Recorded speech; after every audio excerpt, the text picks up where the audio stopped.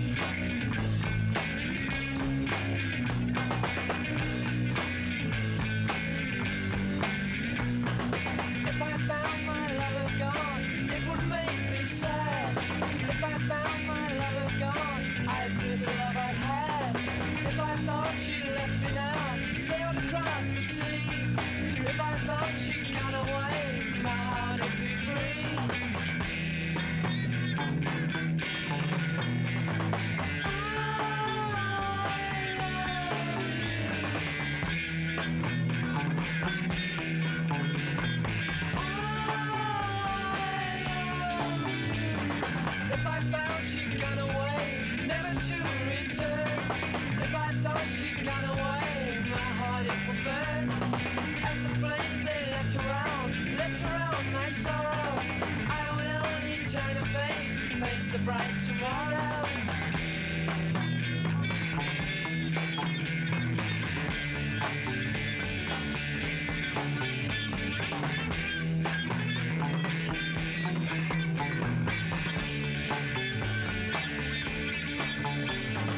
If I find somebody has turned away my mind, seeing me in other shades, colors they are blind. As the thoughts they stir amongst, grasp for regrets.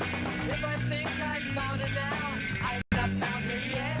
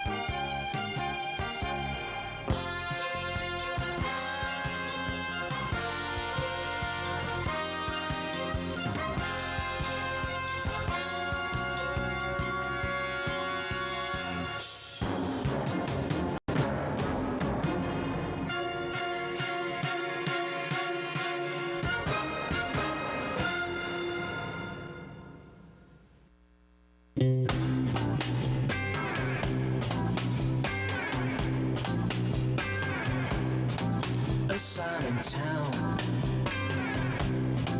You've been around and found you took the wrong way in. Now tell me where you've been. Dark nights have seen you in cold streets of tears and despair. And dawn is what you thought you saw. Nobody told you then you'd never find a friend.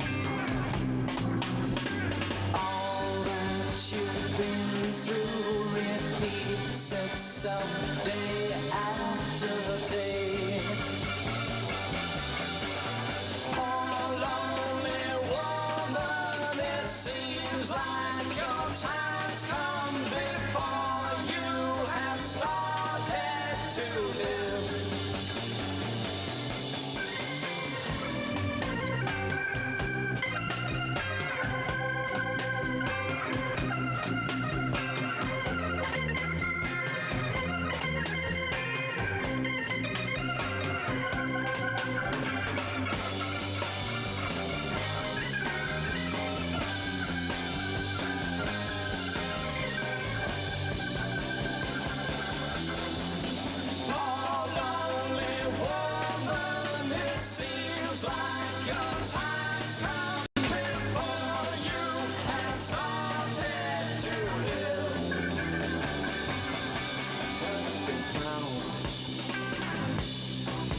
Music's changed its sound.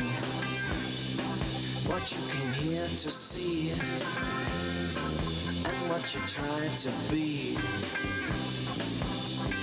Love found its way to your heart and gave you a new start. Oh, lonely woman, oh, lonely woman.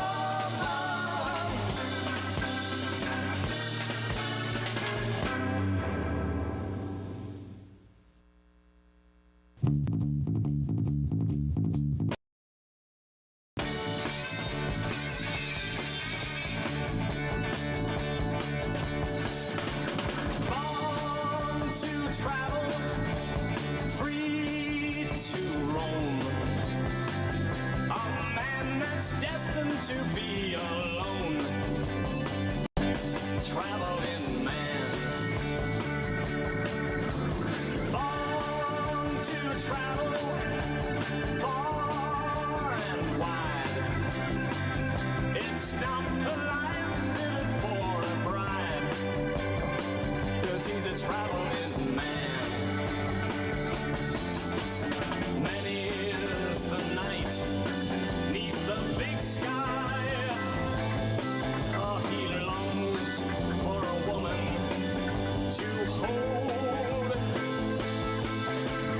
Many's the night when the wind blows wild. He longs for some place out of the cold.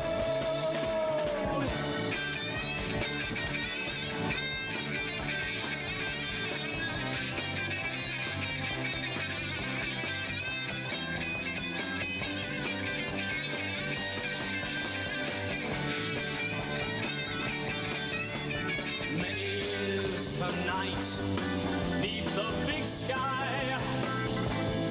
Oh, he longs for a woman to hold. Many is the night when the wind blows wild. He longs for some place out of the cold. Born to travel life through. There's lots of places to see that's new when you're a traveling man. Traveling man, oh, traveling man, traveling man.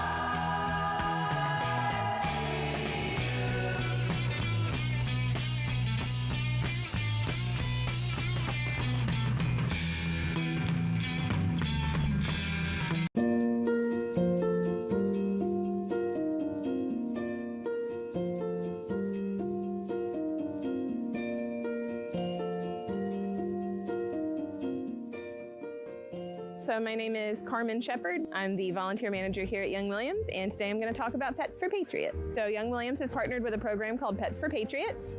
They work with active duty and veterans to find, adopt, and care for shelter animals. So it's a really great program. It waives adoption fees for those in the program adopting adult animals, large dogs, any animals with special needs, and it helps support them to make sure that the pets that they adopt get the care that they need. So every animal that Pets for Patriots participant adopts from Young Williams will be spayed, neutered, vaccinated, microchipped, all that good stuff before they go home. All you have to do is go to their website, petsforpatriots.org, and apply and pick out an animal to adopt.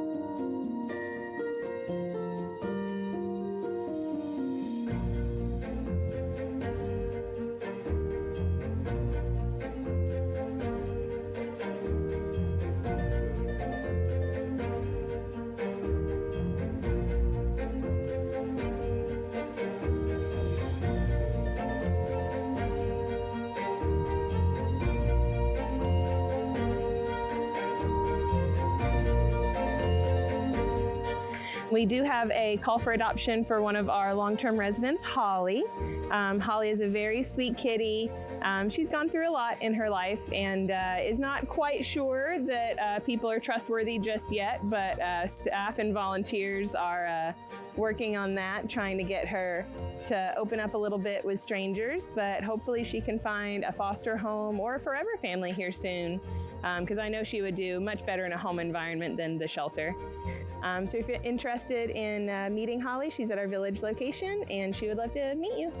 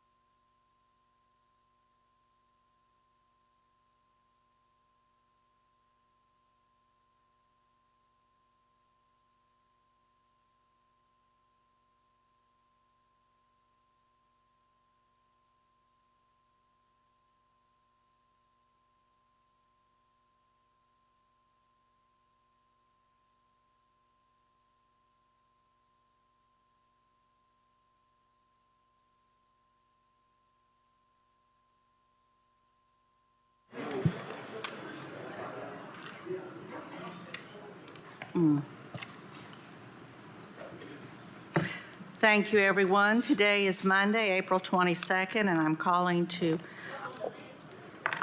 order the general session of our Knox County Commissioners meeting. Call to order and roll call, please. Commissioner Lundy. Here. Commissioner Darrett. Here. Commissioner Oster. Here. Commissioner Ward. Here. Commissioner Schoonmaker. Here. Commissioner Hill. Here. Commissioner Lee.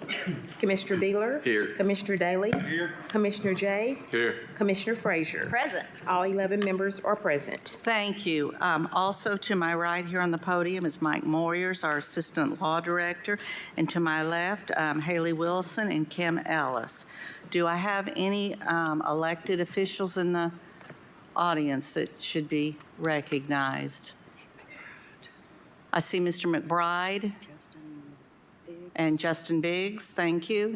Anyone else out there? And I know the mayor is wandering around somewhere. Oh, Ron Williams, Mayor of Farragut. Thank you. Any others?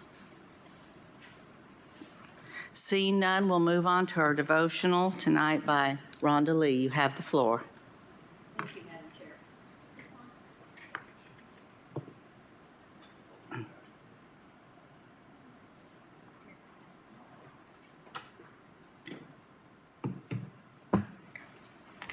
Thank you, Madam Chair. Thank you, Madam Chair.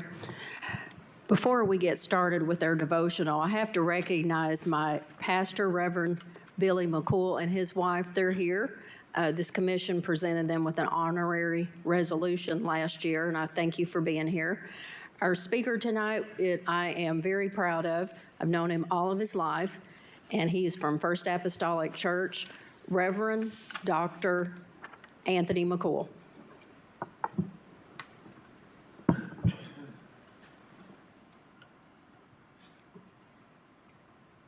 Madam Chair and members of the Knox County Commission, I offer you greetings. Thank you for the opportunity. Hold on. Sir, excuse me. I don't think your mic is on. Is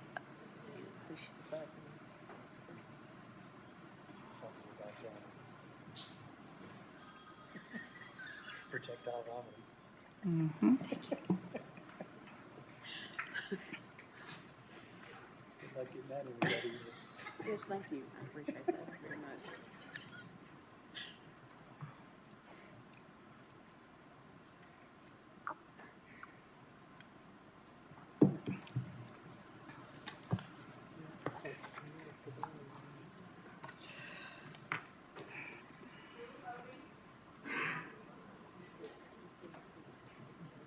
Thank you, Commissioner Lundy, for taking care of that.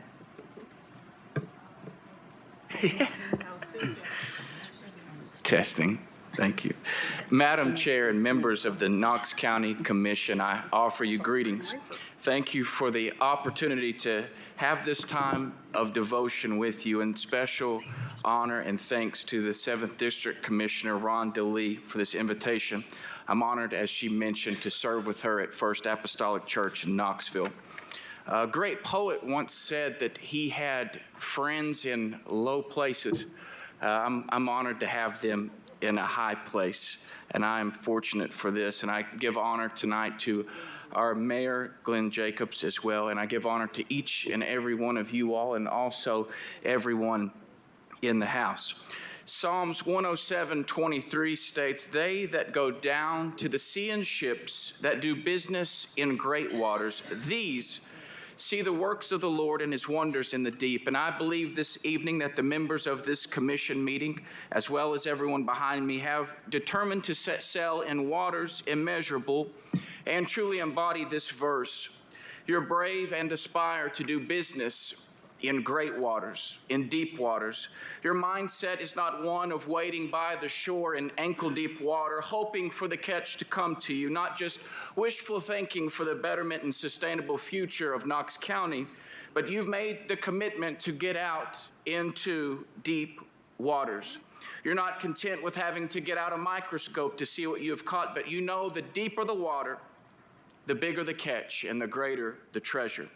They that go down to the sea in ships that do business in great water, these people, these see the works of the Lord and his wonders in the deep. And you all have voluntarily committed your time to do whatever it takes to protect this county, which includes, but certainly is not limited to, the following: giving of your own time and giving of your own resources, at times undergoing public scrutiny, at times missing special occasions with your family and friends, at times fielding phone calls at all hours of the night from constituents. You've missed meals over the weight and stress that comes with setting sail in the deep. You've experienced sleepless nights over intense conversations and sleepless nights over prosecuting even your own decisions as you strive to make the best ones possible for the county. Storms on the sea are more severe than on land, and the waves may crash higher, but our verse says, they that go down to the sea in ships, these are the ones who see the works of the Lord and his wonders in the deep. I know today that Knox County has leaders who have determined to set sail in the deep, and because of this, Knox County will continue to see great wonders and will continue to flourish because of your vision. Sure, the storms of adversity will strike and the waves of heated debate will crash into the boat, but let this be proof that you all have set sail in the deep. In closing, I offer us this hope in our storms at sea. For the disciples also found themselves in a storm, and we do tonight as they did. They acknowledge and woke up Jesus in their boat, because we know when we wake up Jesus, he is the one who will bring peace. And I believe this peace that starts with you all will go beyond this meeting and will extend to every member of Knox County. Mark 4:36, a short verse that precedes this passage, has a great deal of importance. It states, and there were also with him other little ships. When you all have peace, everybody on sea will have peace. When the commission has peace, everybody in Knox County will receive peace. Before I pray, last night as I read my 4-year-old daughter Eleanor her bedtime Bible story, her selection was Queen Esther, and I was once again reminded of her prophetic word that was called over her. For her cousin Mordecai told her that she was called for such a time as this. And for each and every Knox County leader that is here tonight, I believe the same prophetic word is over your life as well. For you were called for such a time as this. Let us pray. Mighty God, our Father, we come before you humbly asking for a fresh measure of your grace and favor. Lord Jesus, I pray that your omnipotent hand would give clarity of thought and mind to these, our governmental leaders, as they conduct the governance of our community. In Corinthians, your word mentions the gift of government, and as a particular member of the body of Christ, give these, your servants, the gift of government as well as strength, wisdom, and knowledge. And please, Lord, prosper their personal health and resources with bountiful blessings as they voluntarily give of their time as public servants in our community. Lord, we call on you today as the disciples as we strive for peace for ourselves and most importantly for others of Knox County. All these things we ask in your name, Jesus, we pray. Amen. Thank you and bless. Amen. Thank you. Thank you very much. And I look to Commissioner Schoonmaker for our Pledge of Allegiance. Would everyone please rise, face our nation's flag, and offer the proper salute? I pledge allegiance to the flag of the United States of America and to the republic for which it stands, one nation, under God, indivisible, with liberty and justice for all.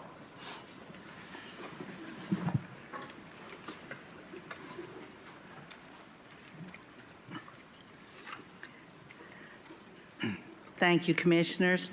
Looking to our agenda and amendments to the agenda. If you would all please note, already added on your agenda are items 22, 28, 38, and 49. Deferred to May, also noted, 36, 47, and 48. We have no withdrawals.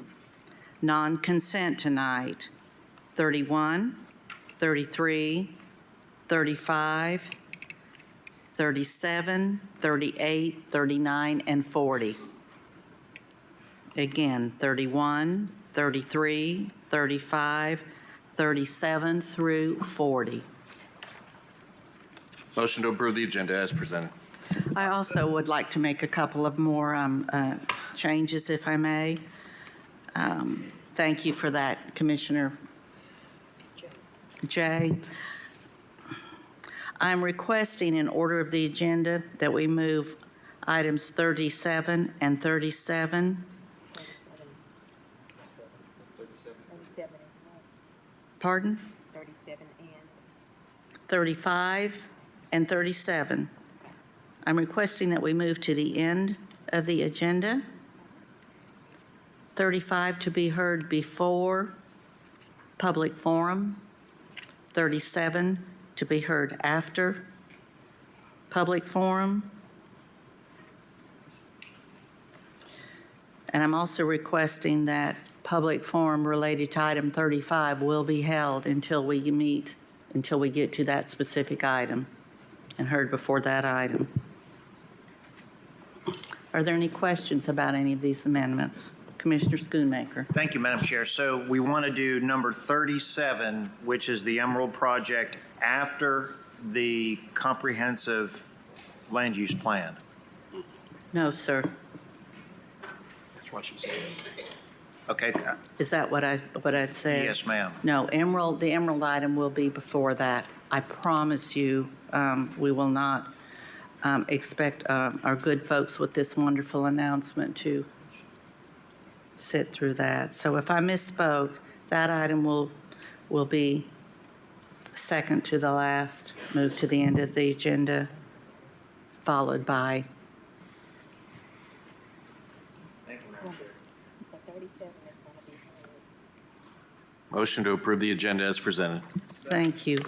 We have a motion to approve by Jay, second by Schoonmaker. Any objections? All those in favor? Aye. Opposed? Motion carries. I'm also looking for a request to approve government and educational consent agenda. So moved. Second. Motion by Durrett, second by Jay. Any discussion? Seeing none, all those in favor? Aye. Opposed? Motion carries. Next item, please.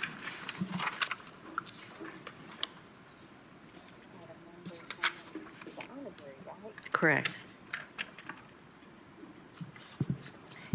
It's item number 31, Resolution R-24-4-101, memorializing George Bob Martin, longtime principal of Corrington Elementary School and beloved community leader.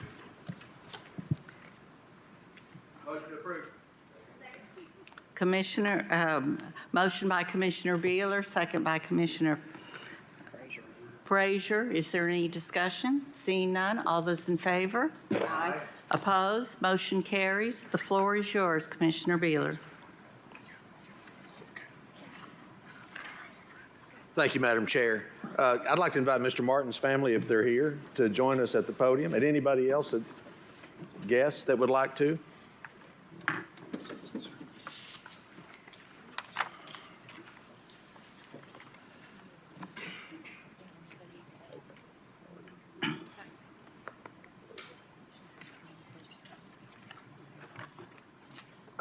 I'm going to read the resolution that the commission has so graciously passed for in honor of Mr. Bob Martin, who was a longtime principal at Corrington Elementary. I'm going to refer to him as Mr. Martin, okay, in this. That's the only thing I ever really knew to refer to him as. I didn't go to Corrington Elementary, but Mr. Martin actually replaced my grandfather as the principal there. So I got to know him as Mr. Martin, and it's hard for me to ever call him anything else. I'd like to read this resolution, and Mayor Jacobs also has a proclamation that he would like to present to the family as well, if you will permit me. Whereas George Bob Martin passed away on March 21st, 2024, at the age of 84, And whereas Mr. Martin moved to Corryton in 1962 and quickly became a well-known and beloved member of the community.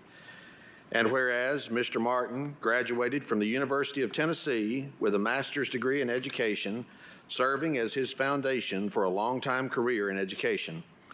And whereas Mr. Martin was an extraordinary teacher, mentor, and principal at Corryton Elementary School for more than 39 years, and had a positive influence on so many young lives over the course of his tenure. And whereas Mr. Martin's service was not limited to education, but extended into the heart of the community, where he was a member and advocate for Corryton Community Center and chairperson of the Corryton Food Pantry, and in this role, he procured and supervised the distribution of food to over 200 families on a biweekly basis. And whereas Mr. Martin was a faithful member of Rutherford Memorial United Methodist Church and proudly served his country in the Army National Guard, and whereas Mr. Martin exemplified a remarkable work-life balance with numerous interests and hobbies, including an avid baseball fan and baseball card and sports memorabilia collector, a lifelong Brooklyn and LA Dodgers fan, an avid gardener, an amateur photographer who took pictures of countless community events, and playing board and card games with family and friends. And whereas Mr. Martin was a devoted husband to Kathy for 61 years, loving father to Pam and Anita, and grandfather to 4 grandchildren and 4 great-grandchildren, all of whom will deeply miss him. And whereas the Knox County Commission wishes to honor the life of George Bob Martin, a compassionate and dedicated leader who made significant contributions to the betterment of the Corryton community. Now therefore be it resolved by the Commission of Knox County as follows. The Commission of Knox County, Tennessee hereby memorializes George Bob Martin for his lifetime of leadership and service to Knox County and the Corryton community, and expresses to his family their sincere condolences upon the occasion of his passing. Be it further resolved that this resolution is to take effect from and after its passage is provided by the Charter of Knox County, Tennessee, the public welfare requiring it. Mayor Jacobs.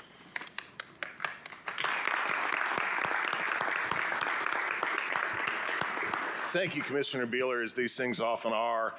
My proclamation pretty much says the same thing. So all I'm going to add to this is now therefore I, Glenn Jacobs, Knox County Mayor, do hereby proclaim April 22nd, 2024 as Mr. Martin Day in Knox County and urge all citizens to join me in this observance.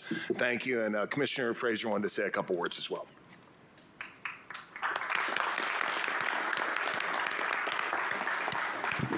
Thank you. I just wanted to quickly share a quick story about Mr. Martin. The first time that I met him several years ago, in the conversation, he realized my last name was significant to him, and he said, "Wait a minute, are you Dr. Bobby Frazier's daughter?" I said, "Well, I'm his daughter-in-law."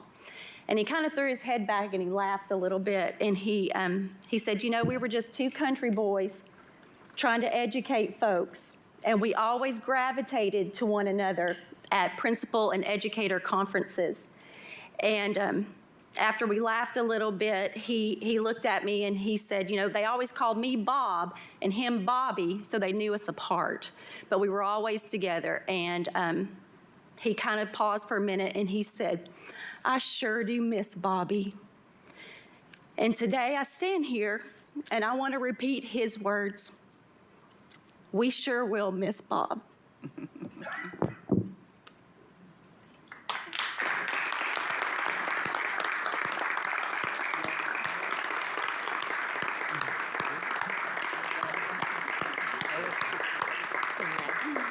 Family, do you have any words you'd like to say? Ma'am, would you like to? Yes. Yes, please. Oh, goodness. I wasn't prepared for any words, but my dad loved God. He loved his community. He loved every child that came through the doors of Corryton Elementary School. And his life was a testament to that love that he shared with everyone that he was around. And I really appreciate this recognition for him. Thank you. Thank you.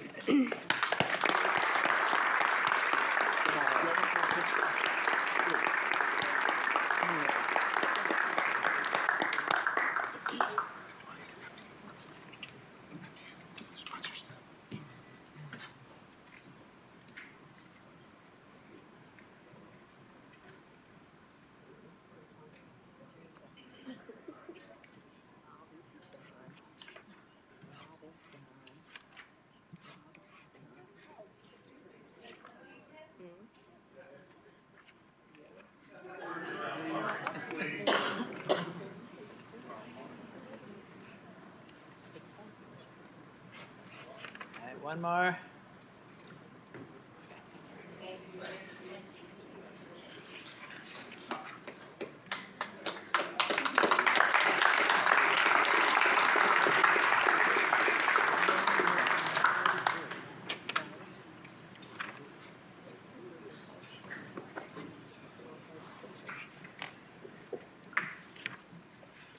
Thank you for that, Commissioner Beeler.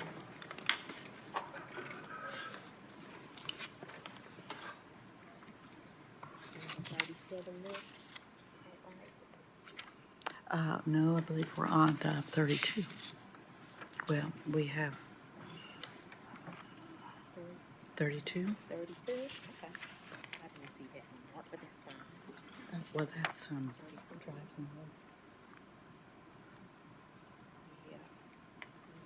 but you're right. Do 32. You want to do 32 next? This is what's next. We've got the honorary. And now we're here.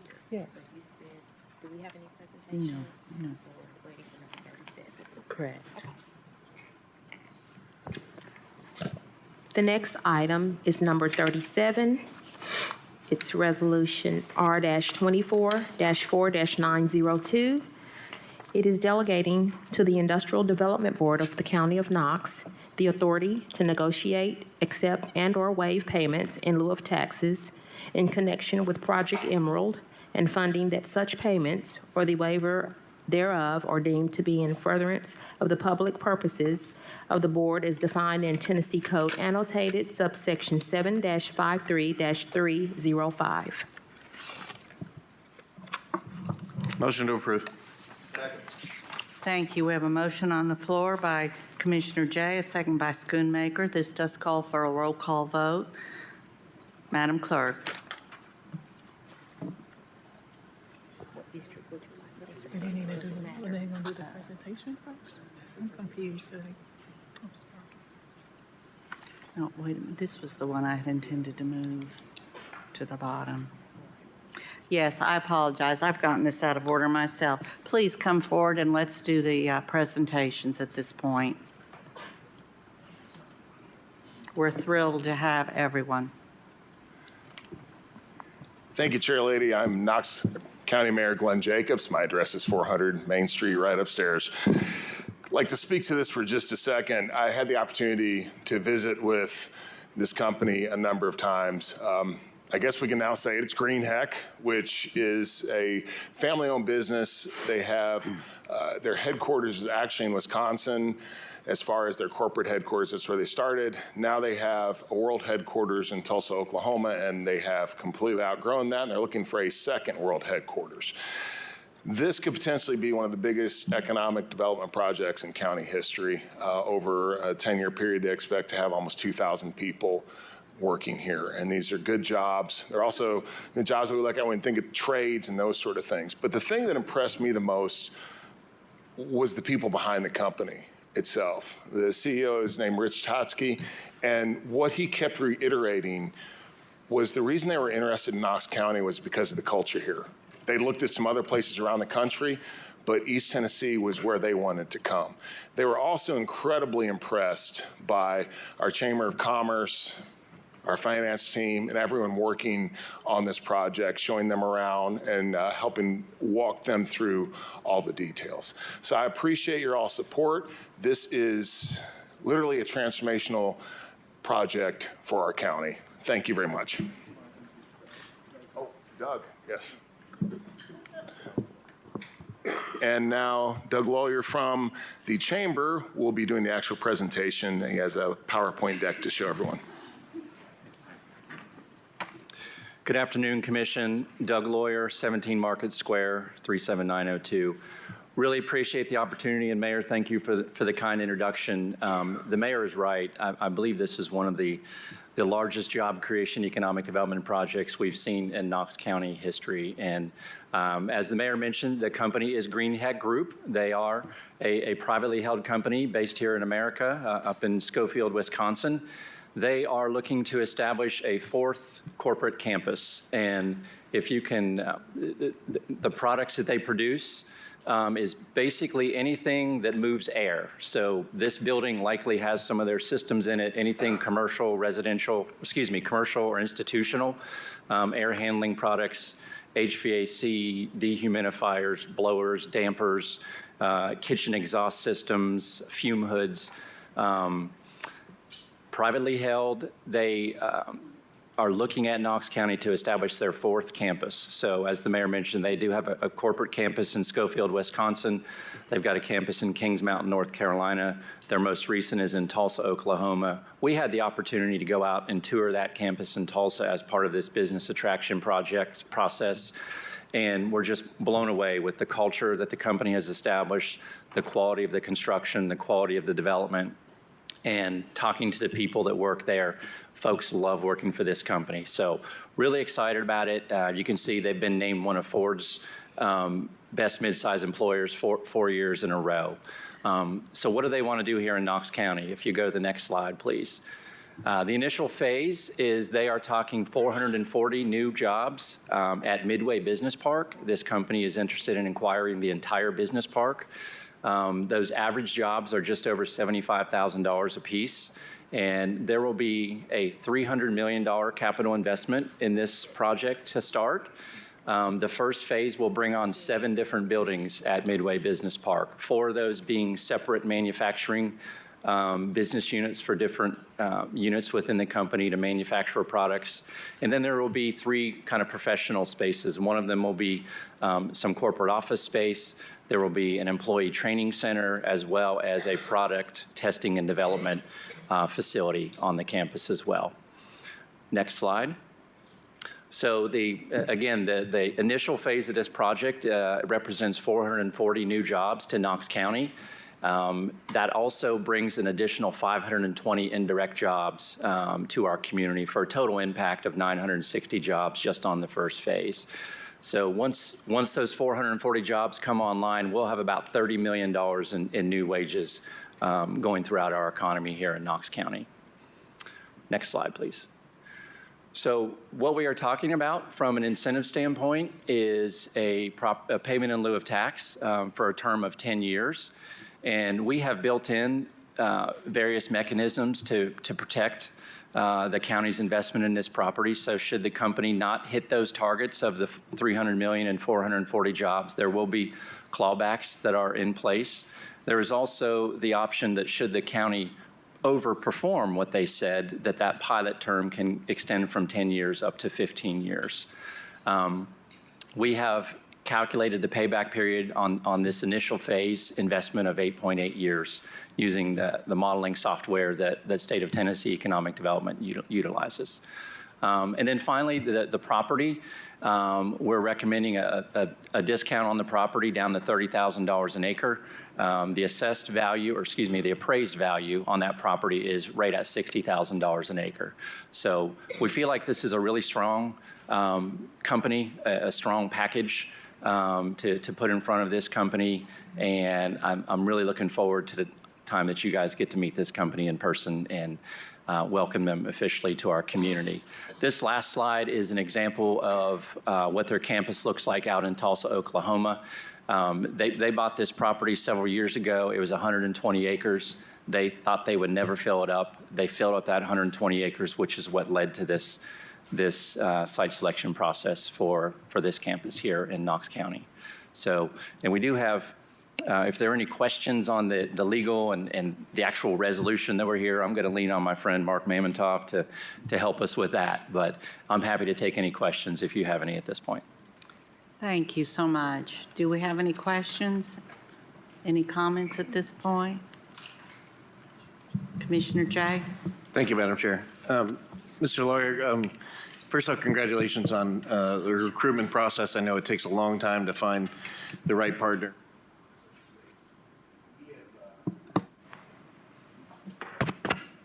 We have talked about the Midway project forever, and I think every time we've either had a development in and around or we've had some other conversation about what it might be, the sort of the original tenets with the community, the original agreements with the community have been brought up about number of jobs, right salaries for those jobs, salary ranges, and the economic impact. Do you feel that this project meets the spirit of all of those community agreements with an opportunity for then some beyond? I do. I feel 100% that this is the right company at the right time for this location. Absolutely. Thank you.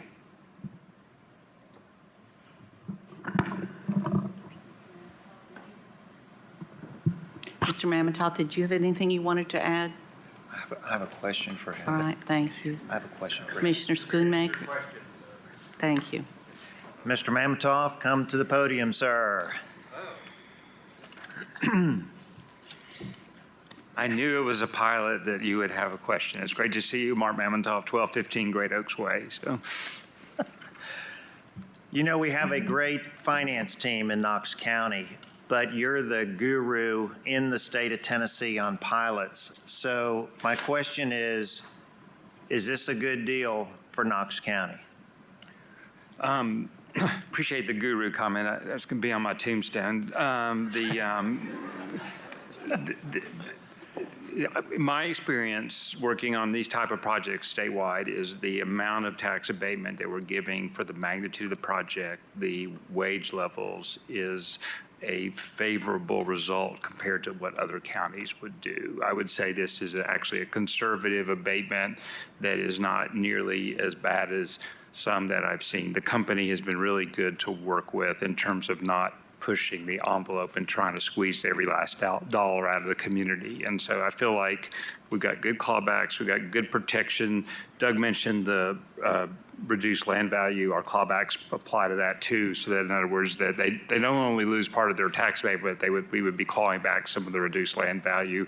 I think that's important. We've built in anti-flipping provisions so they can't like do part of the park and say, hey, you know, we're just going to speculate on the rest. So we've tried to really button it up to protect the community and the integrity of this corporate campus development that we think. So I think that based on other transactions I've worked on, this is a fair deal for the county and the citizens of the county compared to what we're getting in exchange.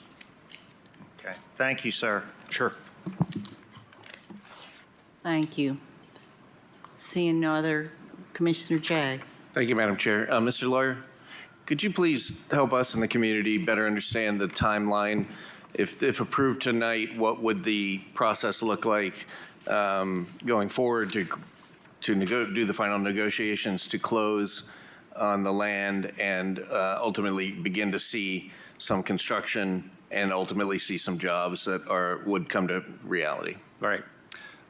So from here, should the commission approve this resolution, there's a couple steps with the Knox County Industrial Development Board that would occur later this month and then mid-May.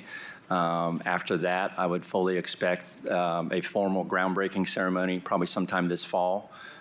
Date hasn't been dialed in yet, but I know the company they don't want to do a ceremonial groundbreaking. They want to break ground and get going. And then after that, 18 to 24 months, you could probably see the first couple buildings completed and hiring starting, back that up a few months before opening of those facilities. And where do you expect the workforce to be to support this operation? Where does that come from? Yeah, so one of the things in any project of this magnitude, we're always talking about a regional. This will definitely be a regional workforce. The company spent time and really dug into our talent pipeline. A huge shout out to the folks at Carter High School. Carter High School has a welding laboratory that was really attractive to this company, Pellissippi State, Tennessee College of Applied Technology as well. So I think, some of those kids that are sitting in Carter High School today as a freshman will have job opportunities as well as other high schools throughout the county and throughout the region. So it's definitely going to be a regional draw. Thank you. Any other questions or comments? All right. We'll begin roll call with District 1. Commissioner Lundy. Aye. Commissioner Darrett. Point of order. Point of order. Do we need a motion first? We have a motion and a second on the floor. Okay, I didn't hear it. Sorry. Appreciate that. Okay. Commissioner Oster. Aye. Commissioner Ward, Aye. Commissioner Schoonmaker, Aye. Commissioner Hill, Aye. Commissioner Lee, Aye. Commissioner Beeler, Aye. Commissioner Daly, Aye. Commissioner Jay, Aye. Commissioner Frazier. Aye. This passes unanimously. This is a win for Knox County. We are so excited to have them here and the impact it will have on our community and development and our quality of life here, I think, will be directly and greatly impacted. So thank you. Thank you, Chamber. Thank you, Mayor, for all the negotiations that you've done. Thank you, Mark, everyone that's been a part of this. It's very much appreciated. Next item, please. Yes. The public forum. We have 3 speakers. The first one is Steve Elmers. Mr. Elmers, if you'll give your name, your county of residence, which commissioners I recognize is out of county, and you'll have 3 minutes to speak, sir. Steve Eimers, Loudoun County. I believe in the Imago Dei. Life has inherent transcendent value because mankind is created in the image of a holy and just God.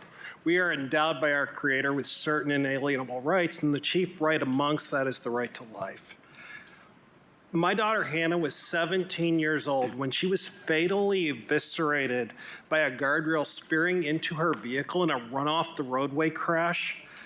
I'm Steve Eimers, and my goal now is to be the greatest thief in American history. I don't steal property. I attempt to steal future victims of traffic violence and prevent death. I'm a national highway safety advocate and have gotten state and federal laws passed related to crash testing integrity. More than 35 states and Canadian provinces have spent hundreds of millions of dollars based on my efforts to get damaged and defective guardrails off our roadways. Mayor Jacobs, one of those guardrails that was on North Shore Drive. You helped me get that damaged system replaced with a newer, safe guardrail, and that was recently impacted in a high-capacity crash. Glenn, I believe we saved a life and stole a victim from our cruel streets. Thank you. I recently analyzed 15 years of NHTSA's FARS data focused on Knox County, Tennessee. There were just under 1,000 fatal crashes, with about a third of those being run-off-the-roadway crashes. During that time period, there were 58 fatal crashes in Knox County involving a utility pole.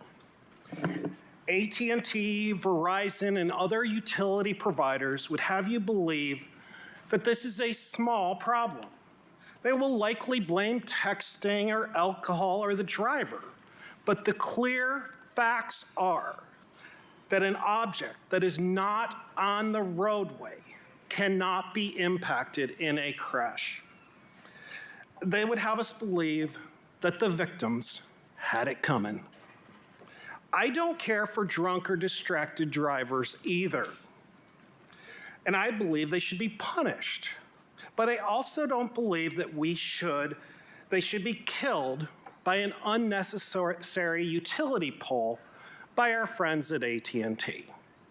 I recently examined just one small section of roadway and found 11 old utility poles remaining on the roadway. I support Commissioner Jay's effort to remove unnecessary objects installed on our roadside in the clear zone.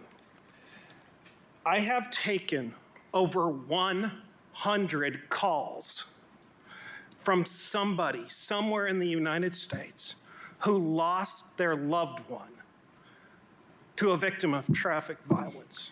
We saw it here in Knox County just recently. It can happen to you. Yes, sir, and you need to quickly wrap this up, please. Yes.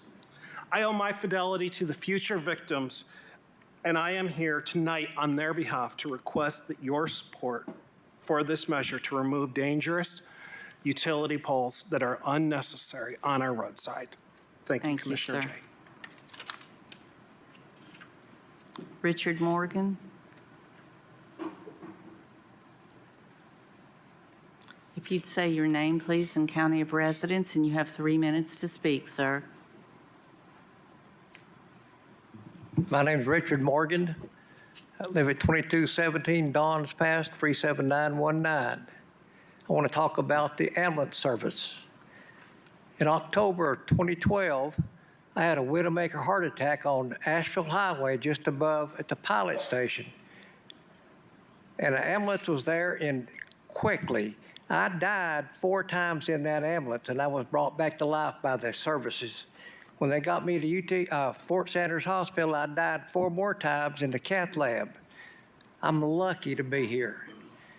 And they're doing a fine job. In March of 2023, last year, I was stopped by the VA clinic, and I started having chest pains, and the ambulance got there. And they took me to Fort Sanders Hospital, and there was 8 more ambulances already there. And for 2 hours, all 9 ambulances were in there. And all those ambulances were sitting outside, just sitting there.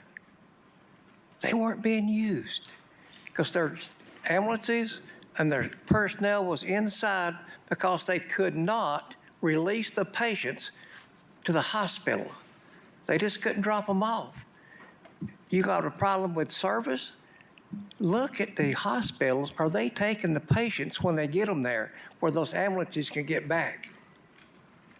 Thank you. Thank you, sir. Thank you very much. And our final speaker is Adam Thompson. Before he starts, Nick is on this list with all the other ones. Yeah, and I'm going to call him. Adam Thompson, Knox County. We probably got a long night ahead of us. But I know you all are wanting to get a vote on the comprehensive plan tonight. Y'all have done a lot of work. Staff's done a lot of work. If there's a lot of folks in this room who know my grandmother, and everyone knows she's a phenomenal cook.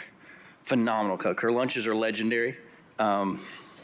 When I was growing up, the sales reps and feed reps and stuff that needed to come by the farm, I always made sure that they stopped by around lunchtime because they wanted to put their feet under her table.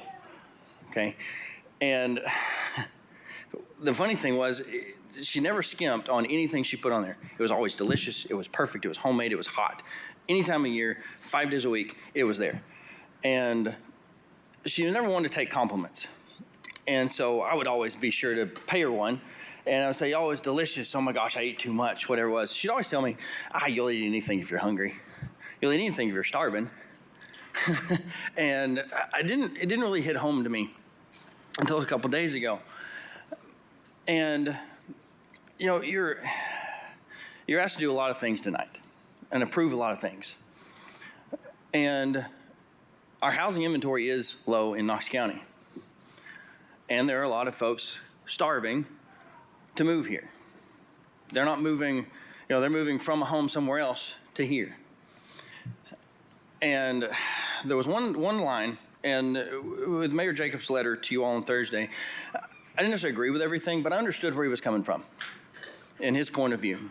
But there was one line that really stuck out to me and said that the market should determine how we proceed with requiring things from developers moving into for residents moving into the area. If we're not requiring them, they're not going to do it. The demand is too high for these houses for them to take the initiative on their own to put in a park, to put in an area to walk the dog, a sidewalk, some sort of amenity for the residents that are moving in here. You take 100 acres and put 2 dwelling units per acre. They're not going to take out 2 acres to put in a park. Doesn't make sense. They're giving up 4 houses and 25% profit margin on a $400,000 home. That's a $400,000 of profit that they're not going to give up to put in a park. 4 units per acre, that's $800,000 of profit they're not going to take out of their own pockets just to put in a park out of the goodness of their hearts. but it matters to the residents that are going to move in here. My grandmother didn't skimp on the quality of food that she put on the table to feed her family and her friends. These are our families and friends that we're feeding a home to. This is where they're going to live. Though people move here, they become family. Okay? We're counting on you to not skimp on the quality of our lives moving forward. This is important. Thank you very much. Thank you.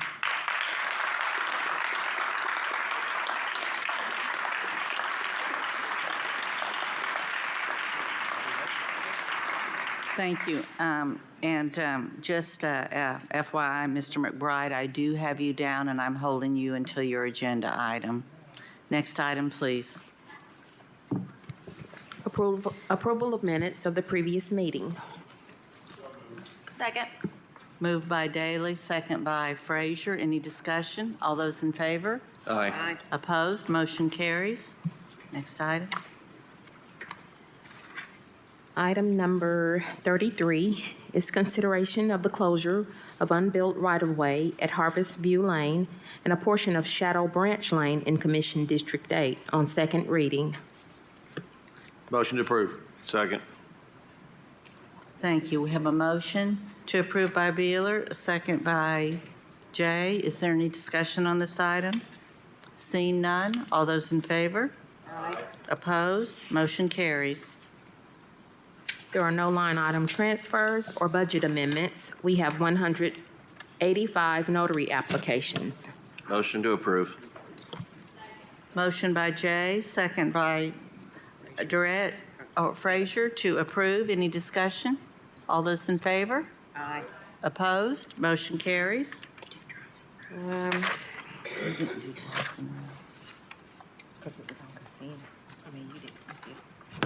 We do need to do those, don't we do those every year? Well, they approved them. We can, if you want me to. No, no. But you didn't include it. All right, 30 wasn't on non-consent. all right. Go ahead. You want me to do it anyway? No, Whatever you go want, ahead. I do. It's okay. All right. Okay, so the next item, Ms. Hopper. Apologize. No problem. I just want to follow your lead.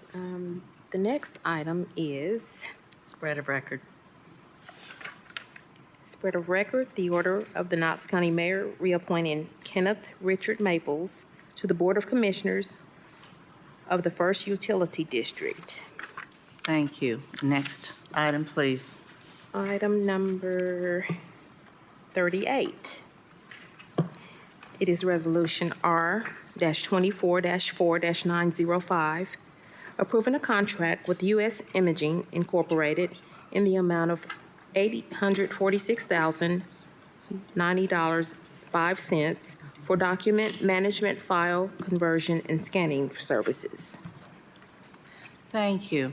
Mr. McBride, you're recognized. Good evening, Commissioners. I don't think everyone is here to listen to the Register of Deeds imaging project, so I'll be very brief. 2.5 years ago, we entered into a contract with U.S. Imaging to image all of the warranty deeds from the beginning of Knox County's existence into the late 1700s, the North Carolina land grants to 1962, along with the indexes through 1968.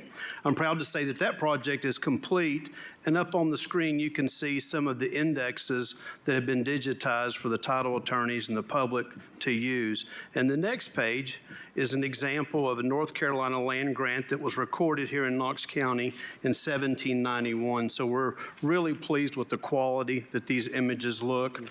And now is the time to digitize the rest of all the books that are in the registrar's office, and I'm proud to present that U.S. Imaging will be able to complete this project for us. We are able to get pricing from a project that was bid out 2 years ago in Hamilton County.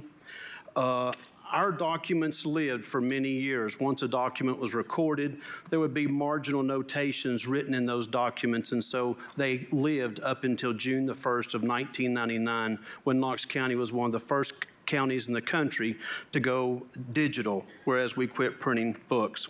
Once this project is complete, we will create new microfilm of our records to replace the current film that's in storage, and it'll make it much easier to rebuild the office in the event of a disaster.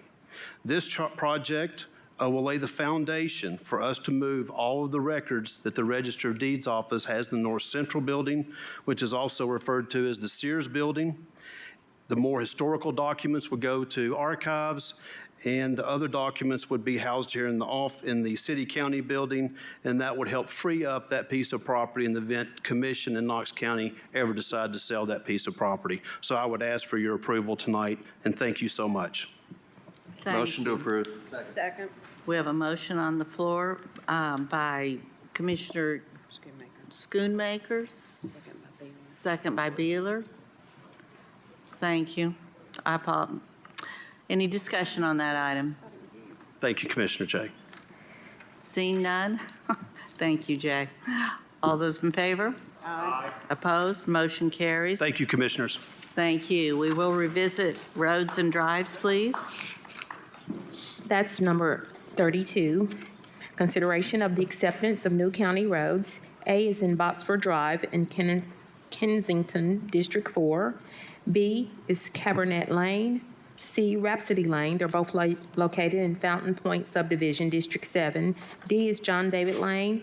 E is Connor Isaac Lane. They're located in Whirly Wind Subdivision, Unit 2, District 8. F is David Everett Lane in Cantrell Heights Subdivision, Unit 1, District 8. G is McKinnon Ridge Lane. H, Locust Grove Lane. They're in McKinnon Ridge, District 8. I is also in McKinnon Ridge. It's Martha Oak Lane. And J is Cattail Lane, located in Stonewood Creek, Phase 3, District 8. Thank you. Motion to approve. Do I have a motion on the floor? Motion to approve. Second. Motion by Ward, second by Durrett. Any discussion? All those in favor? Aye. Opposed? Motion carries. Thank you. Next item. Let me ask you something. So next item, so you want me to go into the ordinance and then make this the word in? Correct. Okay. Yeah.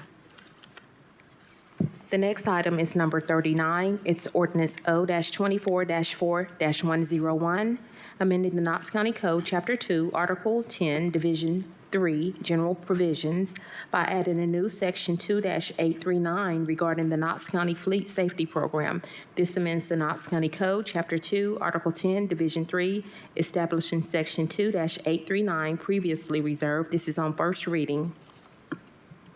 Thank you. Do I have a motion? Second. Motion by Jay, second by Oster. This does call for a roll call vote, please, beginning with District 2. Commissioner Durrett. Aye. Commissioner Oster. Aye. Commissioner Ward. Aye. Commissioner Schoonmaker. Aye. Commissioner Hill. Aye. Commissioner Lee. Aye. Commissioner Beeler. Commissioner Dagley. Aye. Commissioner Jay. Aye. Commissioner Frazier. Aye. Commissioner Lundy. Aye. 10. Motion passes unanimously. Next item, please.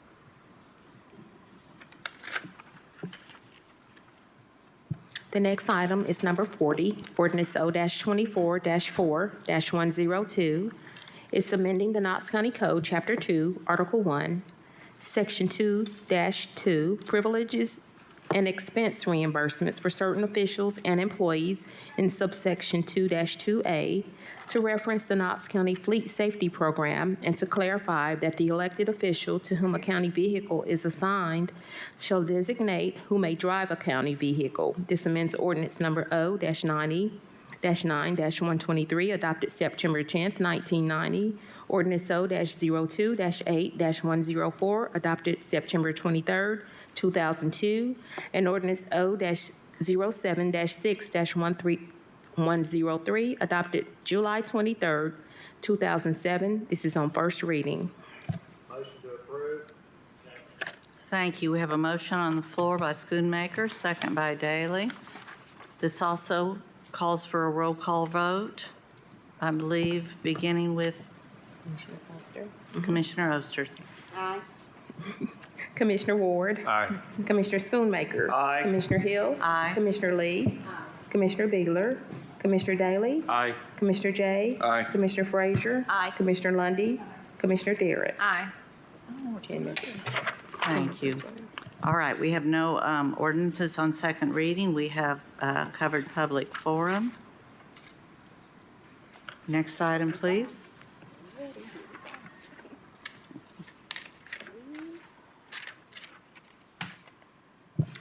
We're on item number 35, R-24-4-409, approving the Planning Commission recommendation to adopt the Knox County Comprehensive Land Use and Transportation Plan. Thank you. Before I hear any motions on this, I understand that our mayor has asked for the floor.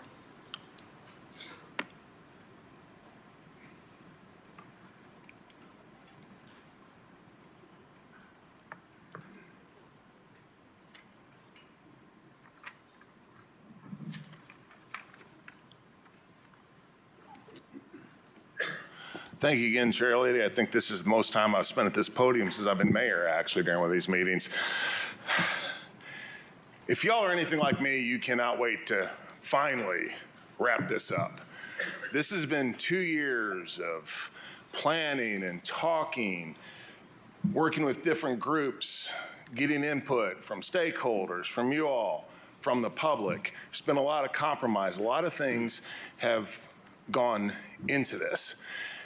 And I never, in my life, I don't think I've ever made as many people mad at me from various sides at various times, and sometimes various people at the same time on different sides. But two things. First of all, none of us got into public office as a popularity contest. We got into this to do what we think is right. And I have great respect for this commission because I think you all do that. So whichever way this goes, I know that you will vote according to what you think is right. And the other thing I'd like to remind everybody is this actually is not wrapping anything up. This is really a beginning spot. There's going to be more work to do. And as has been mentioned in the past with this plan, as we're moving forward and we see things that need to change, we can do that. I think that this gives us a good place to start, and that's what it is. So tonight, I please ask for your support on this plan. Thank you. Thank you.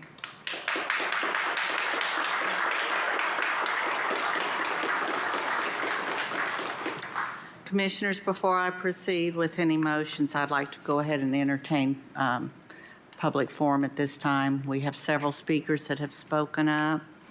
Speakers, as you come forward, I would ask that you please adhere to your time, which will be 3 minutes each. State your name and county of record loud and clear. The first person on this list is Mike Odom.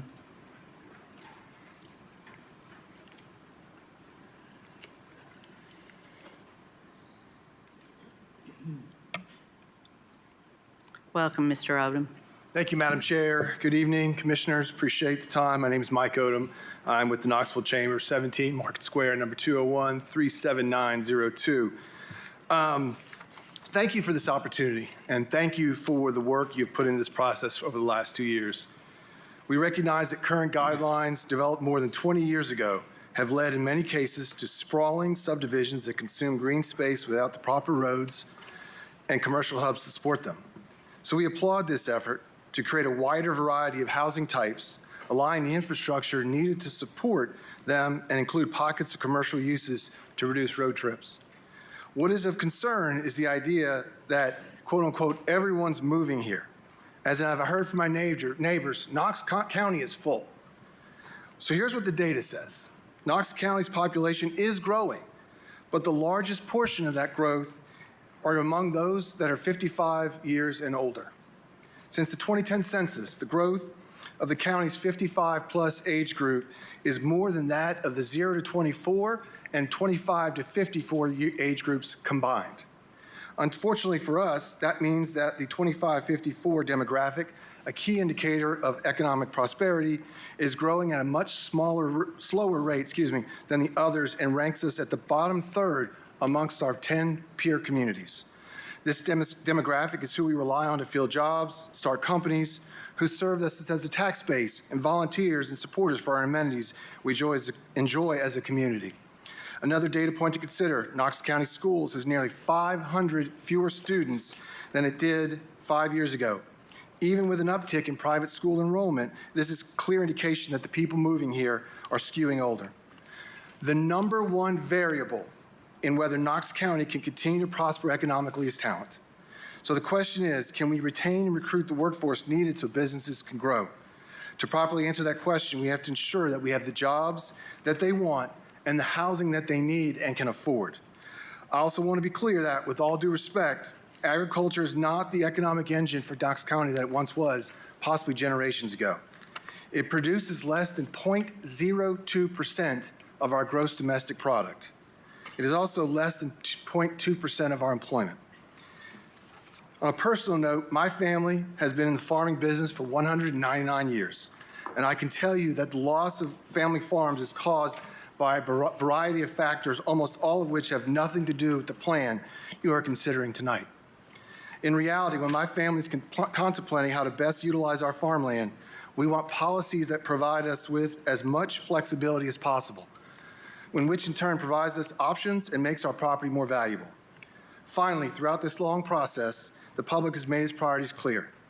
They want to create more housing and preserve green space. This plan strikes that balance. Thank you. Thank you. Our next speaker is Anna Kern, followed by Carrie Pittenger and Scott Davis. Ms. Kern?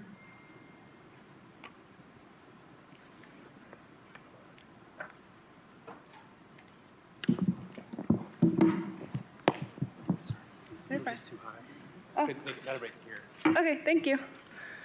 Hi, thank you, Mayor and Commissioners. My name is Anna Kern. I'm a Knox County resident, 211 Kern Place. On this Earth Day, wouldn't it be appropriate for y'all to approve a plan that both honors this land while also planning smartly for sustainable growth? I'm proud to be a descendant of community members that valued public green space through the donation of both Imes Nature Center and House Mountain. Did you know Tennessee has lost 1.5 million acres of farmland to development? That figure equates to the loss of 6 counties worth of pasture and forest land completely gone. By 2027, the amount of land lost is expected to rise to 2 million acres in Tennessee. I urge you to ask yourself, where will we get our food? How will we feed our children? I'm one of the many young people in this community that values this farmland.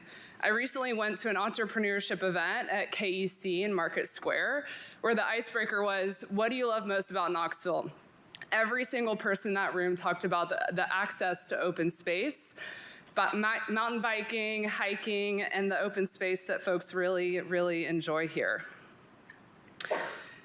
There is no time more important than now to address these issues and to protect what makes this city unique. The plan as it stands has been projecting the lie, and I'll quote Knox News Sentinel here. If the plan is approved, Knox County will see more town centers, fewer homes on rural plots, and fewer traffic jams, and protect valuable farmland and green spaces. This is simply not true. It is the amendments that are what are going to be protecting these issues and these spaces. The amendments that Mayor Jacobs has said he will veto if approved. It is up to each of you to vote on the right side of history, to accept this plan with amendments that support land and also sustainable growth while preserving and protecting this incredible space that surrounds this community. I strongly urge you to leave behind a legacy that protects our special resources, precious open spaces, and the important agriculture instead of feeding into the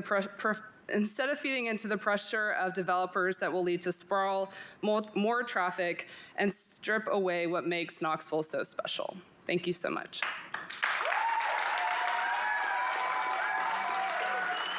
Thank you. Carrie Pittenger.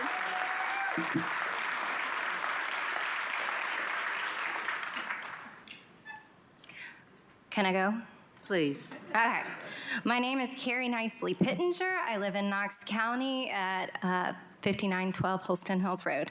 I've spoken in a number of these meetings, and many of you on this committee have been to our farm, Strong Stock Farm, for the Legacy Park Luncheon or other events in which we open our farm to the community. I'm the 8th generation to be blessed to farm and steward this land, and my son is the 9th. Farming, like most industries, happen in community.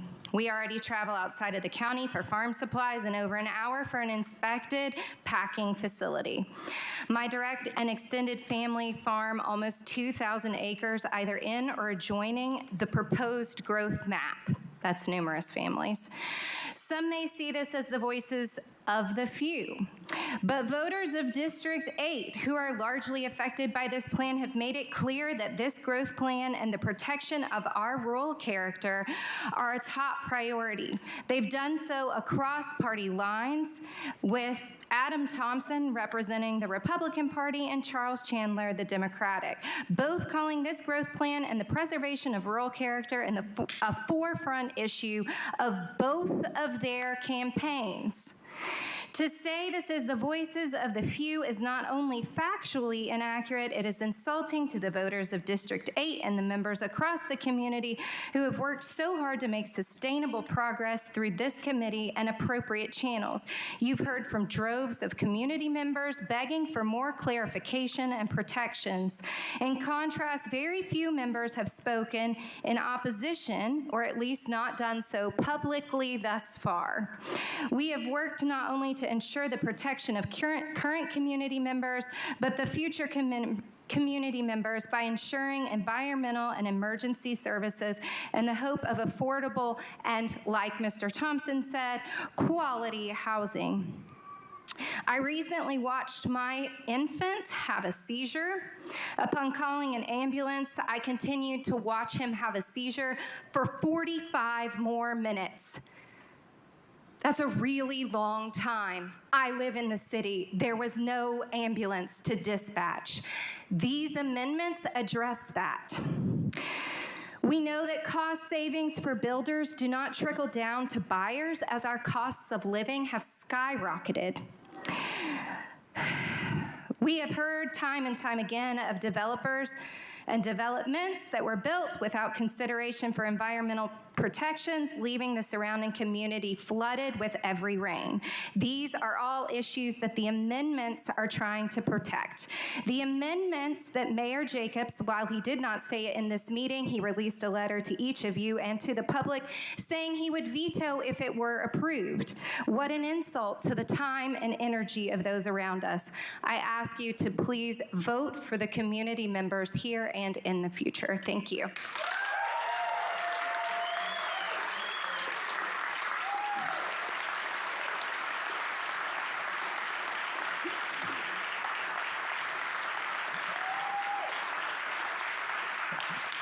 Thank you. Mr. Davis? Yeah, Scott Davis, P.O. Box 11315, Knoxville, Tennessee. I'm one of the greedy developers, and I don't make any excuses for that, but that's what I do. That's what I do for a living. We provide land and housing for people to have affordable housing here in Knox County. I applaud Mayor Jacobs and his staff for all the time and energy they put into the growth plan. God knows how much money, how many hours have been extended. Do I agree with everything? No. Is it perfect? No. Planning to some extent is necessary. Too much planning can become elitist and possibly discriminatory. We all know we have a housing crisis here in Knox County as well as throughout the country. Yet planners and elite activists continually make it more and more expensive and more difficult to provide affordable workforce housing. Historically, planning advocates have supported groups of lower socioeconomic status. What we are seeing today, advocacy planning is being used to push out those of lower socioeconomic status, and only the wealthy elite can afford a home. The less fortunate can rent an apartment or move elsewhere. The elitists and the advocates desire to tell you what you can do with your property. They make decisions that affect the value of your property, use planning to tell you where you can and cannot live, and use imaginary lines that determine the property's use or density. Density is directly related and proportional to cost and affordability, and density is proportional to acreage necessary to produce the same number of houses. The higher the density, the less acreage necessary. This is a quote from Al Bortolata, I'm not sure if I pronounce it correctly, but the Urban Planning in the U.S. Quote, the landmark 1926 Supreme Court decision, Euclid versus Amber, which led to the proliferation efforts to establish local zoning codes across the country, set the precedent for allowing communities to use exclusionary land development, provisions to deny certain people access to housing. These provisions included minimum lot sizes and floor area requirements, which drove up the cost of housing and an exclusion of multifamily housing. Exclusionary zoning standards as these are still predominant today, and a main reason why the vast majority of neighborhoods in the country remain racially segregated, end of quote. During more than 2 years of this planning process and meetings, we are here today to decide whether or not this plan is going to be accepted, and amendments have been added at the last minute without a lot of input. The planners are excited about 4,000 people participating in this process. Knox County has 500,000 residents. That means 0.8% of people had input into this. I respectfully request you all to approve the mayor's plan as presented with only clerical amendments. Thank you. Thank you. Mr. Saltzman, following by Hanson Sale, followed by Kevin Murphy. If you all could kind of move forward as I call you. Mr. Saltzman, please.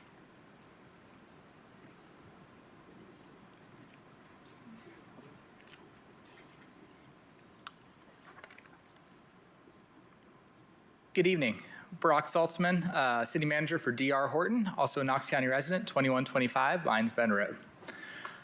I'd like to thank this commission for putting together a plan led by Mayor Jacobs for the land use. Because as a multi-billion-dollar business across the country, but also locally the largest home builder in the region, there is a lot of need to have certainty within planning. D.R. Horton started here in Knox County 7 years ago. We've invested over $350 million in Knox County, supporting thousands of local jobs. This commission just approved a great economic development package for a company coming here to invest $350 million, to add, or $300 million, I believe, to add 400 jobs, and I think it's a fantastic effort. But I would like the commission to understand that a 2-year process with a lot of input is extremely valuable.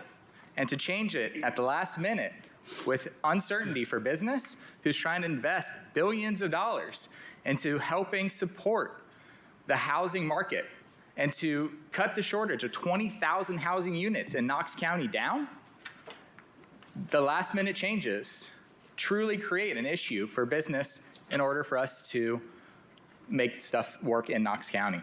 I was raised by a single mother. Affordable housing is one of the main things I focus on. That's why, if you look at the over 1,700 homes closed in Knox County by D.R. Horton over the past 7 years, the average sales price is under $300,000. Our goal is to bring affordable, quality, safe housing to help overcome the homeless growth that is happening in Knox County and the city of Knoxville. We ask for your support to approve the plan with no amendments other than clerical in order for business to be able to invest in this marketplace and help provide housing for people who need it. Because there's no door to close in East Tennessee. People are coming no matter what. In fact, it's likely only going to accelerate. We need to work together instead of being adversaries to find great solutions in order to solve these problems. Last-minute amendments do not solve those problems. We need to be working together over a long-term period, like Advanced Knox has had of 2 years of public input, instead of last-minute changes. Thank you so much for the time. Appreciate it. Thank you.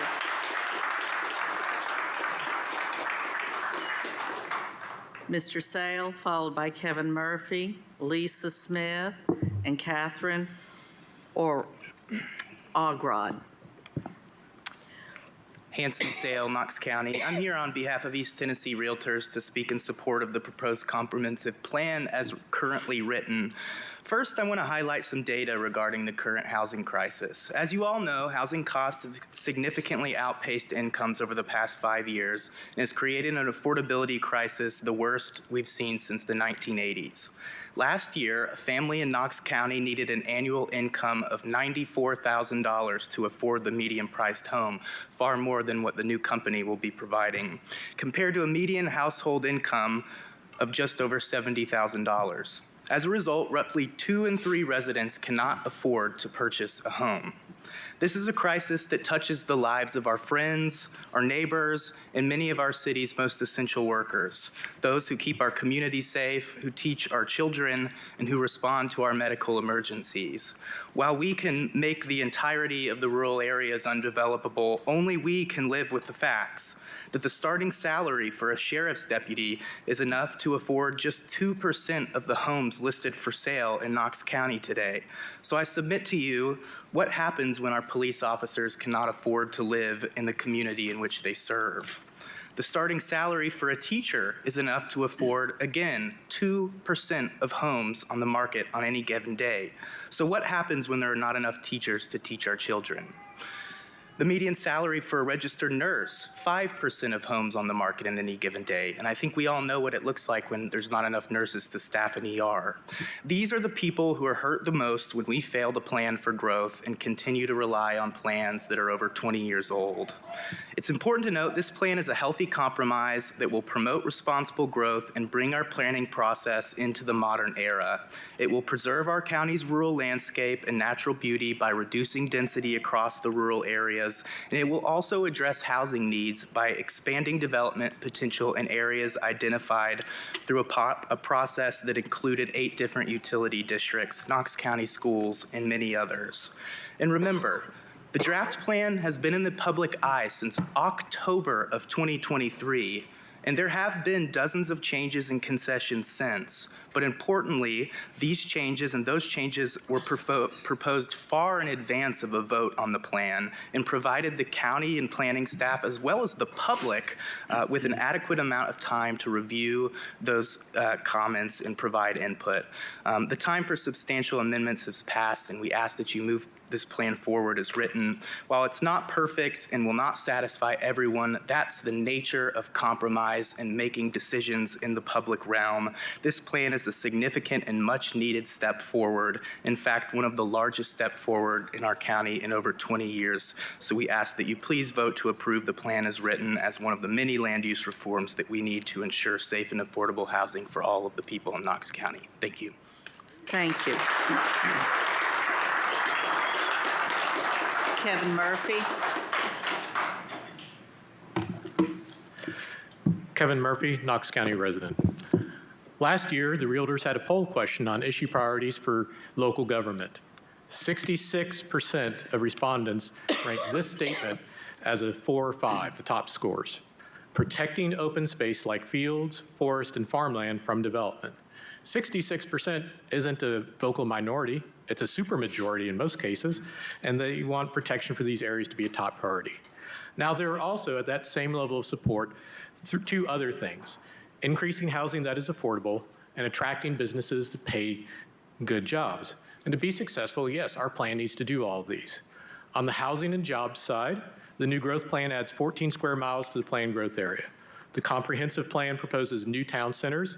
It permits a lot more mixed use where we have infrastructure and encourages new approaches to increasing housing that's affordable. There's a lot of gives there for those priorities. But what's the give for protecting open spaces and farmland from development? Not much. And I say that not just as me, but we have a board of advocates that are involved that include 4 former planning commissioners, 1 person who was a professional planner, several people that have been on the Board of Zoning Appeals and have served on committees. Sure, this plan reduces the maximum density in the rural area from 3 units to 2 units per acre. But, and we haven't really talked about this, it shifts about 100,000 acres that's currently sector plan designated as agricultural to rural living and rural conservation place types. Now that's a huge shift. And when it's all done, we only have about 3,500 acres left in the county that's going to have the rural agricultural place type. So we're making a really big shift that we want to go into more rural living, rural conservation. And there's not a lot that we're going to set aside for farms. Do those rural conservation, rural living place types protect open spaces and farmland from development? The intent is that they will, but that's probably going to have to wait till there's a UDO. For now, they've got the planned residential zone that's partially related at 2 units an acre in the rural area and 5 units an acre in the planned growth area. First, does limiting PR to 2 units an acre deter development? No, and we have examples. Smithfield told the Planning Commission that 2 units an acre will work on Roberts Road. That's in front of you tonight. Also tonight, you have a request on Gallery Ferry Road for PR at 1 unit an acre on property with significant hillside constraints and 6,000 feet away from sewer. So 2 units, that doesn't deter development. Secondly, is that still rural? I've handed out pictures of subdivisions at Carter Mill and Honey Oaks, which were both rezoned to 2 units an acre. And I showed that photo to people and asked them if that's rural, and the answer is always no. We're not asking you to kill this plan. We have been here trying to help. This is our feedback through the public channels since October. So we have been participating. We ask you to provide protections that actually mean something for natural spaces and rural character. I ask anybody that's here that supports my statements and position to please stand. Thank you.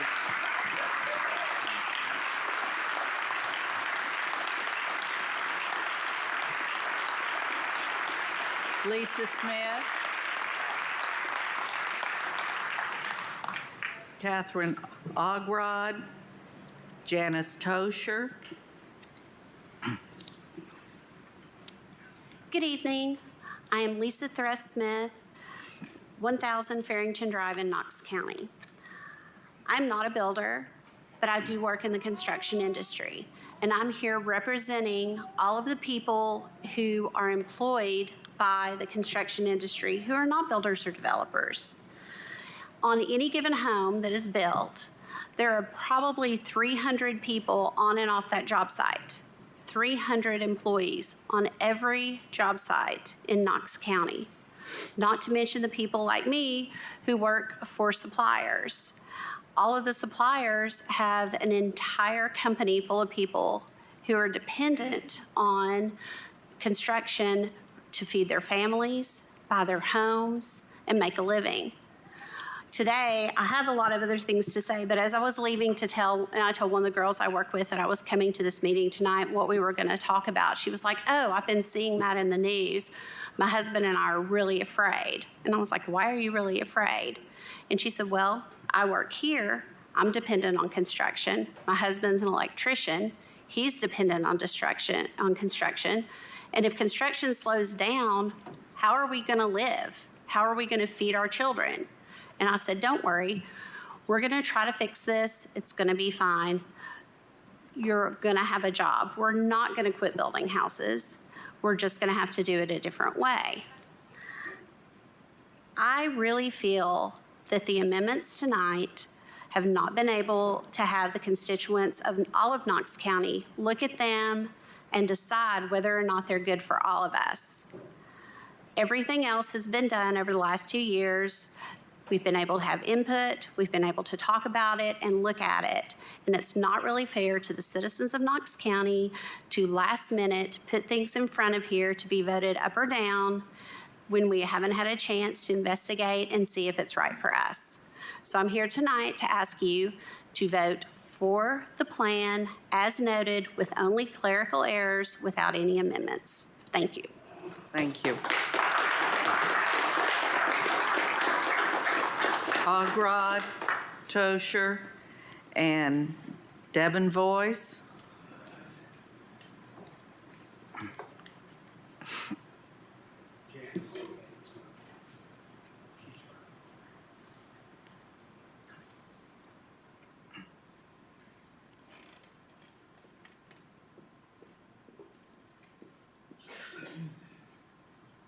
Good evening. Thank you. My name is Catherine Ogrode, Knox County. And I'd like to thank you, Knoxville leaders, for all of your hard work on this project. I will try to be quick. I have been a realtor here in Knoxville for 11 years. I am also certified as a Tennessee economic developer. I have served on many boards here in Knoxville because community is very important to me.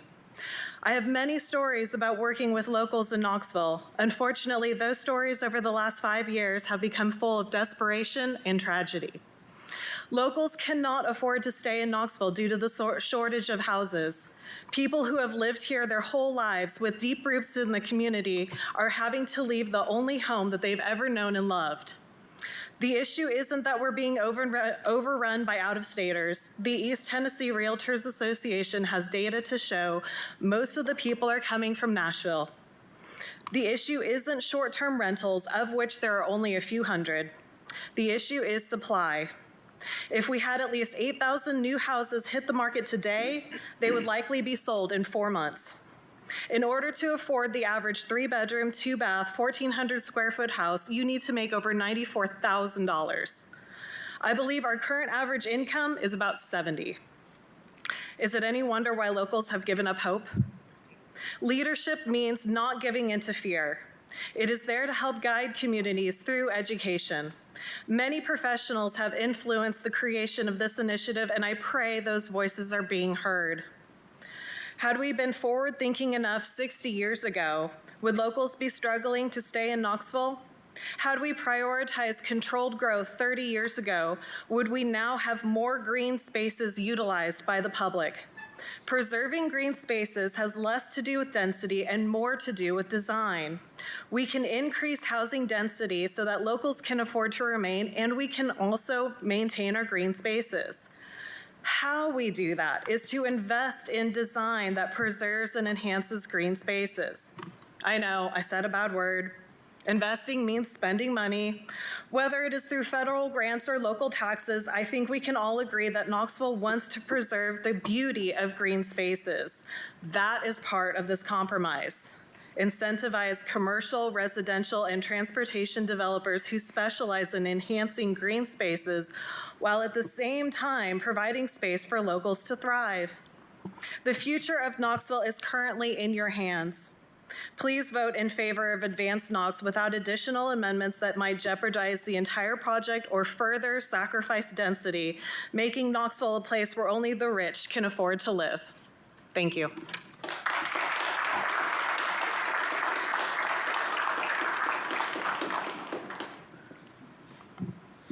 Janice?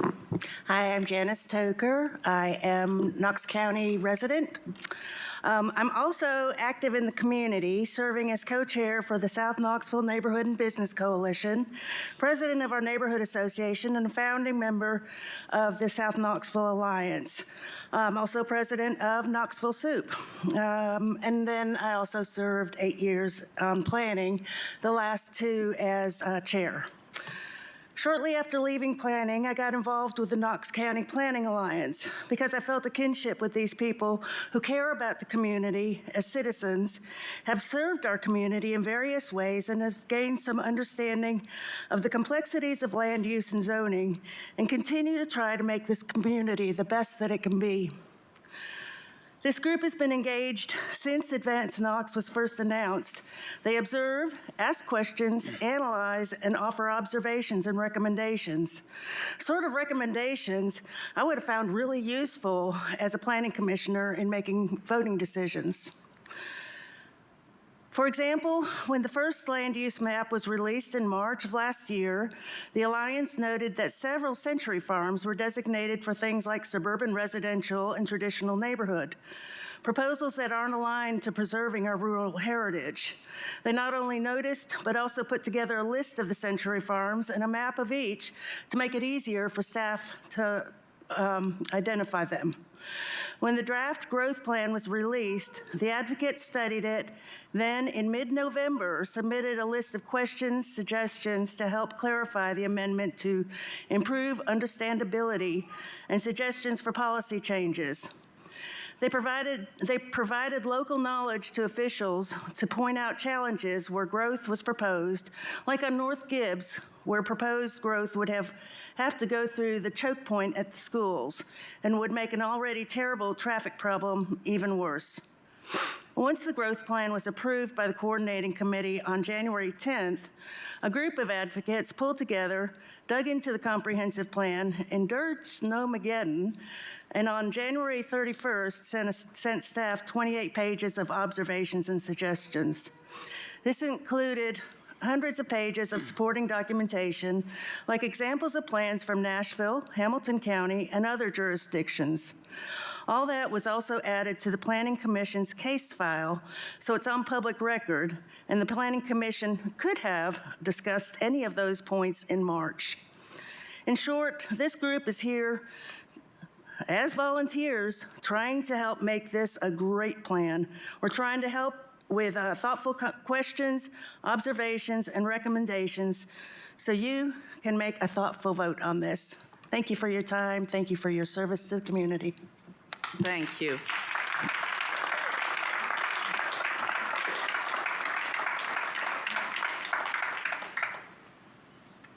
Is Charles Debevoise here? No, he's not. Thank you. Virginia Babb? Mr. Levinson?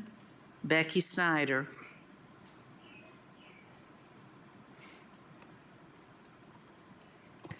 Virginia Babb, Knox County. I appreciate all the work that has gone into the development of the Comprehensive Land Use and Transportation Plan. I know this has not been easy and has taken compromise to get where we are today. I am a realtor, a mother, and a community member. Personally, I have 3 young adult children that would have a hard time buying a home in Knoxville.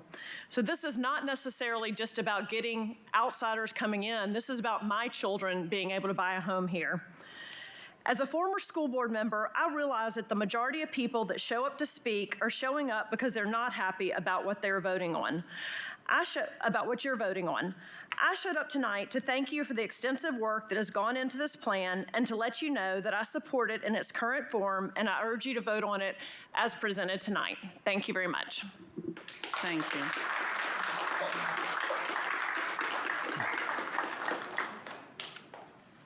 Good evening. I'm Ryan Levinson. I'm the past president of the East Tennessee Realtors. First off, I would like to say that East Tennessee Realtors takes a stance that we like to pass this as written for a couple reasons. First off, we'd like to honor the public process. The final version of this plan was a culmination of 2 years of extensive public input, technical guidance from subject matter experts, including 8 different utility districts, TVA, Knox County schools, and making last-minute changes, I feel, undermines the public process. Secondly, I would urge you to not remove the PR zoning in the rural place type. Reducing allowable density from 3 to 2 units an acre was a pretty big compromise. I would say removing the PR density from rural living also substantially changes and will further reduce the density. Let's not be scared of a little density. Density will keep the sprawl from happening, and we all want a better Knoxville. So for that, on behalf of East Tennessee Realtors, we'd like to approve as written. Thank you. Thank you. Becky Snyder, followed by Megan Howard, Lonnie Harris. Hi, I'm Becky Snyder, 4102 Holston Hills Road, Knox County. I am here as president of the Home Builders Association of Greater Knoxville. I'm going to echo a lot of the comments here tonight, but first, as president of Home Builders, we do ask that we pass Advance Knox without any of the amendments tonight. The plan has been built on compromise, and I do believe, hearing a lot of people speak in this room, that everyone in here would agree that we all do want and need housing to be affordable for all people, and that everyone does deserve home ownership. We believe for people who sit on both sides of the fence of this issue, that it is only fair that we have time to navigate fully the amendments as we had the 2 years originally with the growth plan. Voting as is without changes and amendments tonight ensures consistency and fairness for all sides, and any alterations could potentially compromise the transparency and the trustworthiness of our commissioners. Therefore, we do urge you to support the current plan structure as is, no amendments. Being here tonight, I heard about the Emerald Project, explaining the job potential that it could bring to our county and creating jobs. And while we as builders, we want to build those homes for those job seekers. We want them to afford their home. I've also heard tonight, so it's not implied, that we are all labeled as greedy developers, and I know even Scott referred to himself as that, and we are not. While I'm up here, I'm going to take the time to let everyone know that we actually fight as an association daily at the state and national level to keep housing affordable. Right now, 28% of cost of a home is government regulations, may it be permit fees, impact fees, code changes, et cetera. And we are currently in session fighting to keep fees, impact fees from being open-ended, which would really hurt our housing industry. So again, we just vote that this passes as is. Thank you. Thank you.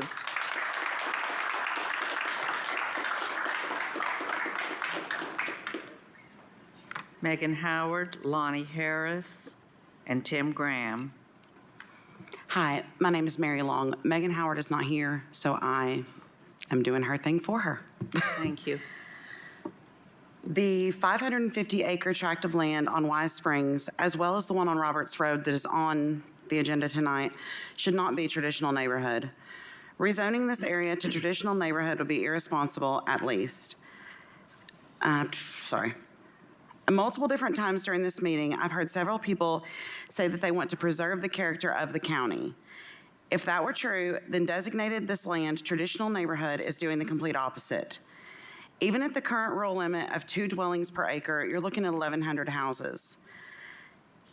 1,100 houses, even with only 1 car per house, which isn't realistic, still means 2,200 trips per day minimum just for one space alone.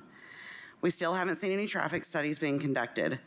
As a community, we object to this parcel even being on the map at all, but if it has to stay on the map, it needs to stay zoned agricultural.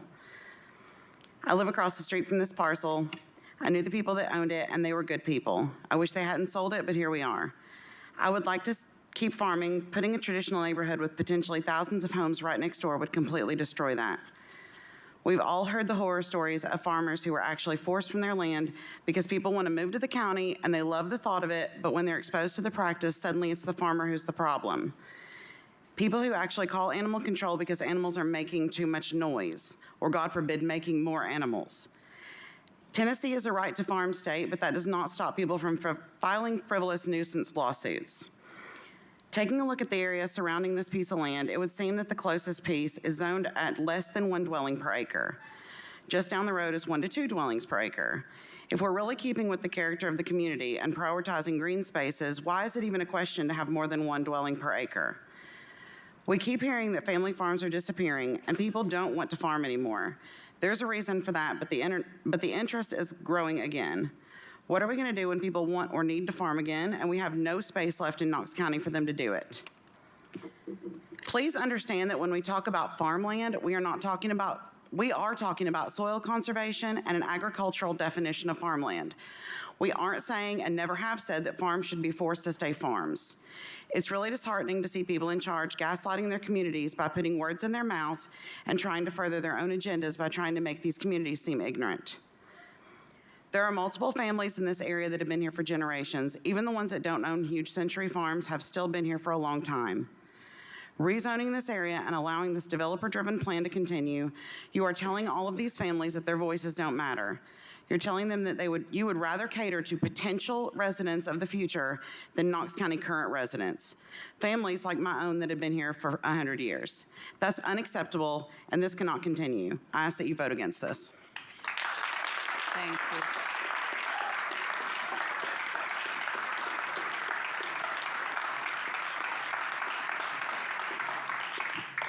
Good evening. My name is Lonnie Harris. I'm a former horticulturist. I've retired now. I've probably been involved in this whole issue longer than any of you. 12 years ago, we had the same issue in a different dress. What it amounts to is you've got a group of bureaucrats that want to choose the winners and losers. I'm fairly sure that all this could be challenged under the 14th Amendment called due process, taking our rights away from us and giving it to somebody else. That's illegal. I want to give you all some advice. If you have aspirations to get above the position you're in now, you better vote for this because of the rules that came down from above. This was installed in 1995, or George Bush Sr. signed a treaty in 1995. It's called, if you're not familiar with it, it's Agenda 21. I suggest you read it. I suggest you read it objectively. Keep your mind open to what's going on. You're going to see that a lot of the things you've been wondering, how could this happen? This is orchestrated. This is orchestrated by a group in, I think it's Germany, ICA. And at one time, I think the local zoning group were associated with them. I think that there was an issue with that and the state legislature, and they passed a law and said they couldn't report to them. My understanding is they are still reporting to them. I may be wrong. I didn't get involved in this until last Friday, I think it was, when a developer called me and said, "Are you keeping up with this advanced Knoxville?" I said, "I don't know anything about it." He started explaining it to me. I've done a little research. I haven't had enough time. But let me give you a story. One of my customers told me one time. He said he was from just south of San Francisco. And at that time, this was 12 years ago, I told him what we were fighting. He said, "Yeah, that's the way they started out there." I said, "Well, what are you doing here?" He said, "I had to get out of here. It's too liberal." He said, "I was in my field one day, which ran beside, or one of his fields, which ran beside the interstate." He said, a county official came up. He said, "You've got to get your animals off this property." He said, "I own this property." He said, "It doesn't make any difference. The county commission here has passed an ordinance that you have to let the first 250 feet from the interstate go back to natural. You cannot have animals on it." I'm telling you now, these are ants nibbling at your ankles. They're not nibbling enough to bother you now, but it's going to increase. If you're concerned with your children and your grandchildren and your great-grandchildren, you'll vote against this. Thank you. Thank you. Tim Graham, followed by Wolf Nigel, followed by Tommy Helms. Mr. Graham. Thank you. Tim Graham, 2300 Old Callahan. Meet Jesslyn Crabtree, a Crown College student on her way to Cambodia this summer for a mission trip. She said that after sitting out here for an hour, she doesn't want to be in politics. But nevertheless, mine is simple compared to my points are basically the future land use map should reflect the current zoning. Here's just 4 examples of some of our property. And you can see the top map, the first map is the zoning map, the KGIS zoning map. The second map is the advanced Knoxville map. And there's numerous examples. Of course, I'm probably less affected than the residential, but our commercial property where we have a CA zone and it's maybe the future land use is LR or some residential zone. Anyway, there's just not any consistency, and I think that if you just simply make the land use map the same as the current map, the current zoning map, because sector plan equals future land use map in the how it is now with the sector plan, it should be consistent with the zoning map, because you're going to have landowners and a lot of landowners that aren't here that have no clue that that the future sector plan, or now it's called future land use map, is not consistent with their zoning. So that's mine in a nutshell. And it's my understanding, we're not rezoning any property tonight. That'll be for another day. But I really feel like the future land use map should be consistent with what the zone is today. So that's it. Thank you. Thank you. Mr. Najeli, I believe I butchered it the first time. I apologize. Followed by Helms. Thank you, Madam Chair. Wolf Negley, Knox County, speaking on behalf of the Foundation for Global Sustainability. Happy Earth Day, everyone. Forbes had an article today that noted this day is really about us. What we do and or not do is really what matters to keep our planet inhabitable for future generations. What you decide tonight might at best make a few people rich over the next 20 years and ease the cost of living somewhat for some Knox County residents, but if it attracts more people to Knox County, that relief will probably be short-lived. The Knox Metropolitan Planning Commission in its day, at the beginning of this century, had a series called Active Knox of talks from people from around the county who talked about planning and development. And they warned us about all kinds of economic problems that can occur if you don't have the services prepared and are actually assured that you can finance them, and tax incentive and other kinds of things that are promised, and then the economy turns down, has really hurt a lot of communities terribly. And so that was a very good series, but I think it has mostly been forgotten. The Wall Street Journal recently had an article stating that housing and new house shortages are nothing really only in our nation, but they are common to a lot of the industrialized countries around the world. And they say the reasons for that are price increases, mainly in supplies of building materials, energy costs, and insurance. Insurance is a big, big factor. And the reason that is so is because of wildfires. There's much more natural resources, natural hazards, and natural disasters around the world these days. They don't really say anywhere it's all due to climate change, but in fact, that's what triggering a lot of these shortages that are happening now. Now, the impact on our natural assets in Knox County and the ecosystem processes was never really seriously considered in this plan. And the planning committee did have a very focus just on economic growth. And that will really hurt future generations.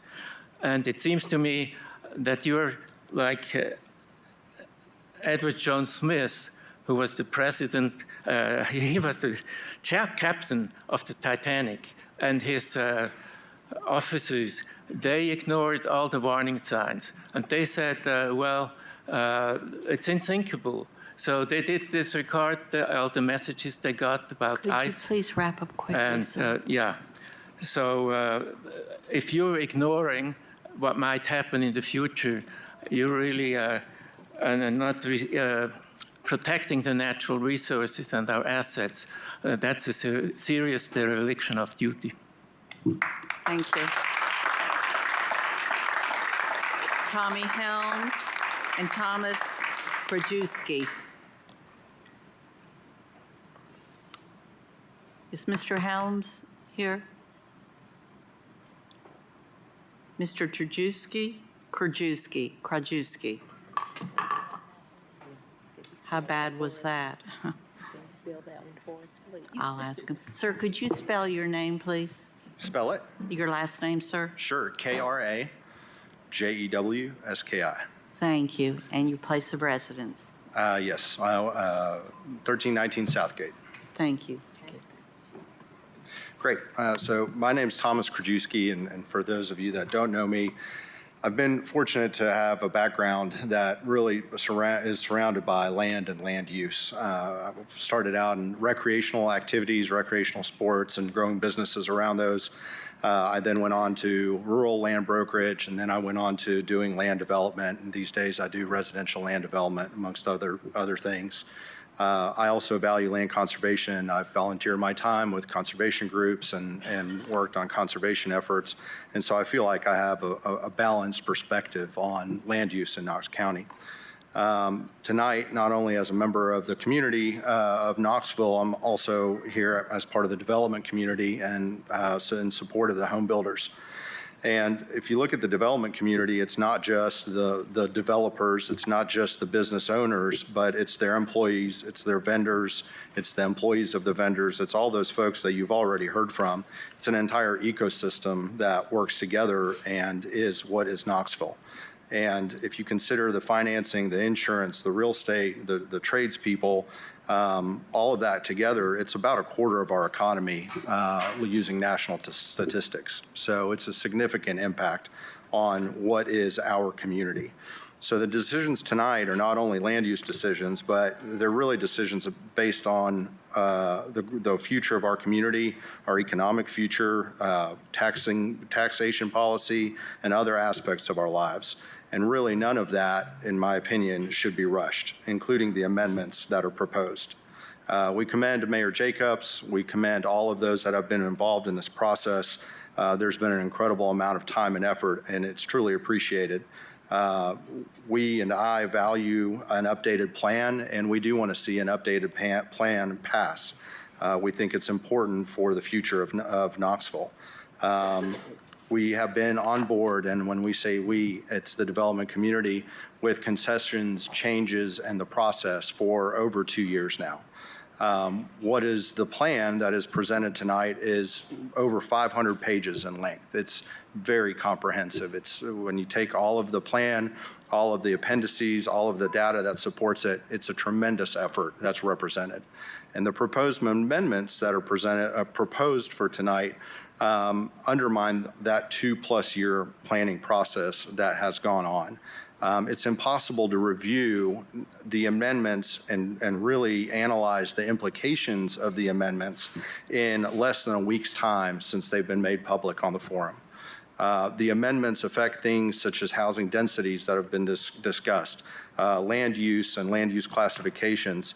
All of these things require and deserve long thought out conversations and should not be proposed at the end.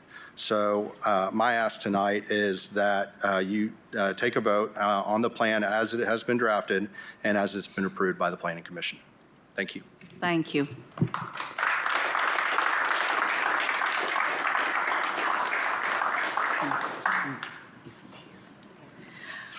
Is there anyone in the audience that did sign up ahead of time that I overlooked?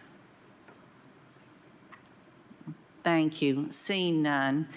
It is, Commissioners, it is close to 7 o'clock. As everyone knows, we have to start zoning at 7. I'd like to propose that we adjourn until 7:10, come back for zoning, and then immediately re-adjourn for the rest of our commission meeting. Seeing no objections, we are adjourned.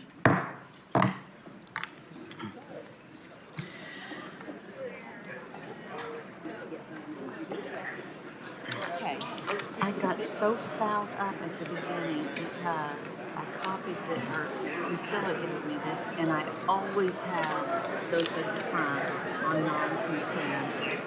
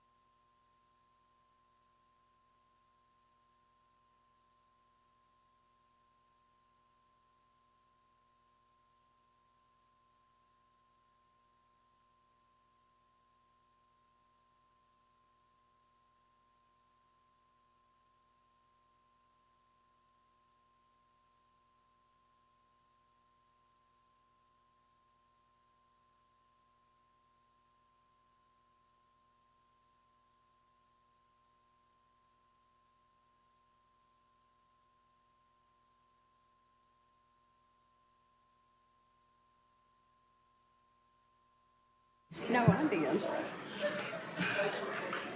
Thank you. I'm now calling the Zoning Commission to order.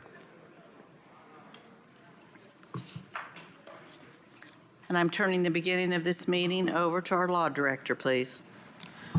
All right, if you're here on any item on the zoning agenda, if you're here to speak to this board, either for or against any item on the zoning agenda, please stand and raise your right hand.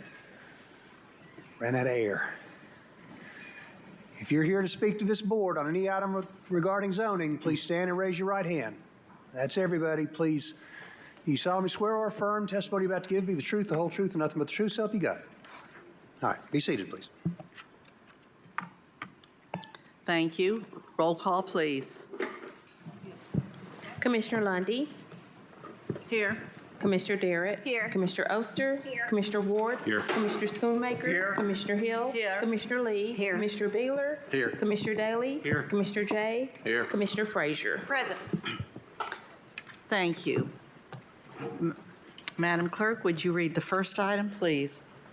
The first item is number 41, 3-B-24-RZ. It's a request of R. Jason Barnes for rezoning from A agricultural PR Plan residential up to 9 dwelling units pending to PR Plan residential up to 12 dwelling units per acre. The property is located at 8441 Old Middlebrook Pike, parcel ID 105 LB 047 in the 3rd Commission District. Thank you. Is the applicant present?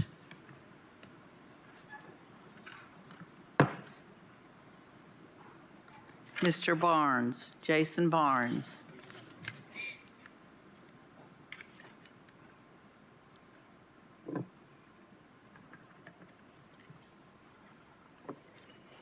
No hurry.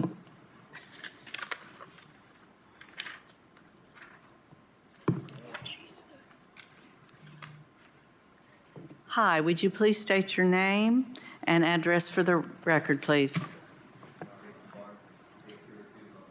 It's not on. Right. Button right. Got it. You're on. Again, right. sir? Gotcha. Jason Barnes, 802 Level Road. Thank you. Is there any opposition present to this? Seeing none, Director. No, we've got it right here. She just raised her hand. Oh, Apologize for the appearance. apologize. I just got off work. that's all right. That's all right. There is opposition. Is that correct? Where is this person? All right. Thank you. Thank you for showing up. All right. The applicant will have 5 minutes to speak to this. The applicant will have 5 minutes to speak to this item. Go ahead, please. I didn't know I had to.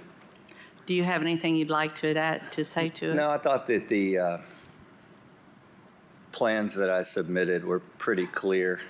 We'll have the commission read your recommendation, the planning commission read your recommendation. Sure. But you have nothing to add to it. No, I think the unanimous vote by planning, surrounded by, well, I guess I've got a couple notes that we could go off of here. Well, while you're looking those notes up, I'll go ahead and ask our director to read the recommendation of commission. Planning Commission. Planning Commission recommends that County Commission approve the PR Plan residential zone up to 12 dwelling units per acre because it is consistent with the sector plan and surrounding development. Thank you. To the east, I'm bordered by CA. To the north, I'm bordered by Middlebrook Pike. To the south, I'm bordered by Old Middlebrook Pike.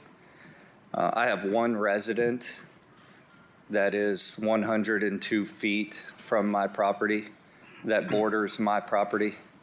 There is another lot owner, but this lot is too small to build on. It is actually a parcel owned by another resident. I'm 54 feet from a 12 unit or 12 dwelling per acre zoned, owned by the Hensley. I'm 107 feet from a 12 dwelling unit zone owned by Lee, 115 feet from a 12 dwelling acre zone, Waynesboro HOA. I'm 102 feet from CA across the street, which is owned by Weigels or LMK. 136 feet from a multifamily, which is Country Club Apartments. So you can see that everything around me is, and again, the 102 feet from the closest house from me. I think the concern that I got an email from Ms. Oster last night was that she was not going to be approving this because it needed a landscape buffer. Happy to do that. The willing to put in the sidewalk along Old Middlebrook, that would also coincide with what LMK has done or is doing. Let's see, I think that's just about all I've got. I think that it fits the one-year sector plan that I was able to pull up yesterday, and then the growth plan that I guess is still being voted on. All right, thank you. How did I do? Pardon? Under my time? Oh, no, I'm sorry. I thought you were finished. I am. All right, thank you. Will the opposition step forward, please? And would you please state your name and county of residence? Yes, my name is Robin Griffin, and I have the property that adjoins where he wants to put in the townhomes. I have 8457 and 8453 Old Middlebrook Pike. I apologize because I wasn't able to come to the first meeting because there's been no signs posted anywhere on the property. The people behind me don't know what's going on either there. As of tonight, I even took pictures. There's still no signs of zoning or anything that's going on other than the property's been sold. My concern with that is there are properties around, there's condos behind me, but Old Middlebrook Pike is heavy traffic already. And my concern with putting 12 more units in there, minimum of 2 cars per house. You got kids, you could end up with 4 to 6 cars per unit there. Renters coming in and out at different times. At least the condos behind me are sold and maintained. They're not, changing people all the time. Another concern is that my daughter lives at 8457, and there's constant wrecks that end up in our yard from Old Middlebrook Pike onto Middlebrook. I wasn't able to get those statistics because I couldn't get a hold of the 911 statistics for that, the wrecks that happened there on Middlebrook. I'm also concerned that where those condos will be coming onto Middlebrook, there is no cut through. So everybody coming out of there will be forced to turn right, or it will throw the traffic back onto Old Middlebrook, which is already messed up, potholes, needs to be paved tremendously. So of course I'm against this because, if that does pass, I would like it to see fewer units going in there. And I definitely would like to see something besides a tree buffer. I would like to see some kind of, landscaping, either fence or wall like that is across the street on Middlebrook that blocks off the noise and the view of that, exchange there. But I know that there's the lady that lives next to me is an elderly lady, and was not able to speak. And her property rides right up to where the 2 acres will be joining there. And but I would just like you to consider all the traffic going in there. Fewer units would be, greater liability, less wrecks on Middlebrook and Old Middlebrook Pike. Thank you. Thank you for that. Commissioners, are there any questions or comments about this project? Commissioner or Director Brooks, what would an example of the landscaping requirement be? This does look like a very condensed, awkward piece of property with the way the roads run on both sides of it.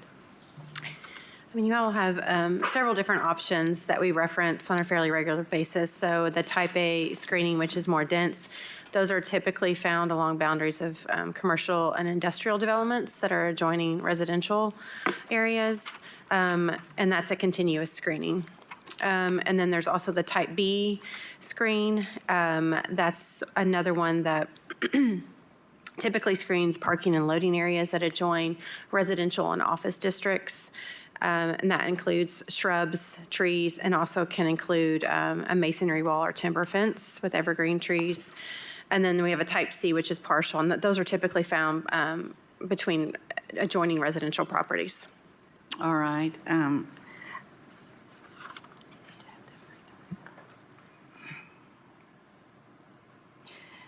You did read the recommendation. Was there any additional report or anything to say to that? All right, thank you, thank you. Do you have a sense for what the recommendation might be as far as the landscaping goes in this? For a landscape screening, we would typically recommend the type B or type C, which is the, type B again is the shrubs with a combination of evergreens and potentially a wall.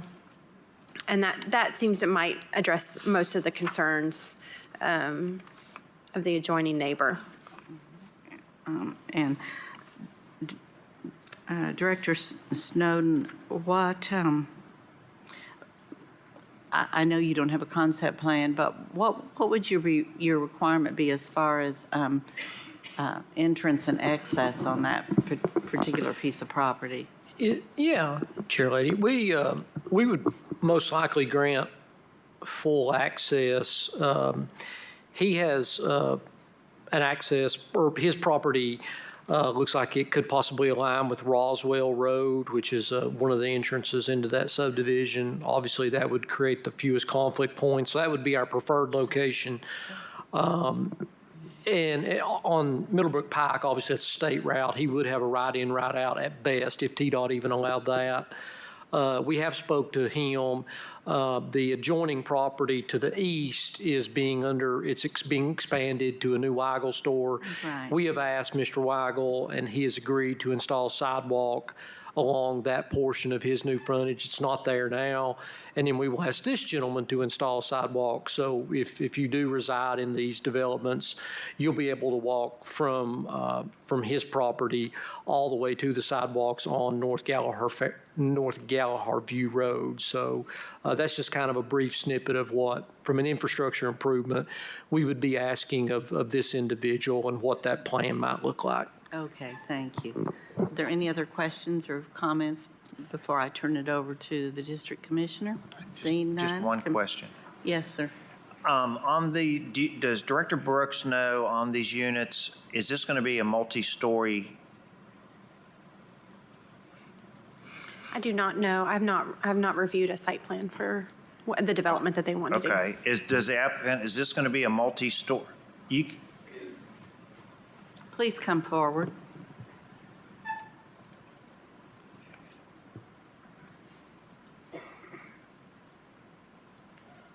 It is. I had submitted plans and drawings to planning and met with them downtown to show kind of what I was looking at. It is a 2-story with a garage, 3-bedroom, 2.5 bath, 1,457 square feet. Okay, attached? It is. Okay, all right, thank you. And you may want to just stay here till we finish. Is that a problem, sir? No. Thank you. Thank you very much. Been on my feet all Commissioner day. Oster? I'm going to lean on it. Thank you, Chair, Madam Chair. I did speak with Mr. Barnes, emailed him. We've actually spoken a couple of times on the phone. He got his original zoning at 9. Planning went back and gave him 12. I'd stated I was more comfortable with 9, just hearing from other community members in that area. Old Middlebrook is a very small road if nobody's ever been over there. It has no shoulders. And we really don't know, as Director Snowden said, that we're going to get any right in, right out on Middlebrook with it being a state road. I can't imagine, just looking at it at any time of day, that TDOT is probably going to do that. But that's not for me to say. I just feel like it's very unlikely. So I have been comfortable with the 9 units. So my motion will be to approve 9 units. It's also going to be installing landscape buffer B, and we will also go ahead and add the condition of the sidewalks in front of the new development. All right, we have a motion on the floor and a second. Is there any discussion on this motion with the conditions presented? Seeing none, all those in favor? Aye. Opposed? Your motion carries. Thank you. And when can I apply for the 12 again? Director Brooks, would you like to address that? You have to wait a year to request. 1 year? Correct. Can I ask one more question? So the driveway would be off of Roswell, which you recommended. That's what we had planned. We're not doing the right in, right out off Middlebrook. TDOT had a lot of concerns with it being within 20 feet. The right in, right out within T, I have to hammerhead that for fire trucks. There would be 4 on the left, 4 on the right. So at this time, given a 9, I can build 3 of them and leave the 4th pad available. And then in 1 year can reapply to build that 4th one in to make it square. Is that what I understand? Without reviewing your actual site plan myself, yes, if you want to request additional density on the property, you can do that within a year from now. But until then, can build 3 of the 4 and leave that 4th pad dirt. Yes, as long as you don't exceed the density approved. I'm fine with that. Thank you. Chair. Oh, hold on one second. Did you have another question? Just so you know, you can apply for 13 tomorrow as long as it's not 12. Oh. Thanks, Kyle. Yeah. Good to see you.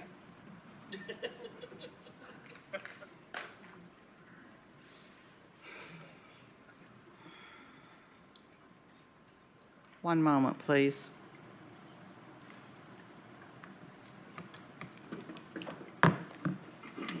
Next item, please. The next item is number 42. It's 2-C-24-SP. It's a request of Millstone Ventures LLC for a Northwest County Sector Plan Amendment from MDR, Medium Density Residential, and HP Hillside Protection to MDR and O, Medium Density Residential Office, and HP Hillside Protection. The property is located at 11471 Outlet Drive, parcel ID 130175 in the 6th Commission District. Thank you. I see the applicant is here. Yeah, Ben Mullins, 550 West Main Street, here for Millstone Ventures. Thank you. Is there any opposition to this item? Seeing none, Director Brooks. Planning Commission recommends that County Commission approve the sector plan amendment to MDR O medium density office land use classification because of changing conditions in the area. The HP Hillside Protection Area will be retained. Thank you. Did you like to speak to this item, sir? Yes, Madam Chair. Really excited about this this project.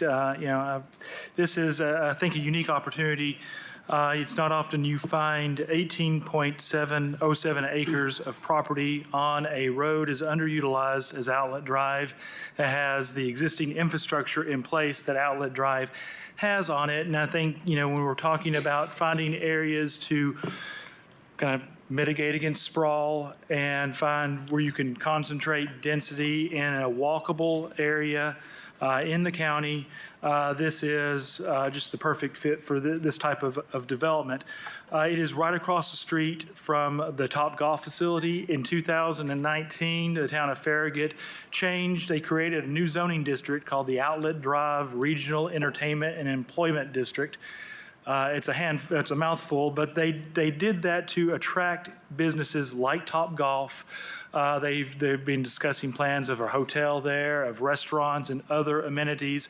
And if you don't know Outlet Drive, it's a 3-lane road, one going east, one going west, with a center turn lane, but it feels like a 5-lane road, as easy as it is. If you live in that area like I do and you need to get between Lovell Road and Campbell Station, Outlet Drive is the best place to do it because Kingston Pike's usually backed up, the interstate's usually backed up at most times of the day, but Outlet Drive has plenty of capacity. It's very pedestrian friendly as well. It has a sidewalk on one side of this location and a greenway at the other.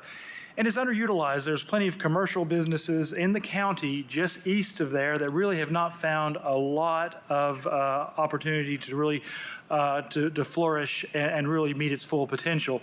Pretty much the only business there that really has flourished is Cotton Eye Joe, and that's a different story altogether.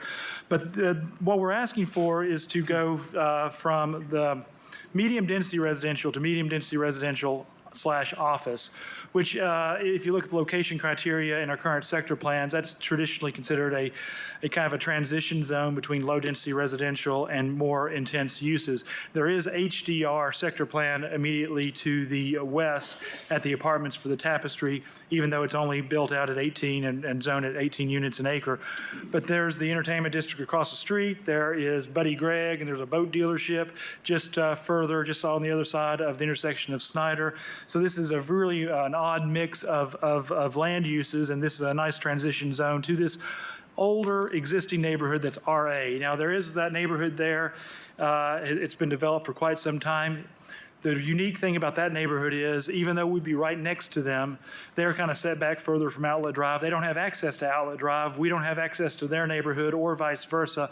All of our traffic will come on Outlet Drive, and their traffic has been going out onto Lovell Road, kind of to the northeast. So there's no real cross-contamination, if you will, of the traffic or the impacts. What we did, we've been very involved in trying to be transparent with what we're trying to do with this property, and we met with the neighbors. We sent letters out to the 10 neighbors that are adjacent to our property on the eastern property line, and we met with 6 of those households. They actually came to our meeting, and we showed them the plans, and what our plans are. I mean, we are looking to zone this to OB so we can do between 12 and 24 units an acre on this piece of property. We've conceptualized it at 12 units an acre, but because of the size of the property and the opportunity it presents, we can kind of feather that density where we keep all the real high density adjacent to the existing multifamily properties, and next to the neighbors, we're looking at a townhome development. And we think that's really kind of a 2-story, kind of the same form and scale of the single-family residential neighborhood. And that's important. I think you heard Mr. Odom from the chamber talk about the largest demographic growing in this area is the 55 plus.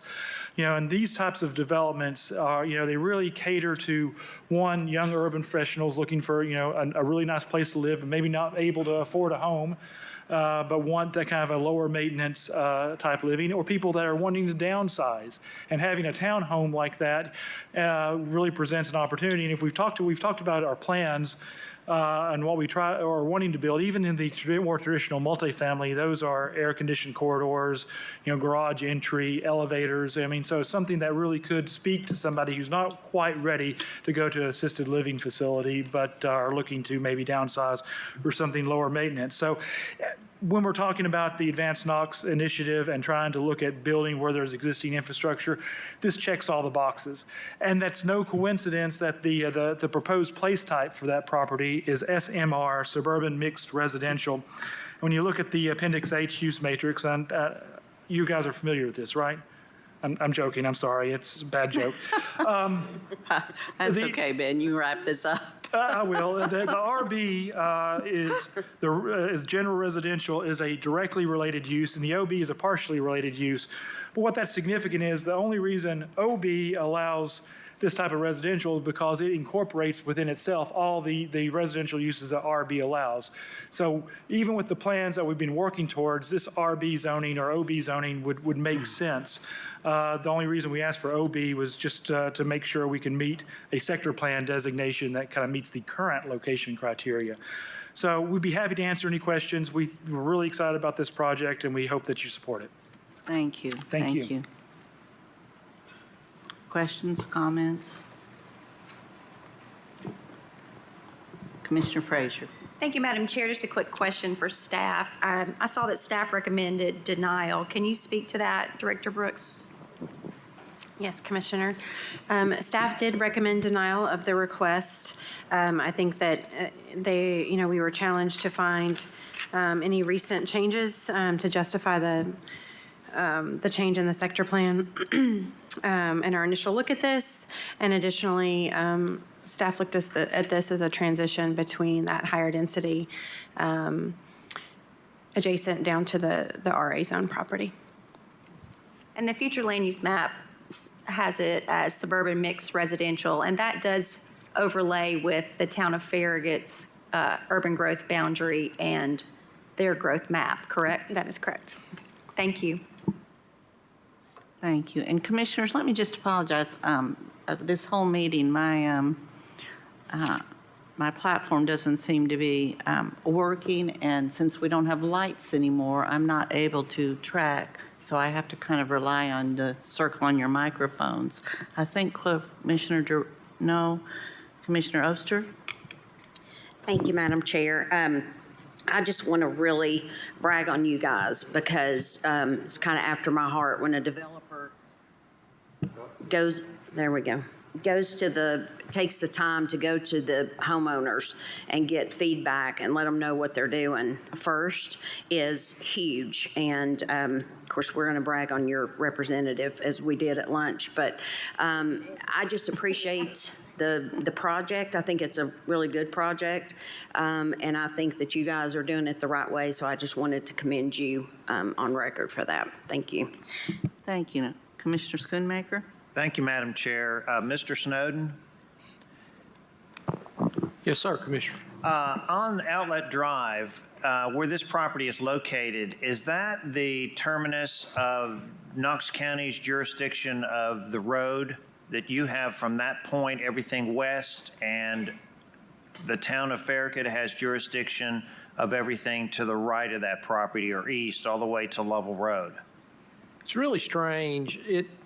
It's kind of, I think it looks like what we maintain is kind of some of the portion of their frontage as well as where the tapestry is and then a little bit to the west. So it kind of comes in and out of jurisdictions through there a little bit. And then we pick up, like we maintain the signal at Lovell, but so you kind of come in and out of the town of Farragut versus the county of Knoxville, unfortunately. Okay, so would the entrance, have you been apprised as far as the entrance to these units? Where would that come in off of Knox County's jurisdiction? It's my understanding, yes. I had spoken to both Mark Shipley and Darrell Smith at the town and asked clarity from them, because certainly we wanted to be in agreement with them. Based on my understanding, when we built Outlet Drive back years ago, we acquired the right-of-way that's the frontage adjacent to this property. So it's my opinion that that is the county's right-of-way, and we would permit the access as I've seen it being proposed. Okay, but most people leaving this development would most likely go east to Lovell Road to have access to all the corridors.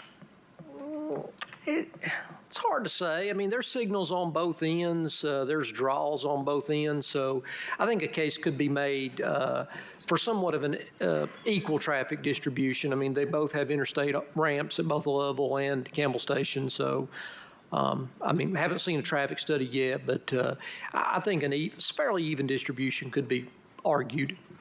Okay, thank you. And then this question is for Director Brooks. Because the town of Farragut is on the west side of the Tapestry development and south of this proposed development, is this property in the town of Farragut's urban growth area? Yes, it is. And so the Tapestry, when that was originally rezoned, was it originally 8 units per acre and then the developer got it bumped to 12, or was it originally 12 and then bumped to 18? Let's see. They did have it increased to 18, but I believe that they started with 12. I'd have to look further back in the history. Okay, and then this project is asking, they're 12 now they could have, and now they're asking for 18. Yes, that's correct. Okay, so that'd be roughly 217 units on the 18 acres.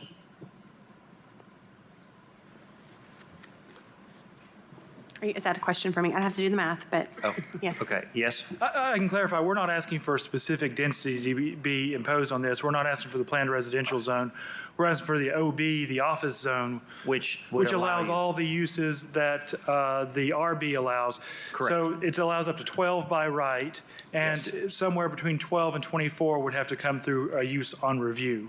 So we're not asking for a specific, like 18, we're asking for Okay. somewhere in that range. We haven't done the full engineering. We've conceptualized it, and our traffic impact is intended to look at it as if we could do 24 units an acre on it, but I don't know if we'll be able to get that on it or not yet. Okay, so that could be 250 units? I'm trying to do the math fast. You're asking me to do math at the podium. That's never a good idea. Okay. Thank you. Thank you. Commissioner Jay. Thank you, Madam Chair. Director Brooks, is the urban growth area that Farragut deemed on a map in all of the town of Farragut, or does it extend beyond the town of Farragut? It extends beyond the town of Farragut, the urban growth boundary for the town. There's Can a you help? sphere of We've run influence. into this several times. Can you help us understand that the town of Farragut has a very distinct property line? How is it that they can put their arms farther than their own property line and say, we think this is our growth area too? Well, I can try to explain that, but when the growth policy plan was first developed, there was a lot of concern over annexation. And so the idea was these are areas that might be appropriate for further annexation. So I would say that was originally probably how they were proposed. I wasn't here at the time, but Which is by state law not available at this it's point. not available anymore. Okay, no. with all due respect to our friends in the town of Farragut, we've run into this several times, and I think the town of Farragut has in my opinion, they have a definitive property line, and we have a definitive property line, and we should respect each of those and not, because what would be the difference between us, imagine us creating a proposed land use map that says we think this particular area inside of the town of Farragut is what we think it ought to be versus our jurisdiction. They would absolutely lose it. So I just think that's not a factor here, and we ought to stick to our own actual property lines and focus on what we control. Thank you. I have a follow-up. Commissioner Schoonmaker. Thank you, Madam Chair. I did run the numbers. If you build it out at 18 units an acre, that's 324 units. If you build it out at 24 units, that's 432 units. Right, and that gives us the opportunity to kind of keep the higher density next to the tapestry and kind of feather it down to doing the two-story townhomes on the eastern side. It kind of allows us that flexibility, and also to build in certain amenities like, we have proposed here a pocket park, some trailways. One thing I forgot to mention with the neighborhood, that they asked for a privacy fence and an increased landscaping buffer, and we're happy to provide that as well. So, thank you. Thank you. You're welcome. This being in my district, I am very impressed with the homework that's been done on this. I think this plan is beautiful. I think that the location is extremely appropriate given Outlet Drive. To my commissioner in District 5, I might say I can see the cash registers cha-chinging in the town of Farragut at the moment. So I have absolutely no problem recommending this, and I really appreciate what you did with the neighbors that are nearby. I mean, you all did not hide from this. You went straight to them. You spoke to them. You made some promises that we'll see to it that you keep. So, having said that, I'd like to make a motion that we approve the MDRO land use classification because of the changing conditions in the area. Second. We have a motion on the floor by Hill, second by Oster. Is there any further discussion? All those in favor? Aye. Opposed? Motion carries. 1 no. Let the record show. Schoonmaker, nay. Thank you. Next item, please.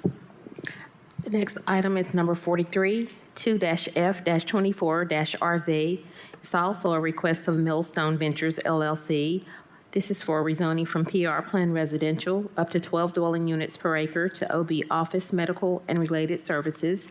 And the property description is the same as the previous item. Thank you. Is there any opposition? Seeing none and recognizing the applicant, Director Brooks, would you read the recommendation, please? Planning Commission recommends that County Commission approve the OB Office Medical and Related Services Zone. Thank you. Mr. Mullins? Don't have anything additional to add, except we're here to answer any questions if there's any additional concerns or conversation. Thank you. Commissioners, are there any questions or comments? Seeing none, I'd like to make a motion that we approve OB Office Medical and Related Services. Motion by Hill, second by Ward. Any discussion? All those in favor? Aye. Opposed? Your motion carries. 1 no. Sorry. Good luck with your project. Thank you. Next item, please. Item number 44 is 3-D-24-RZ. Request of Masana Investments LLC for rezoning from A agricultural to PR Plan Residential up to 5 dwelling units per acre. The property is located at 616 North Wooddale Road, parcel ID 061057 in the 8th Commission District. Thank you. Is the applicant present? If you step forward, please, with your name and county of residence. Hey, Scott Davis, P.O. Box 11315, Knoxville 37939. Thank you. Is there any opposition on this present? Would you please come forward?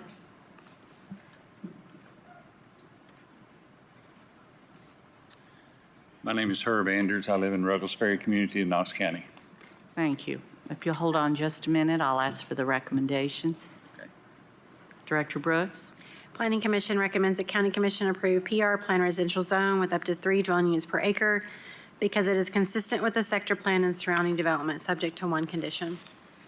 Thank you. The applicant has 5 minutes to speak to this, as well as the opposition. I appreciate your all's time and appreciate your service. My oldest daughter happened to be at this meeting and she just sent me a text and she goes, "How do you do this all the time?" So I appreciate y'all's time. I would respectfully request that y'all approve as per staff recommendation, as per voted on 13-0 by the Planning Commission. I believe it meets all the criteria required. It's consistent with the zoning, consistent with the area. And again, I appreciate y'all's time and respectfully request you approve. Thank you. Thank you.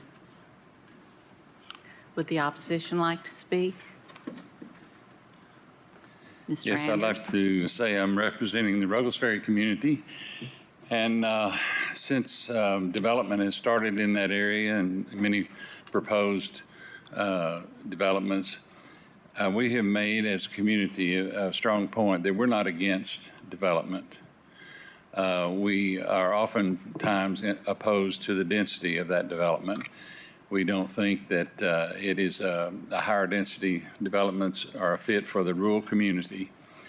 In the Asheville Highway, Andrew Johnson Highway, Holston River corridor, in that area, approximately 6,000 acres.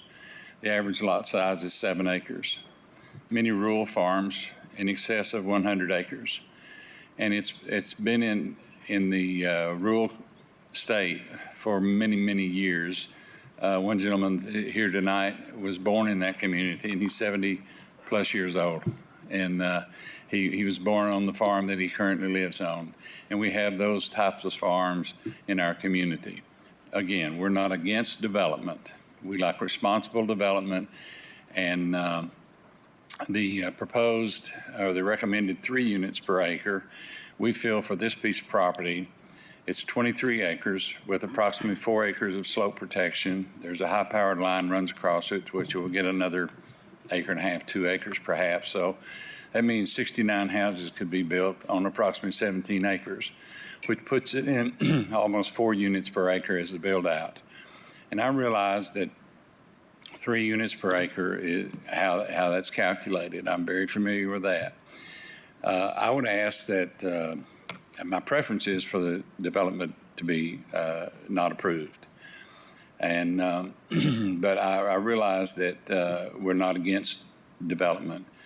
I would like to see it done at a maximum of 2 units per acre, which is sort of in line with what's coming up on the comprehensive plan.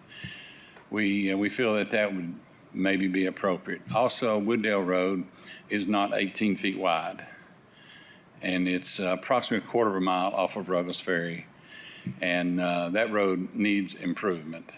And I don't think we should saddle the developer with those type of improvements. I think what he does on site and is acceptable and taken over by the county and all like that. But we as a county need to take responsibility for providing the infrastructure to these developments and not making it an unsafe access to such developments. It's important to the communities to have that, and it's very narrow road, access to that road, and with the proposed subdivision that the road's 26 feet wide, it's approximately 10 feet wider than the road that accesses that subdivision. So it's not a good fit for the community. I would like to recommend or request that you deny the project, and if you choose to move forward with it, limit it to 2 units per acre. I would also like to say that during this process, and I talked to Mr. Davis prior to this coming up, and I appreciated one thing that he said tonight. I've elevated from the vocal minority to the elite activist, and I am neither. I'm a concerned citizen for the communities that we live in, not just Ruggles Ferry, but all of the county and the rural areas. So the labels that we put on groups such as Ruggles Ferry, the Corrington, Ritta, and all that community shouldn't happen. I have great respect for what you people do and for what our planning commission does. I was a planning commissioner for about 7.5 years, and I respect highly what y'all do and the decisions you have to make. I know it's difficult in many times, and I know we're not going to please everybody. And I would ask that you be conservative in your decisions that you make here tonight. And I appreciate your input, and I appreciate the commissioners that I've contacted regarding this project and your feedback to me and to other people that have contacted you. Thank you very much.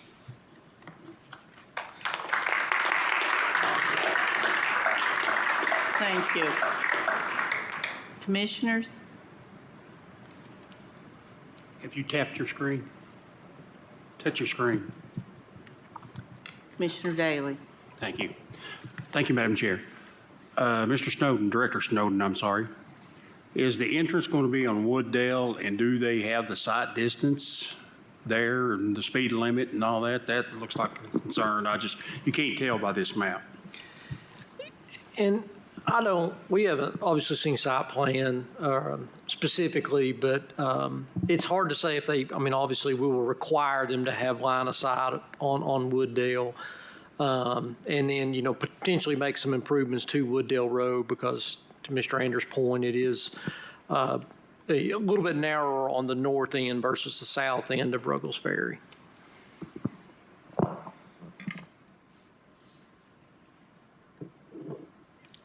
Is that all you had to say? Commissioner Jay? Thank you, Madam Chair. Ms. Brooks, what is the one condition? The one condition is that the rear of the parcel with slopes of 25% or greater at approximately beyond Oh, I see it the here. 960 contour line. Okay. All right, Left so that's the undisturbed. slope protection. Okay. Mr. Snowden, I drove this property this weekend, and it looks, if I'm correct, the access, although it was hard to get up and I was on private, it was clearly private property to a certain point, is this little sliver right next to parcel 55, right? I mean, it's a little narrow, it's like a driveway almost, but is that a county road or is that just an access easement? Sorry, I'm looking at it now. It's not a county road. It's looks like to be an easement for a couple of parcels. So the entrance wouldn't really be able to go up that? No, sir. Okay, so it really is going to have to hit Wooddale. And so you'll have to do, based on the concept plan, you'll have to determine if road improvements are warranted. Is that correct? That is correct. Okay, and that'll come later. Okay. Those are all my questions. Thank you. Any other questions, comments? Commissioner Beeler. Thank you, Madam Chair. Appreciate Mr. Anders' remarks. I mean, we're really all just country folks trying to, protect our interests in this. And whether we're from Ruggles Ferry or Croydon or wherever we're from, not all of us are farmers, and not all of us live on acreage. Some of us live in subdivisions. But the point is, everybody has interest in this that they're trying to protect, and I do have tremendous respect for Herb. We've talked a lot during this process about many different things. Mr. Davis has been a friend for a long, long time, since well before I had any interest in county commission or land use issues. So respect both these men and what they are trying to fight for. The issue with this one, it really comes down to the parameters of what we use to make these decisions. And this property is in the planned growth area. It actually borders the urban growth area. This, could easily qualify for a 5 per acre application. And when you get down to density here, to say no to 3 per acre is really more of a preference issue than anything. I mean, it meets every criteria. I would like to see, Mr. Snowden, if it's possible, to make some modest improvements to Wooddale Road, because there's really only about 5 modest-sized lots between Wooddale Road and Ruggles Ferry Pike. But regardless of of my preference, I think the parameters of what's before us on the plans, and not only on the plans, but as I look at the plan that we're going to be considering here in a few minutes, this is proposed to be in the suburban residential area, which also supports up to 5 units per acre. So I will offer a motion to approve this per the recommendation of the Planning Commission, and also with the ask of Mr. Davis that this would be as clustered as possible to preserve as much of this land. Thank you. Second. We have a motion on the floor by Beeler, second by Jay. Is there any other discussion? Seeing none, all those in favor?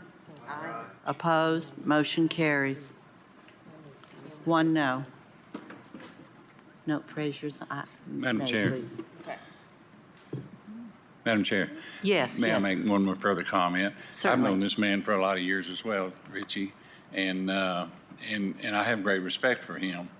And this is in no ways personal. We talked about this. We know. And I appreciate what he does. And I'm not one of those guys that says not in my backyard. We have a difference of opinion of density, and y'all have spoken, and I'll respect that, and I'll twist his arm to to see how it's done. Thank you, Mr. Anders. I appreciate it. Thank you all for your service, and we'll work with Mr. Anders and the neighbors on trying to make this a good development for them. Thank you all again. Mr. Appreciate it. Davis. We appreciate it. Appreciate you both. Thank you. Next item, please. Item number 45 is 2-E-24-SP. It's a request of Smith Built Homes for a Northeast County Sector Plan Amendment from agricultural to LDR Low Density Residential. The property is located at 6701 Roberts Road, parcel ID 022-00514 in the 8th Commission District. Thank you. Is the applicant present? If you'd identify yourself, please, with your name and county of residence. Josh Sanderson, 4909 Ball Road, Knox County. Thank you. Is there opposition to this? Mr. Murphy, if you'd introduce yourself, please. Kevin Murphy, Knox County. Thank you. Director Brooks, a recommendation. Planning Commission recommends that County Commission approve the RR Rural Residential Land Use Classification because it is in character with the surrounding agricultural and rural residential area. Thank you. You have 5 minutes to speak. Mr. Sanderson. Good evening, Commission. My family owns a farm, raw land on Roberts Road. As the landowner, we don't want to farm it. We don't want to mow it. We want to develop it. That's not the popular opinion, but as the landowner and as the rules and regulations that this government has set before us, we have every right to check the boxes that are put before us. We asked for 3 units an acre. The growth policy plan came before us. It went from 3 units an acre down to 2 units an acre. Okay, we are here to accept the 2 units an acre as the commission wishes. Next thing we have to do is prove there's infrastructure. We had a traffic impact study done. It said no additional infrastructure will be needed for this project. Okay, box checked. Then we have to prove that it has sewer, water, and electric that can house the development. Well, there's a development that's 3 units an acre right next door, so we checked that box. So now that we have compromised down to 2 units an acre, we've checked every box that has been put before us. We're asking you to zone this 2 units an acre and let us build a development in Gibbs for affordable housing. Thank you. Thank you. Thank you. Mr. Murphy?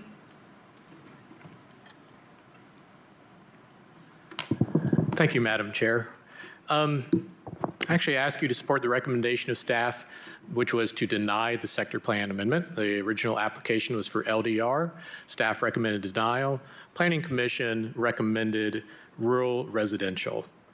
Staff got this correct. The only reason Planning Commission gave for a different recommendation is because it is in character with the surrounding agricultural and rural residential area. Now that's quite the stretch for the imagination. Now there actually are boxes that you need to check when you are requesting a sector plan amendment. There's criteria, and you have to meet one of the 3. Staff's report clearly called out that this amendment request doesn't meet any of those 3 criteria. First, there is no obvious or significant error in the sector plan. The 2015 sector plan update deliberately set almost all Northeast Knox as agricultural, and that occurred well after the subdivision to the south was developed. That subdivision to the south actually reverted back to agricultural in that sector plan. So there was no update, and I'd also argue that the sector plan designation of agricultural is absolutely correct for this property. This parcel meets all of the location criteria for the agricultural land use classification in the sector plan. In fact, it meets the even stricter classification criteria to be considered agricultural conservation sector plan designation, which is where you have undeveloped tracts with the best soils for agriculture are considered as the primary areas for the agricultural conservation land use. This tract is undeveloped with approximately 65% of prime or locally important farmland soil on this parcel, according to the soil map on KGIS. The last criteria, there has not been trends in development, population, or traffic that warrant reconsideration of this plan. Period. There's nothing happening out there. So this fails to meet any criteria that would justify a sector plan amendment. Finally, I want to call your attention to the principles on page 28 of the general plan under section 6. that states that prime agricultural land should be protected for continued farm use, and the landscape of the rural areas designated in the growth policy plan should be conserved, including open space, historic sites, and farm buildings. Now, while you're pondering this case, I know we're also thinking about item 35 later. The draft sector plan, as it was recommended by the staff to Plan Commission, had 4 criteria. And those were essentially the 3 that we have today, plus an additional criteria that proposed changes support policies, goals, and objectives of the plan. The original final draft said 2 criteria. 2 of those 4 need to be met. Planning Commission changed it to being 1 criteria and added a little bit more on roads, I think. But if you find that you can approve this sector plan amendment under the existing criteria tonight, well, that's pretty much the same ones you're going to have in the future. So you will see how easy it is to amend the new comprehensive land use plan. So in conclusion, they haven't met any of the criteria for a sector plan amendment here. It actually is great agricultural land. Some of the farmers in the area have remarked about how dark that soil is and how what robust production there is of hay and silage and other material from that land. So I'd ask you to deny this sector plan amendment.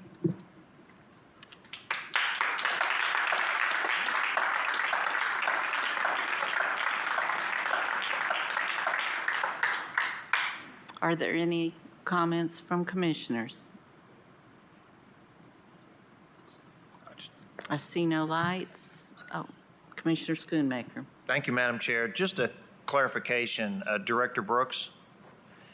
So what Mr. Murphy testified to, is that an accurate statement that the applicant did not meet any of the qualifications to have a sector plan change, is what your employee said? The Planning Commission did say that they did meet the criteria and didn't recommend LDR, but recommended the rural residential. No, I'm asking, did your staff, when they reviewed it, your employees, they said that it didn't meet the criteria? Our staff said deny the LDR land use classification because it'd be out of character with the surrounding agricultural and rural residential area. Okay, so Mr. Murphy's comments then are correct? Can't speak. I'm not going to speak to all of Mr. Murphy's comments. I'll just share what the staff's recommendation was. Okay, thank you. Are there any other questions or comments on this? Quickly, sir, do you have a comment? No, I'll leave it to the commission. Seeing no other lights, Commissioner Beeler. Thank you, Madam Chair. 7-6 vote. So, Ms. Brooks, what was the Planning Commission's justification for approving this sector plan amendment to rural residential? They felt that that particular land use classification was in character with the surrounding area. Okay. So there is a parcel, I mean, they're not a parcel now, but there is a subdivision right next to this property that is zoned PR at up to 3, correct?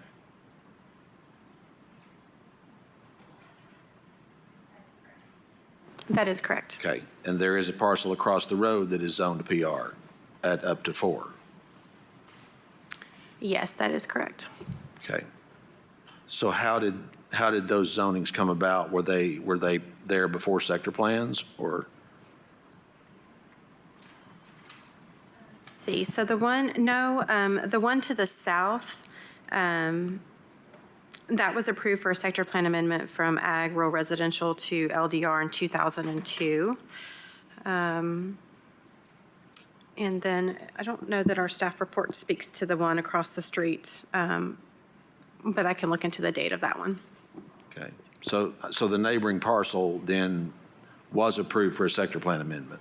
That is correct, yes. Okay. Yeah,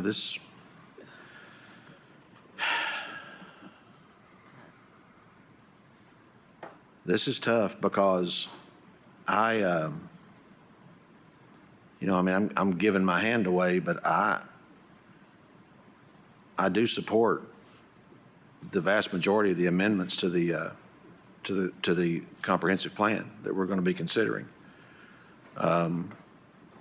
But at the same time, I look on this handout that Mr. Murphy gave us talking about the issue priorities for residents for local government, and the first one was increasing the amount of housing that is affordable for most families, and the second one is protecting open spaces like fields and forests and farmland. I mean, so they are like right there next to each other. And that's where all 11 of us are living right now, right there between those two. And, you know, like I said, I support the vast majority of the amendments. I agree with you guys on most things. I wish I agreed with you on everything, but I do not. Because when push comes to shove, I'm in the people business, not the land business. That's just who I am. That's my heart, and it is my calling. I am about people, and people need houses. And they're not looking for them in the city. They're looking for them in a place that's good to raise a young family. My point, here's the point I'm making, okay? Along Washington Pike, from Murphy Road to the county line, which is approximately 12 miles, there are 2 subdivisions of any size. Neither of them are very large. There are 2. One was developed in 2002. The other was developed in 2004. So in 20 years, there have not been any new subdivisions developed on Washington Pike between Murphy Road and the county line. There are 2 subdivisions on Roberts Road between Emory Road and Rutledge Pike. Neither of them are very large. One was developed in 2005, the other in 2007. So in 17 years, there hasn't been a new subdivision developed on Roberts Road. The point I'm making is not that we need a bunch more subdivisions. The point I'm making is I believe reasonable growth is possible and reasonable and feasible. You know, I hear people say, we know growth is coming, we're not against growth, but then every time growth is mentioned, it's a no, it's a no, it's a no. And I struggle with that. I do, because not people from California, but people from here, people from my own community that want to stay, that struggle to find a house they can afford to buy. You know, we know what the median housing price has done. In the past several years, it's almost doubled. It's gone from $225 to $425, I think, something along that line. My church just called a new worship leader. He and his family moved here from Alabama. They can't find a home because to find a home comparable to the one they're leaving in Alabama would cost over $500,000. And they're not living in a $500,000 home there. And I just struggle that we keep saying no, no, no to any kind of development. And there hasn't been very much. There's been a lot around Harbison's Crossroads, which is like a town center.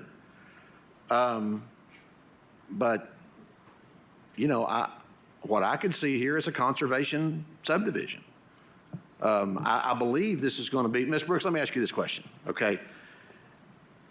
In a rural living place type, could you explain what the density levels that are permitted in a rural living place type, both in and out of the planned growth area?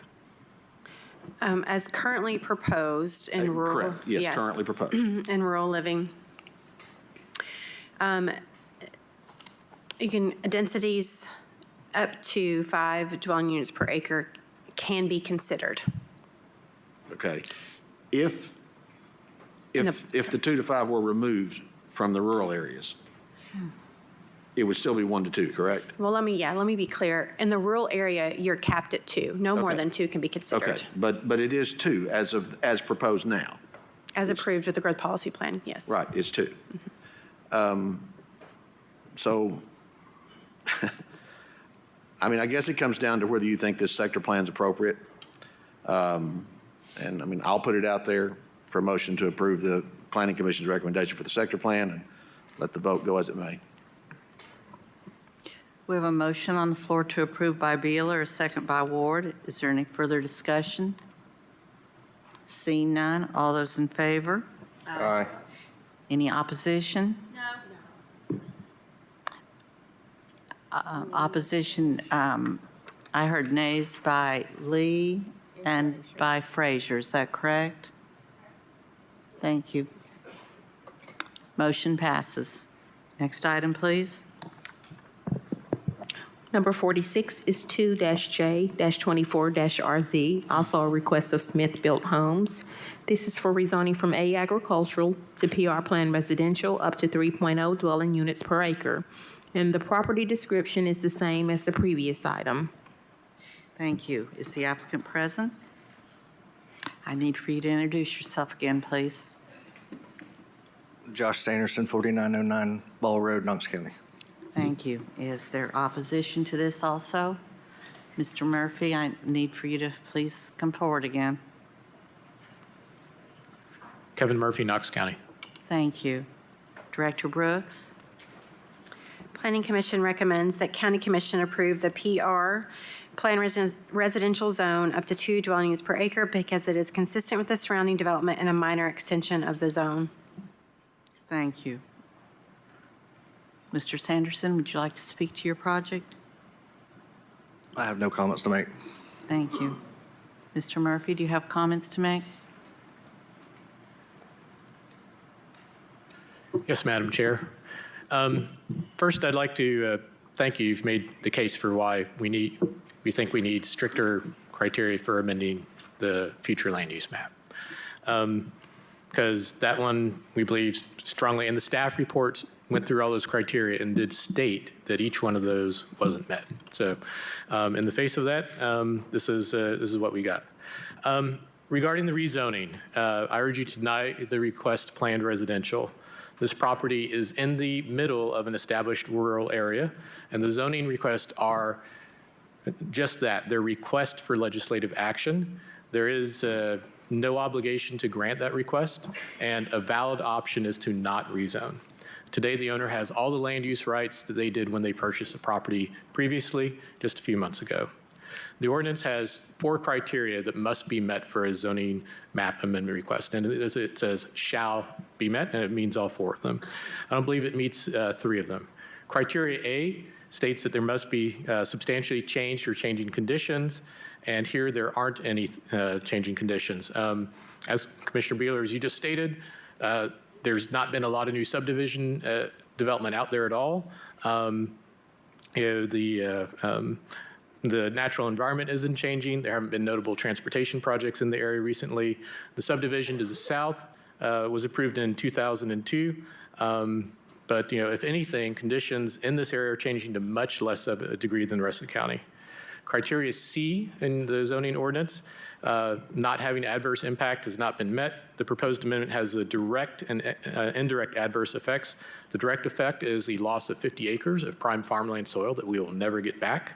And additionally, the planned residential zone has no development standards to ensure compatibility with the adjacent agricultural uses. Finally, criteria 4, consistency with the general plan is not met. As stated previously, the general plan actually states that has a principle that prime agricultural land should be protected for continued farmland use. That's not been met. I think this application is an example of where we need better standards. There might be some ways to do this development in a way that actually could work out there.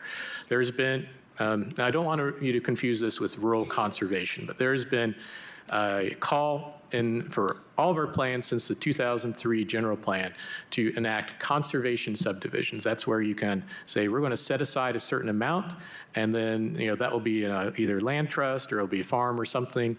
And then for the rest of it, that's where you can develop, and we'll put the density in that area. Now, there have been calls for that. Your Hillside and Ridgetop Protection Plan has a model conservation subdivision ordinance that was written for the county and included as an appendix that is there ready for you to adopt, but nobody's ever actually adopted it, so we don't have that tool in our toolbox today. But this is something we've been calling for years. So there are ways to have our cake and eat it too, but because we haven't acted, we get faced with this. The only option that you have is planned residential. You can try and attach conditions on it and come up with those right now, but that's not in the application or staff recommendation. So I urge you to deny this rezoning because you could actually reconsider it, or they can reapply later when you do have a toolbox. Maybe it's when they have a new UDO or something, but you have that. We just don't have land use regulations that let you develop this really well yet. So thank you.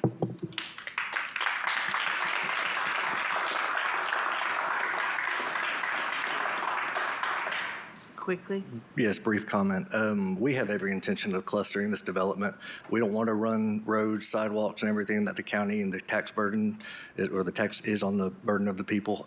We have every intention of clustering this subdivision and leaving the least amount of raw land disturbed and leaving it as open space or amenity area or green space, something that people that buy our homes are getting accustomed to. Thank you. Thank you. And just a quick question, Mr. Sanderson. Is 75 acres, is that correct? Correct. Do you have any guesstimate how, when you, and I appreciate your clustering, that how much of that actually may still remain undisturbed? I could not, we haven't done a site plan yet, All right. knowing that this whole process was All right, kind I of in just the works. Yeah. Wondered. Thank you. Thank you. Commissioner Jay. Thank you, Madam Chair. Mr. Murphy, I have a question, if you would. And this applies to this particular zoning, but I think it applies to so many others as well. You've mentioned several times that farmland should be protected.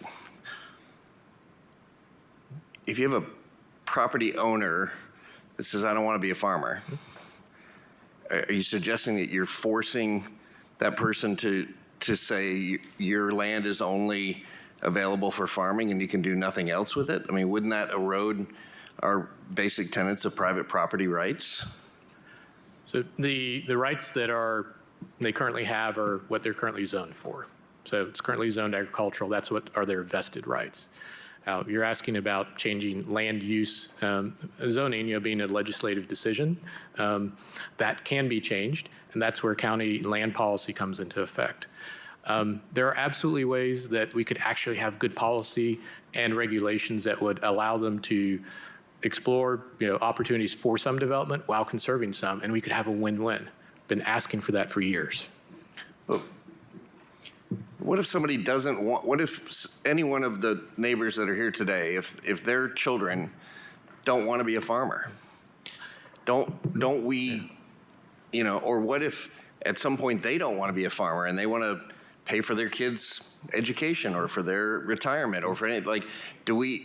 Are you suggesting that this body start saying this is what you should use your land for and that only, and kind of handcuff the community into what the future decisions could be?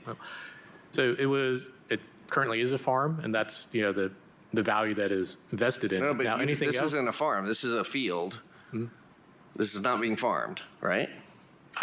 I believe it's been farmed for a number of years up until now, yes. Okay. But I guess this is sort of a bigger philosophical question, but you've advocated for this several times. And I just want to be really clear if as this body moves forward, are you advocating that, we tell people what to do with their land very proactively if they choose not to? Because this might be this particular development, but the next month it may be somebody else that isn't in the development business that owns a piece of land and says, I just don't want to do this anymore. Yeah, so it sounds like you're asking, what's the value of the land? And the value of the land is a combination of current zoning and uses that are permitted, and then also there's speculative value of what might I be able to get for it in the future. I don't think I'm asking about the value of land. Okay. I'm asking about what's the purpose of government's role in determining how you should live your life. I think that's what I'm getting to, and I respect everybody that wants to live in certain places or to work in certain professions or to pursue certain passions or to develop continued legacies of their families. I'm trying to better understand how this body, what is our role as government to versus the private property rights and the free will of a people.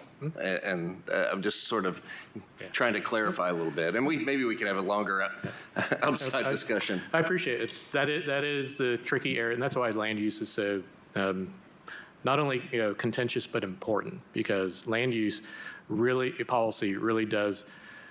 It impacts our community in ways that are permanent and difficult to unerase, especially when you're taking vacant, undeveloped land and developing it. It's really hard to get that farmland back. So that's it. Yeah. We'll continue the discussion. Thank you. Commissioner Frazier. Thank you, Madam Chair. Director Snowden, I know Mr. Sanderson said that they had conducted a traffic impact study and it didn't indicate any improvements on Roberts Road. Looking at Roberts Road, do you agree with that? Or, this is a pretty narrow road with no shoulders, correct? Roberts is probably in the neighborhood of 20 feet wide, so I wouldn't necessarily categorize it as narrow. It does have some areas that maybe the shoulders need to be improved on.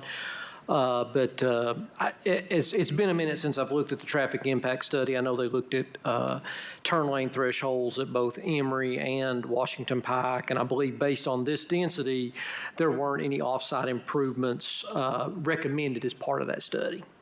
So going forward, if this were to be approved, the county would not require any improvements?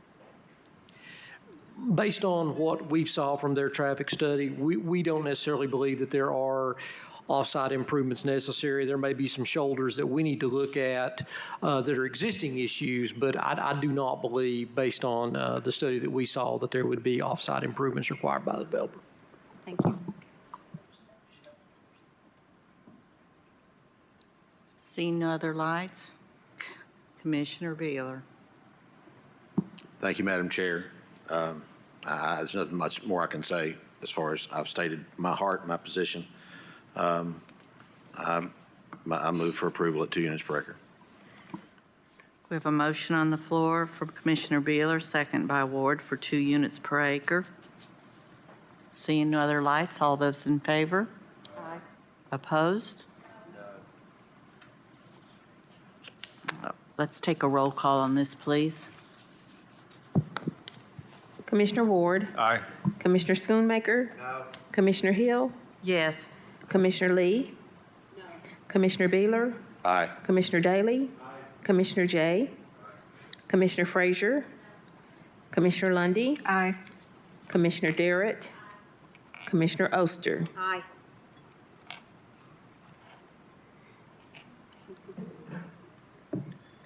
This motion passes. Next agenda item, please.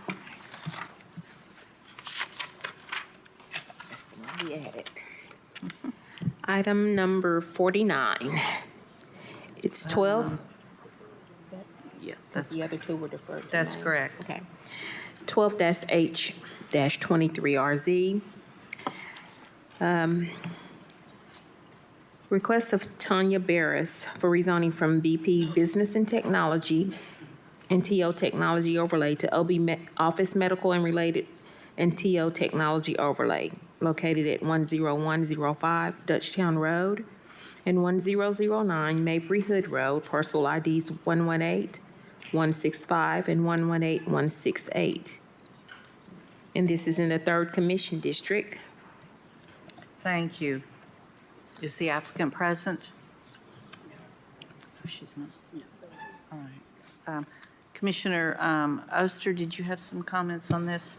I did. I actually spoke to her today, and she doesn't live here currently. She's in Nashville, and her husband's going through chemo treatment. She will be here in May, but I'm still okay with doing this. As I said, I was suspending the commission rules for the reason that she had her wreck, and also her husband's going through treatment. So I'm going to make a motion to suspend the commission rules to add 12-H-23-RZ to the May zoning agenda.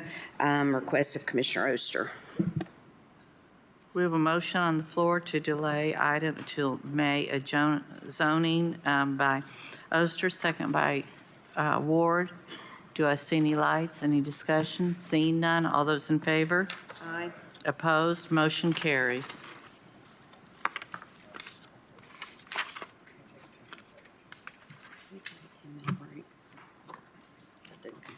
Yeah, yeah. That's it. All right. That concludes our zoning. Zoning is adjourned. Commissioners, we're going to take a 10-minute break and come back for our final round.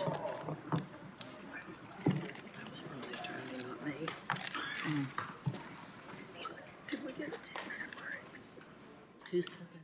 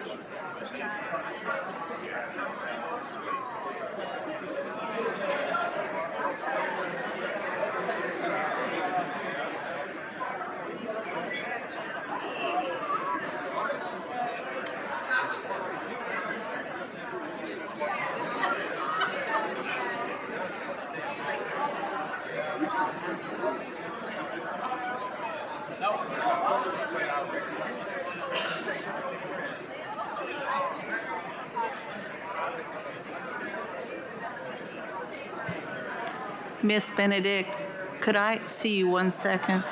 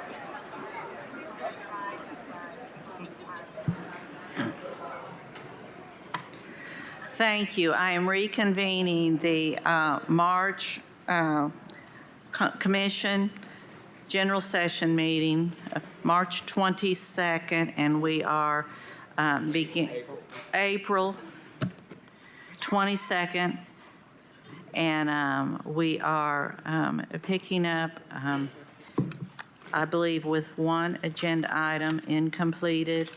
And Madam Clerk, I'd ask you to read that now.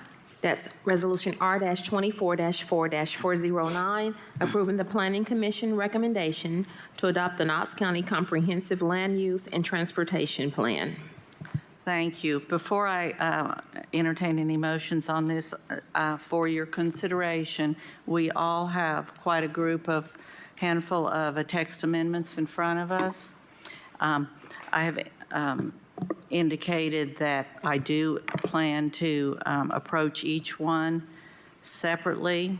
What I am asking the commission to do is to please give me a motion and a second on this item, and then when it is open for discussion, I'm assuming a request for amendments will be added to the motion, and then at that point, I will address amendments and any other additions that might want to be made at that time. So, are there any questions about that before we proceed any further? Seeing none. All right, I'm looking for a motion to, on the plan. Madam Chair? Yes. Could you please explain that one more time? I'm a little bit confused. Are you saying we're going to go through each agenda item, the amendment first? Is that what you're saying? I'm going to have the motion read. I'm going to ask for a first and a second. When I open the floor for discussion, at that point, we will go into discussing amendments that may or may not be added to the original motion. All right. Do I have a motion? Motion approved. We have a motion on the floor to approve by Beeler, a second by Lee.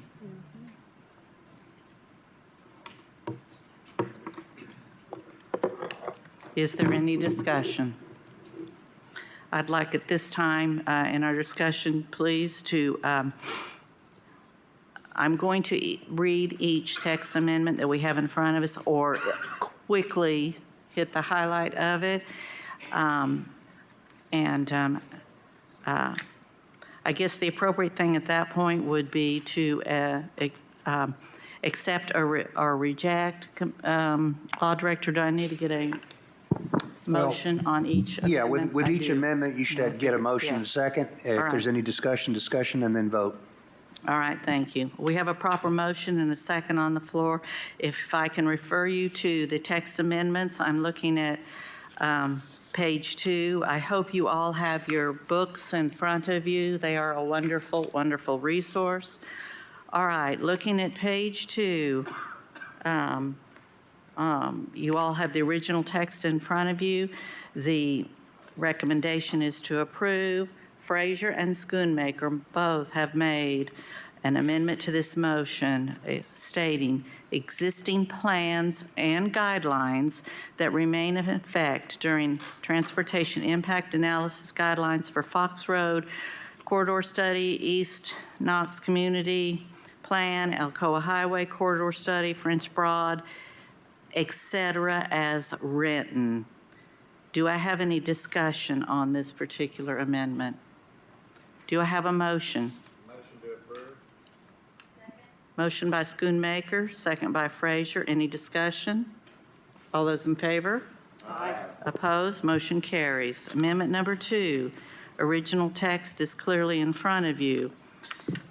Frazier proposes, beginning with the sentence, these plans are specific to the type of facility system, such as roads or parks, existing plans that remain in effect, including, et cetera, et cetera. It is all clear and it will be entered into the record. The addition is asking to include an hillside and ridgetop protection plans. Do I have a second to this? Do I have a motion to this? Motion by Lee, second by Frazier. Is there any discussion on this particular amendment? What's the motion for, to approve or? To approve, thank you for clarification. Motion to approve. Amendment 3, I'm sorry, all those in favor? Aye. Opposed? This motion carries. Page 28. Planning Commission recommendation. This is, does not apply. This is a motion added by Hill. I added this because we have stated over and over that what exists, what currently exists, the zoning that is with a property at this moment stays with that owner in perpetuity. Motion to approve. Thank you. We have a motion by Schoonmaker, second, or by Jay, second by Beeler. Thank you. Is there any discussion on this? Commissioner Jay. Thank you. Seeing no lights, all those in favor? Aye. Opposed? Motion carries. Page 40. Original text is clearly in front of us. The addition proposed by Frazier. These sites are found in rural areas where prime and locally important soils may exist and the road network is sparse. Do I have a motion? Motion by Frazier, second by Lee. Do we have any discussion on this item? Commissioner Ward. I'm opposed to adding the soils into there, opposed to the new amendment language. All right, so I'm assuming you will nay this? I will be naying this, yes. All right. Is there any other discussion on this? Commissioner from Jay. Thank you, Madam Chair. I wanted some, I think we talked about this a little bit, but I think it's a vague, and I just wanted to open the opportunity up to if there's some more clarification on this, because, well, I'll just leave it at that. Thank you. Commissioner Daly. Thank you, Madam Chair. Director Mandy, I forgot you being today. I'd like to have your opinion on, I believe this is one, the ones that the mayor says anything has to do with soil, that is too ambiguous. He did. This is not basing a development on the type of soil that's on the property, though, and Kathy Olson can speak more to that. We spoke about this. Basically, prime and locally important soils are found throughout the county, in the city of Knoxville, the town of Farragut, the planned growth area, and the rural area.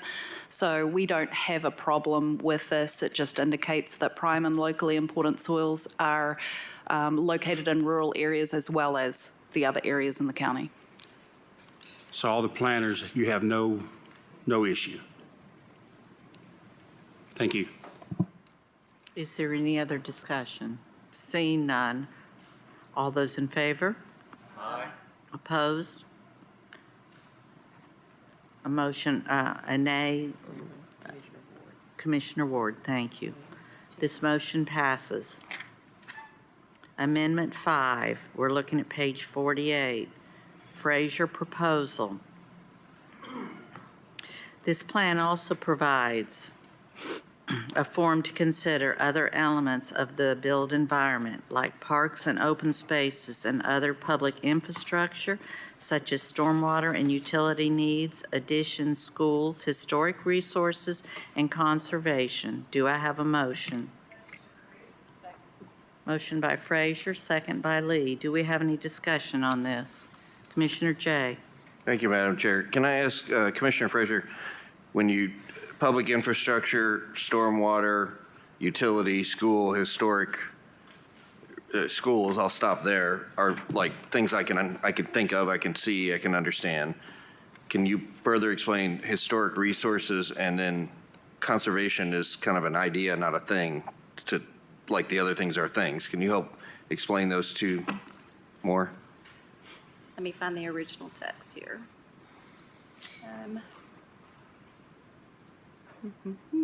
So this is under the section for areas for future study. And this supports the county's commitment to broaden the consideration and scope of impact of a project on an area during planning process. So as you're looking at areas for future study, these are things that we will take into consideration when making planning decisions. And What is a historic resource? it could be anything that's historically significant. Okay, so historically significant sites.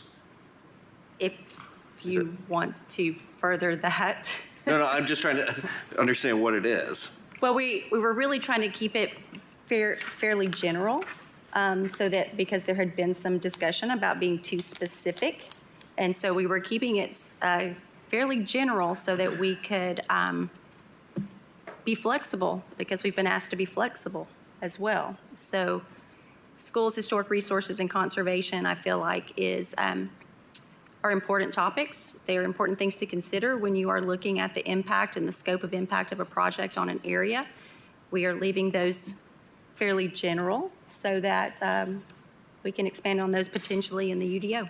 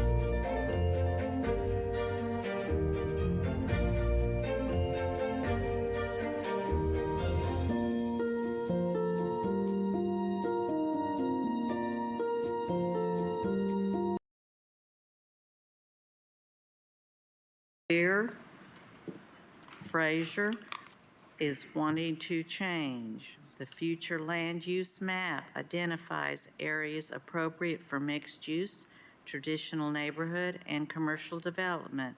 The rezoning or development process shall consider the feasibility of existing or planned infrastructure. Is there a motion? Motion by Frazier, second by Beeler, to approve. Discussion. Seeing no lights, all those in favor? Aye. Opposed? Motion carries.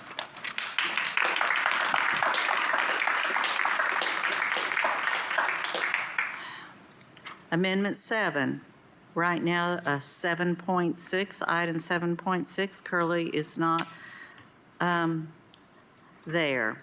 Frazier proposes adding Hillside and Ridgetop Protection Plan. Consider regulations in the Unified Development Ordinance according to or by guidelines of the Hilltop and Ridgetop Protection Plan. Is there a motion? Motion by Frazier, second by Beeler, to approve. Is there any discussion? Mr. Ward. Staff's opinion, please.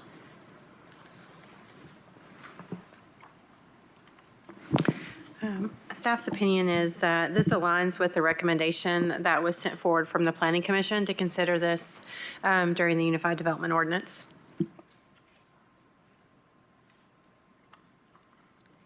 Seeing no other lights, all those in favor? Aye. Opposed? Motion carries. Amendment 8.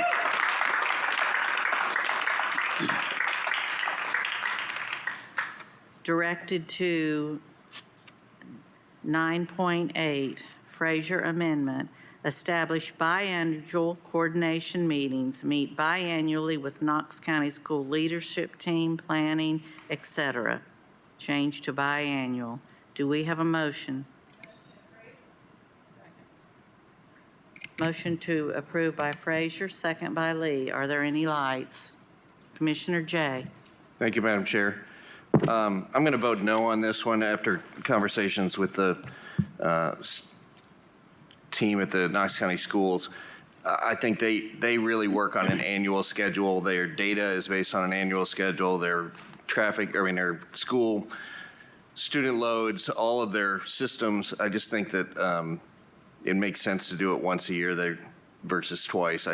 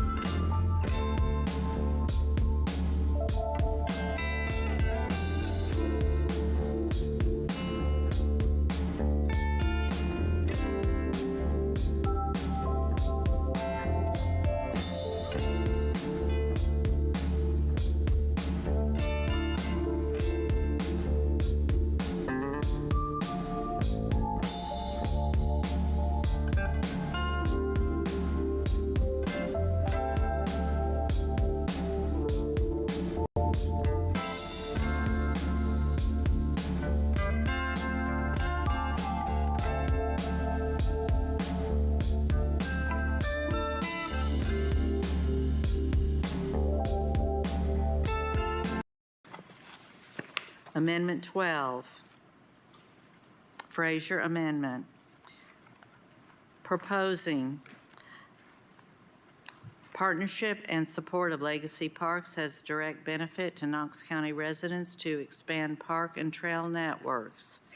Changes such as well as conservative land of environmental, cultural, economic, and/or recreational benefits to the community. Motion by Frazier, second by Lee. Is there any discussion on this item? Seeing no lights, all those in favor? Aye. Opposed? Motion carries. Amendment 13, Frazier Amendment. She's asking actually to just cut off on proposed amendment 20.3. We got into a rabbit hole a little bit when we were looking, the county should continue to work with partners to grow its presence as regional destination for sports, period. Do I have a motion on this? Second. Motion by Frazier, second by Jay. Is there any discussion? Seeing none, all those in favor? Aye. Opposed? Motion carries. Amendment 14, Frazier Amendment.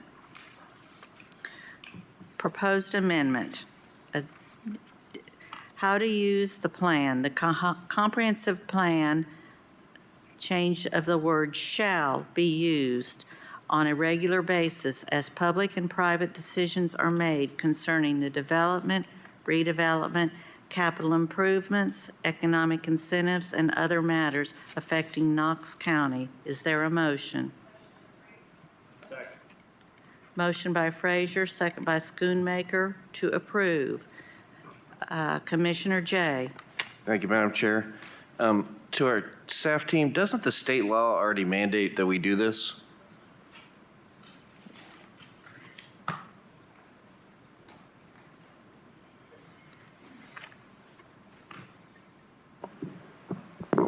Yes, state law does require that once you have an adopted plan, it doesn't dictate private decisions.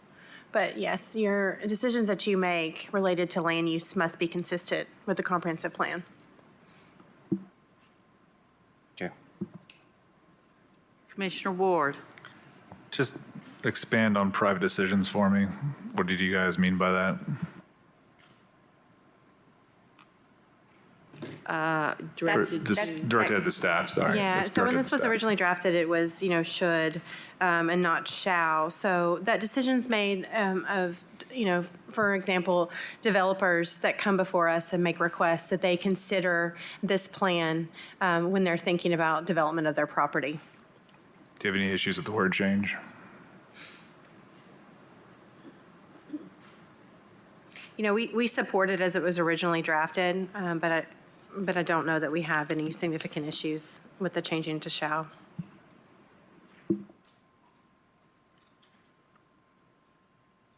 Seeing no other lights, all those in favor? Aye. Opposed? Motion carries. Amendment 15, Frazier proposed amendment. An addition to a bullet point, annual fiscal impact report. Motion to approve. Second. Motion by Frazier, second by Beeler. To approve. Is there any discussion? Commissioner Jay. Thank you, Madam Chair. Who will this fiscal impact report come from? This would come from staff. We would have to collaborate with a number of different departments to produce this, but it would be a presentation that we would give to the Planning Commission and that we would forward it on to you all. Okay, so it would come out of your department. Okay, Yes. thank you. Seeing no other lights, all those in favor? Aye. Opposed? Motion carries. Amendment 16, Frazier Amendment, proposing schedule a major update to the comprehensive plan, addition, and review changes in sustainability factors. Motion? Oh, suitability factors. Pardon me. Motion by Frazier. Second by Lee. Is there any discussion on this item? Commissioner Jay? Thank you, Madam Chair. Can you just clarify, Commissioner Frazier? Yes, I'm going to defer to Kathy Olson. We had some great discussion about suitability factors and how they will change over time. And so we felt like adding this language will just be a little reminder to us to consider those when we are updating the comprehensive plan.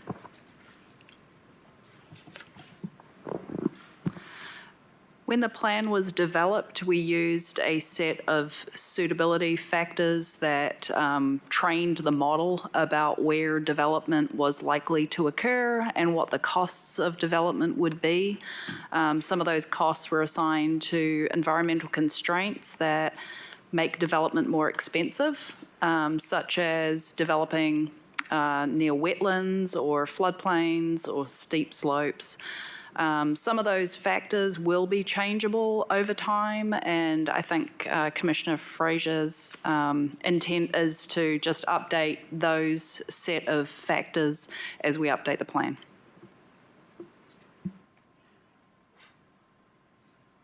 Seeing no other lights, all those in favor? Aye. Opposed? Motion carries. Amendment 17. The original text states on criteria for plan update, 2 or more criteria may apply. The proposed change, this appears to be by Frazier and Schoonmaker. A reread is that if there is an obvious or significant error or omission in the plan, or if 2 or more criteria apply, it may be appropriate to update the plan. Also directing you down to bullet 4, the proposed changes support addition, policy and actions, goals, objectives, and criteria of the plan.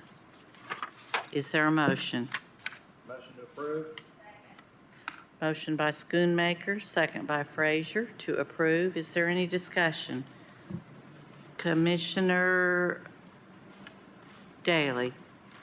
Thank you, Madam Chair. Just for clarification, the original says 2 or more, and we're going to 1 or more. No. Just opposites in. Thank you. Commissioner Ward. Staff, your opinion?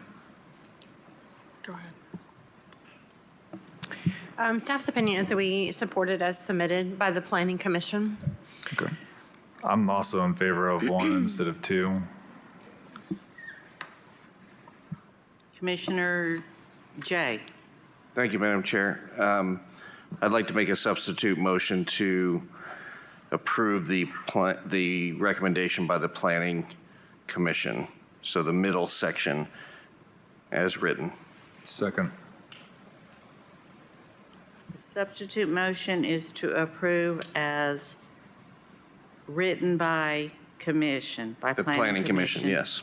Planning Commission recommendation.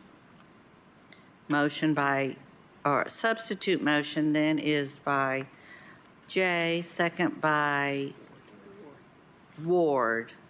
All right, is there any discussion? Commissioner Schoonmaker. Thank you, Madam Chair. Mandy, I guess the question would be to you. The consultant that we paid the fee to, they're the ones that recommended the number 2, is that correct? They did. It was changed at Planning Commission. Okay. To 1. But our paid consultant said 2. Yes, sir. Thank you. I have a question for Commission. I believe I am under the understanding that this is a compromise that staff is willing to embrace if it's approved. Yes, I mean, I will note that it is, Commissioner Schoonmaker pointed out, our original proposal to Planning Commission was this language, which would be the 2 or more. Thank you. All right, I see no other lights. We have a substitute motion on the floor to remain at 1. All those in favor? Roll call, please. Commissioner Hill, No. Commissioner Lee, No. Commissioner Baylor, No. Commissioner Daly, Commissioner Jay, Aye. Commissioner Frazier? Commissioner Lundy. No. Commissioner Durrett? No. Commissioner Oster? No. Commissioner Ward? Aye. Commissioner Schoonmaker? No. Substitute motion fails. We are back on a motion to the, on a vote on the original motion made by Schoonmaker, second by Frazier, at 2 or more criteria. Seeing no lights, all those in favor? Aye. Opposed?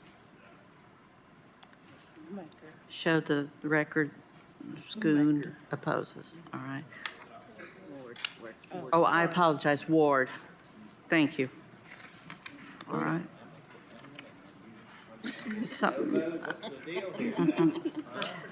Let the record, let the record reflect that the motion passes. Commission, Amendment 18, we are dealing with place type, categories, and zoning. Frazier Amendment.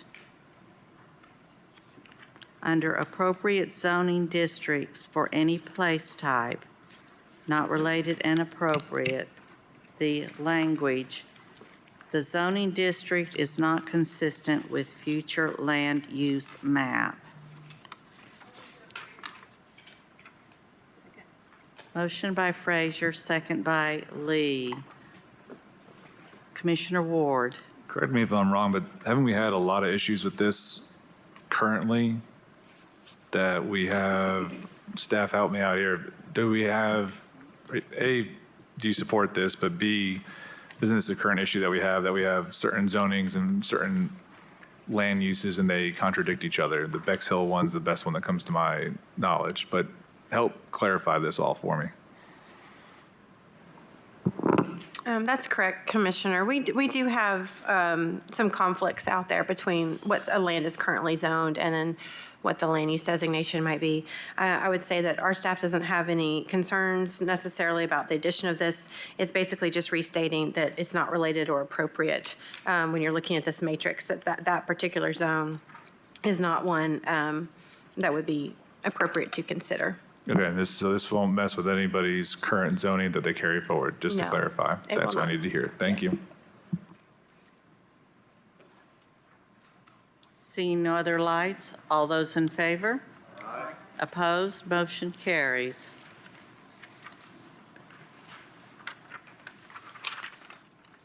Looking at Amendment 19, we are dealing with zoning future land use grid. This is a Schoonmaker proposal. He is proposing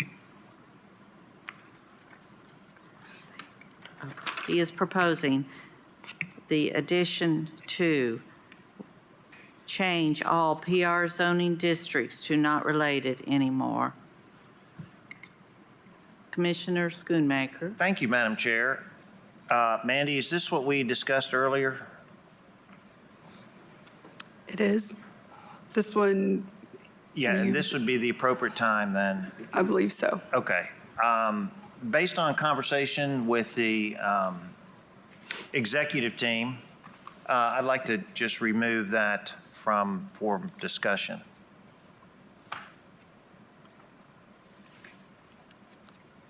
So it's a non-issue. Thank you. Still looking at Amendment 19, Frazier proposal. Adding PR, parentheses, adding up to 2, parentheses, partially related, and eliminating the PR 2 per 5, partially related. Madam Chair, I just have one friendly amendment. Let me see. Can you Yes, pull your mic closer? Actually, yes, that would be appropriate. Friendly amendment, PR 0 up to 2, partially related. PR 0 up to 2. That's right. All right. Is that noted? PR, parentheses, 0 up to 2, wording, partially related. Commissioner Schoonmaker. Oh, all right, hold on. That is a motion, friendly amendment, motion by Frazier. Is there a second? Second by Beeler. Discussion, Commissioner Jay. All right, thank you. No, Commissioner Ward. We talked about this last week. I'm still of the opinion that the 11 that are on this board at the time should be making the decision of what's appropriate for the given situation. I hate the idea of limiting what we can and can't do in the future, especially when we don't know what the circumstances are going to be. Does staff have any opinion on this change? We have no objections to this change. Commissioner Daley. Commissioner Ward asked my question. Thank you. All right. Seeing no other lights, all those in favor of the PR. Madam Chair. Sorry. Apologize. Commissioner. Director Brooks was trying to get your attention. Director Brooks, did I'm you have a sorry. comment on Yes, this? I apologize. It would be helpful, I think, to get a clarification from changing it from up to 2 to 0 up to 2, and what the intent of that is. Thank you, Director Brooks. Yes, I just know in the past we've had requests or zonings at .2, .3, and I just wanted to clarify the language. It's just a clarification of language.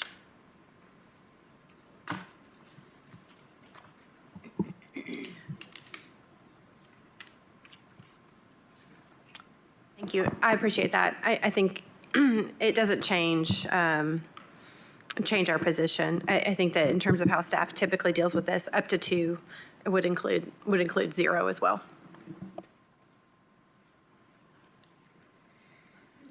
All right. So for a clarification then, Director Brooks, this is still in keeping in line with your general wording throughout? Yes, no? I'm fine with the wording as is if Director Brooks states that it is 0 The up same. until 2. Yes. Just know we'd had discussions about 0 to 2. All right.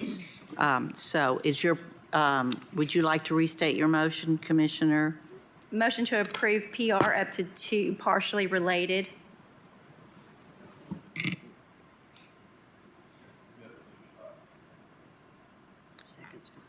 And second Hold is on. good, thank you. So we have appropriate motion on the floor by Frazier, second by Beeler. Commissioner Jay. Okay, I just want to, so the motion is striking the 2 to 5 partially related. Correct. Yes, from the rural And living. I'm happy to restate that. PR up to 2, partially related, striking PR 2 to 5, partially related. So it is as originally worded in her amendment. Director Brooks, you're okay with that? Yes. All right. Seeing no other lights, all those in favor?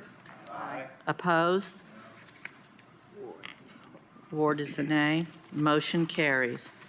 Looking at Amendment 20, still dealing with zoning future land use grid, rural conservation place types.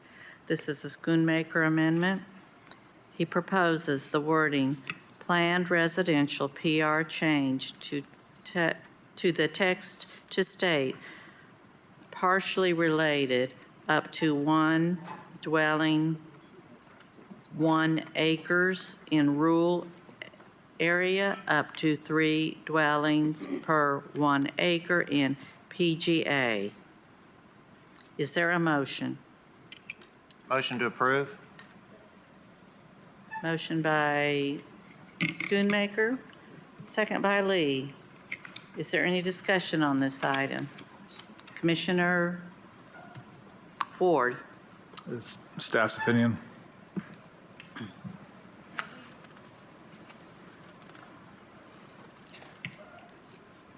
Do you want me to go first? Okay. We do not support this amendment at all. Commissioner Frazier and the advocates came to us and asked us to place rural place types into the PGA. And if we would have known that the request would be to decrease density in the rural conservation place type, we would not have agreed to that. So we do not support this amendment moving forward. Commissioner Ward? I agree with staff at this point. I'll wait to hear from all the other commissioners before I make a substitute. Commissioner Schoonmaker? Thank you, Madam Chair. Mandy, we discussed this, correct? We did. I shared with you exactly what I just said, Commissioner Schoonmaker. Okay, and then there wasn't a point where we wanted Director Brooks to explain. She can speak to the rural conservation place type and the benefits. Director Brooks? Yes.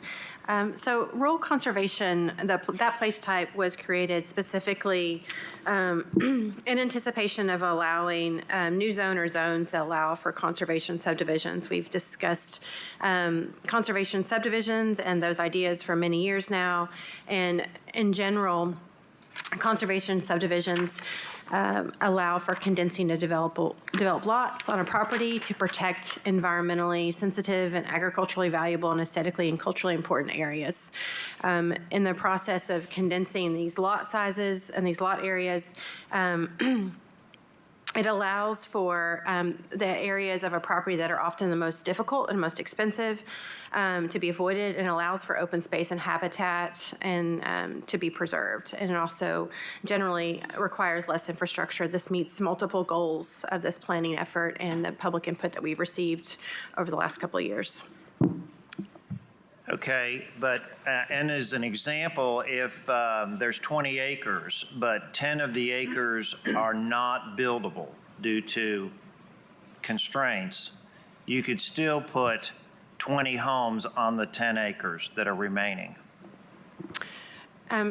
Depending on the density that was approved by this body. Well, if it was the first one, if it's 1 dwelling unit per acre and you got 20 acres, that's 20 homes, but you can't build on 10 acres, you can only build on the other 10, that would still give you 20 homes on 10 acres, correct? On the developable portion of the property, yes. Okay, and then if it was in the same analogy in the PGA, you could have 60 homes on the 10 acres. Potentially, depending on the zoning that was approved, the density that was approved by this body under planned residential zone, yes, you could condense those lots on the more developable portion of the property. And that would be encouraged if you were aiming to preserve certain portions of this site for, to protect it for some reason or another. Okay, thank you. Commissioner Jay? Thank you, Madam Chair. I'm going to vote no on this one.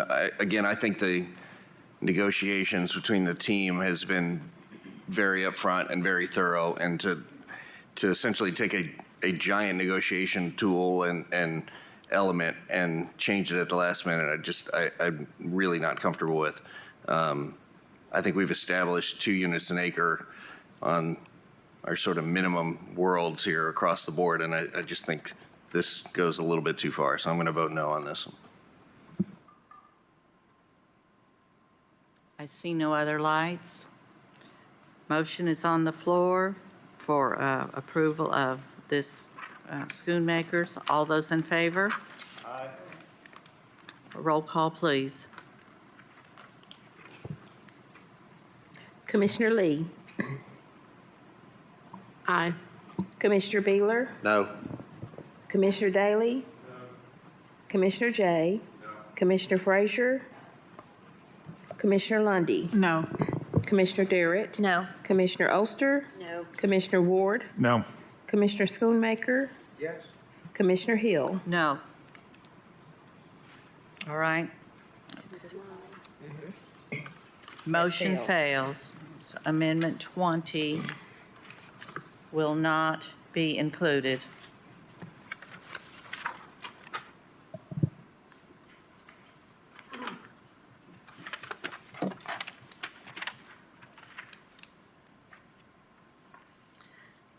Amendment 21, we're looking at corridor mixed use. This is a Schoonmaker proposal. Recommend a minimum density of 5 dwelling units for PR zones. I am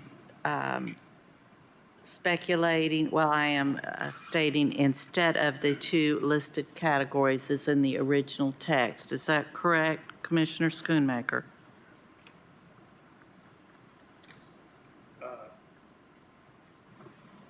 Yes, I guess my question is, should this align with the corridor commercial? Is that directed to staff? Yes.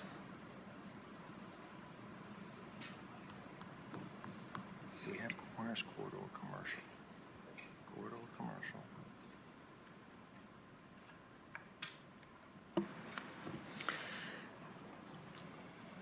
Okay, I'll attempt to take this one. So, well, as we've mentioned, we have this new plan that we drafted. We have an old code.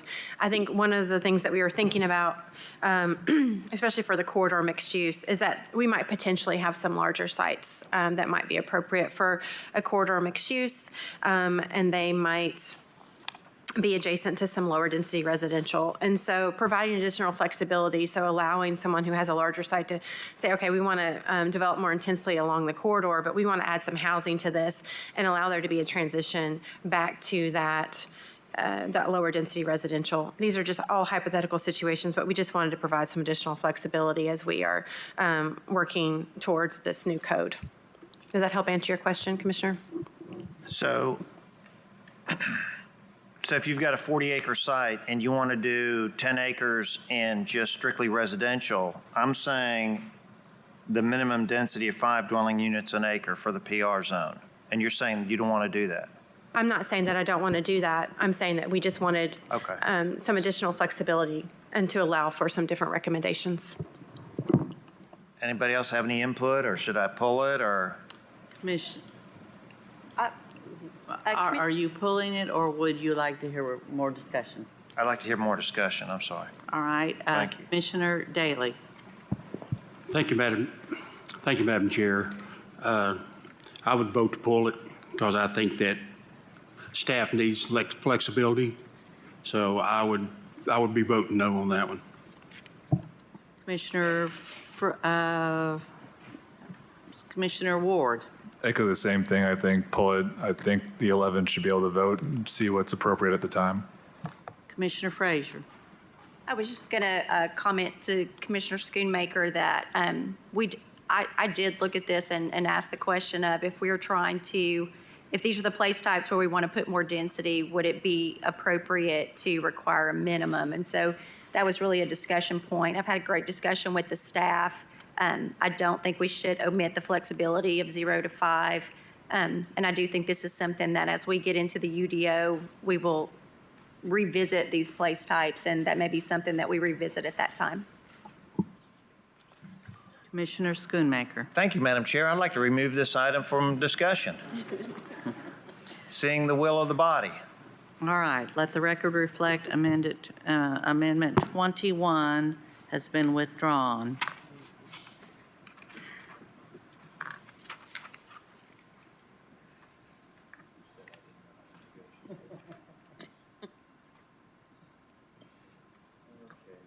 All right, looking at Amendment 22. Original text reads, suburban residential. Schoonmaker proposal. Before I read this, Commissioner Schoonmaker? Yes. Oh, I saw you had your light on. Yeah, I'm just going to clarify something with Mandy. Just, All right. you can. Let me Yeah. state it. Thank you. In planned growth areas, allow up to 5, PR 1 to 2, partially related, PR 2 to 5, partially related. Eliminate the last two categories, 5, 9, and 9, 12. Commissioner Schoonmaker, would you like to speak to this before we ask for motions? That would be appreciated. Thank you. Sure, go ahead. Mandy on the executive team. We do not support this amendment, Commissioner Schoonmaker. Okay, and were you originally supposed to pull this? Did we talk? I think you were. I think you were, because it's your amendment, so. Okay. I'll defer to any other discussion and then move quickly. I'll go ahead and withdraw Amendment 22. All right, thank you. Looking around the room. Let the record reflect that Amendment 22 has been And if I might withdrawn. say, it was great working at the 11th hour with Mandy to try to work through some of these things. That's why it still showed up in print. That is an understatement, Commissioner Schoonmaker. They've all been fabulous. All right, looking at, let's see, I believe we are still we are converting to rural conservation. All right, now, I need to go back just a moment here for my records. Hold on, yeah. All right. We are still on Amendment 22. The first proposed change has been withdrawn by Schoonmaker. Still on, no, that completes Amendment 22. All right. Is everybody with me? All right, we are moving forward to map amendments. Did you have a question? Oh, you don't, oh goodness. The additional, ours in at number 22, what Mandy gave us. All right. Hold on just a second. I'm helping our clerks with their appropriate copies.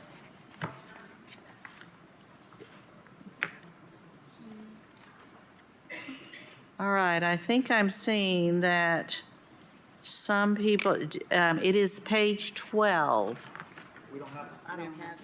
Madam Chair, mine stops at page 11. All right, well, we have a clerical glitch. You know what? I think when the last second plan was given to us, it looks like page 12 was omitted. Of course it was. That's what's happened. You all should have a electronic copy of it, Drusilla. Okay. Yes. It was it was what was originally, it was in what was originally posted. And then at the, right before we came in, there were some, not changes, but really addendums added to the original text. And I think when it was reprinted, and it was inadvertently Correct. skipped, overlooked. So, Madam who Chair. needs a copy of page I don't 12? know how they did it. Yes, Commissioner Daley. On the last email from Drew, it says the updated map. Finally got my printer work. It's actually page 1011 if you pull it up. And it's Commissioner Beeler's is what it is. It was sent in the original document.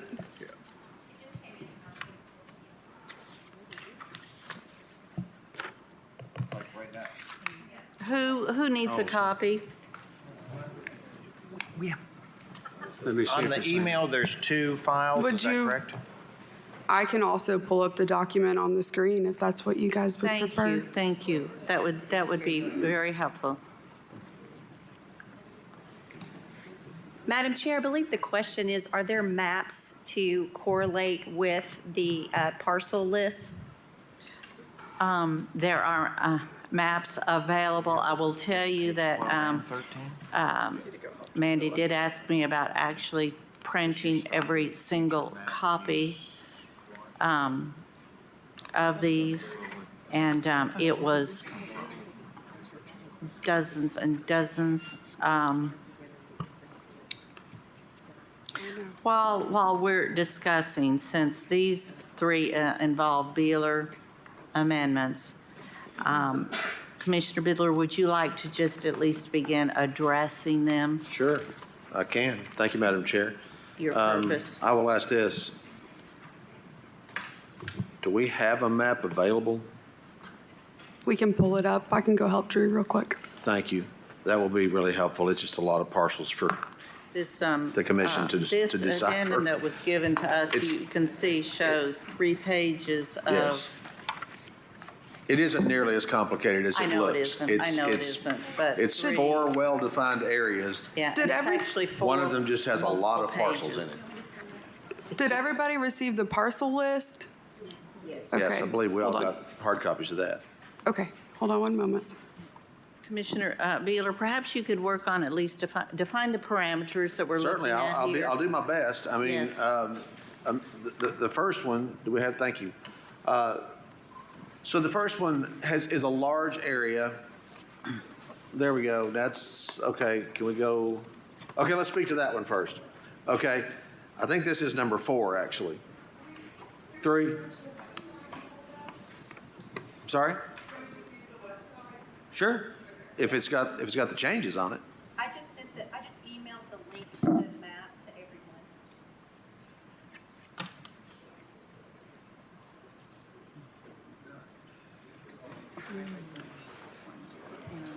Not cutting through yet.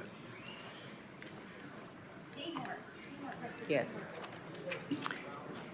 Commissioner All right. Beeler? If you all would just hold tight just a second. Director Brooks, did you have a comment? Yeah, I just wanted to provide some clarification. So because you all have not voted on these map amendments, they are not actually shown on the map Okay. as proposed amendments. I Okay. just want to Well, clarify that, but we'll we do our can best zoom here. in. Okay, All right. all right. For clarification, though, if you all will just listen to Commissioner Beeler, I will tell you that it is not as complicated as It it is looks not, I at assure you. all. So, All right. please.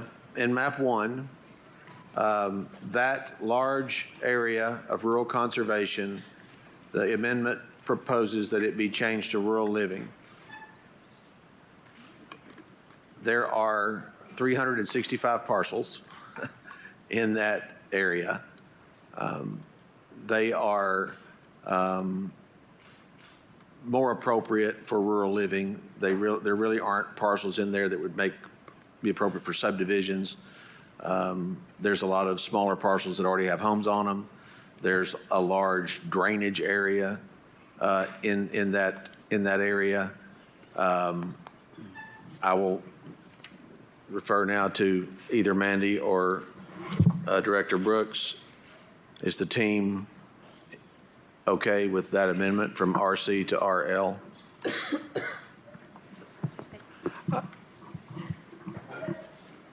You, Commissioner, Mr. Snowden? not Commissioner, Director Snowden, you have the floor. I can speak to it. Now, Mandy may have some other comments, but yes, this area that Commissioner Beeler is speaking to is a very, very large sinkhole that has been problematic for us through the floods of 2019 and 2020, as well as just some of the transportation challenges in that area due to the presence of Murphy Creek and the railroad running very close to Washington Pike. So the leadership team does not have a problem with this modification.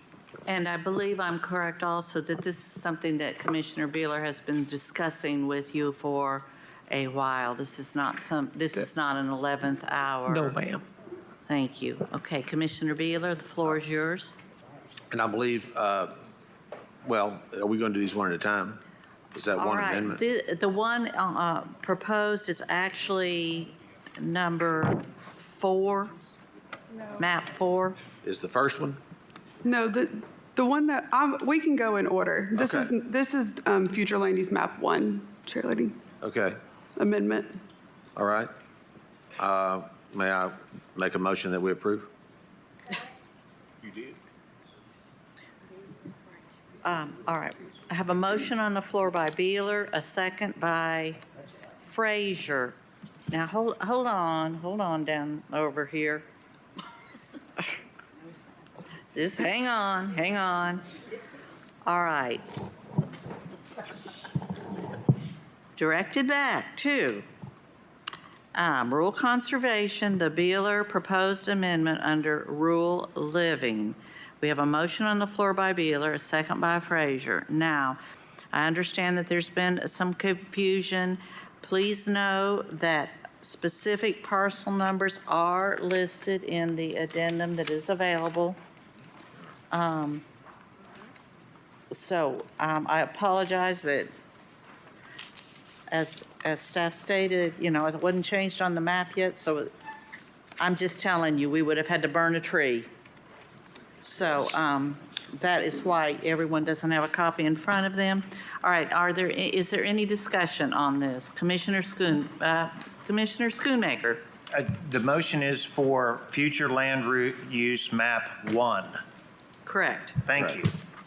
Commissioner Ward. For clarification, nobody loses their current zonings. That is correct. This only affects parcels that are future designated RC and currently, yes, no zoning would be affected by the RL. All right, Commissioner J. Mr. Snowden, do you have any objection to this? Is this the same one you just had no objection to a minute ago? This is map 1 or map 2? I have no idea. Map 1. Map 1, no, This I is have map no 1. objection to map 1. Okay, thank you. All right, is everyone perfectly clear before I move forward on this? We are looking at future land use map 1, proposal by Beeler, proposed amendment from rural conservation to rural living. All right, is there any question? Is there any discussion? We have a motion and second. All those in favor? Aye. Opposed? This map amendment passes. I guess I will, number 1. All right, looking at future land use map number 2. Can we go back to the map, please? This is a Beeler amendment requesting change from rural conservation to rural living.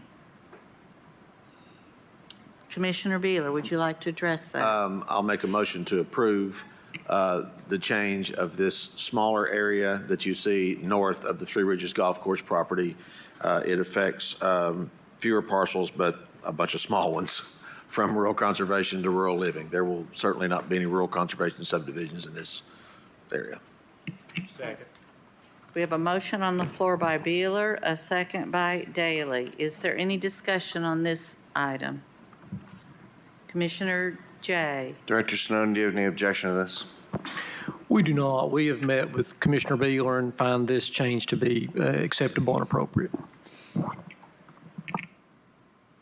Commissioner, all right, I see no other lights then. All right, we are voting on future land use map 2. All those in favor?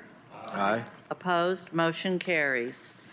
All right, land use, future land use map 3, designation suburban residential. Beeler's proposal is changed to rural conservation. Commissioner Beeler. Well, thank you, Madam Chair. It's the area being circled by the mouse there. It includes essentially parcels that are southeast of Washington Pike, northwest of Millertown Pike, east of Ellistown Road, and southwest of Roberts and Bud Hawkins. It is just an area that is farther out in the country, that is very rural and less appropriate for suburban residential, and I believe more appropriate for rural conservation.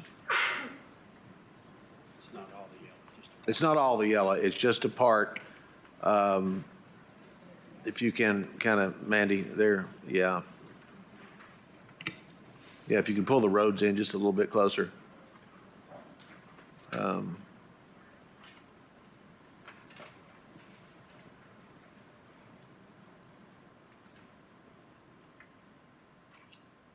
From there, if you can go a little bit to the left, yeah.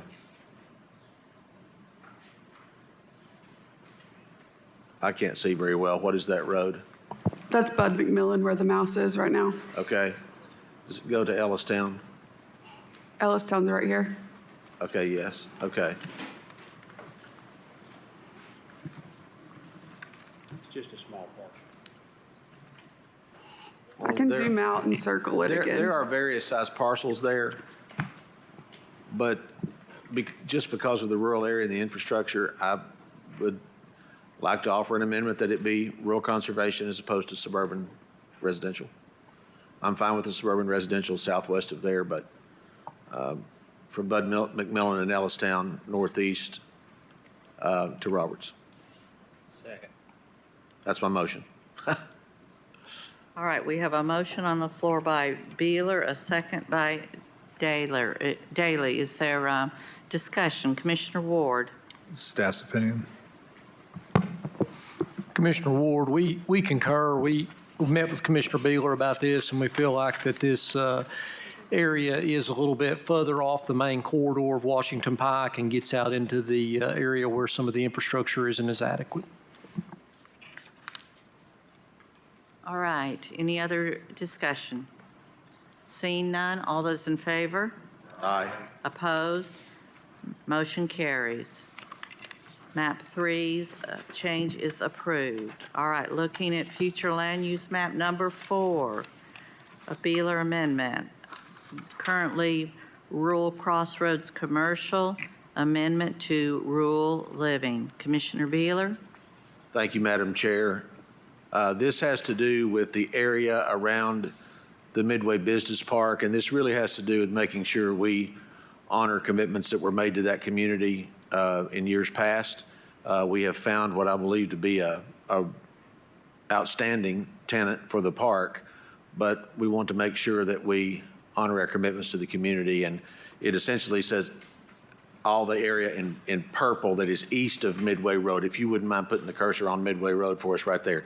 Everything east of that line that is currently in the rural crossroads commercial, both south and north of Thorn Grove Pike, would be changed to the rural living place type. The area in purple west of Midway Road would remain as is, and so would any parcels north of Thorn Grove Pike that are already zoned commercial. Commissioner Schoonmaker? Did you get the second? I'm sorry.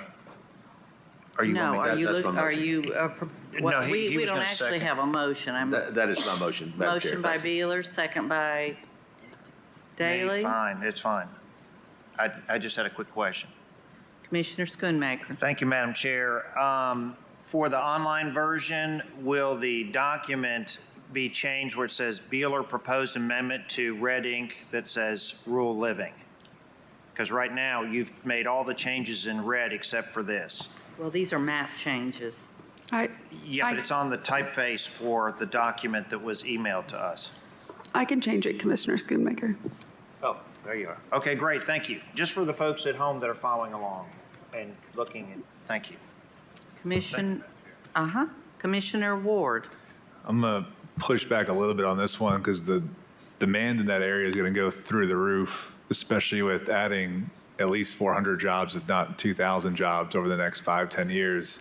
And the demand for lunch break and gas stations and everything else to support that large of a $300 million investment is really going to be needed, in my opinion. I love you, you know that, but I don't know if I can support this one, buddy.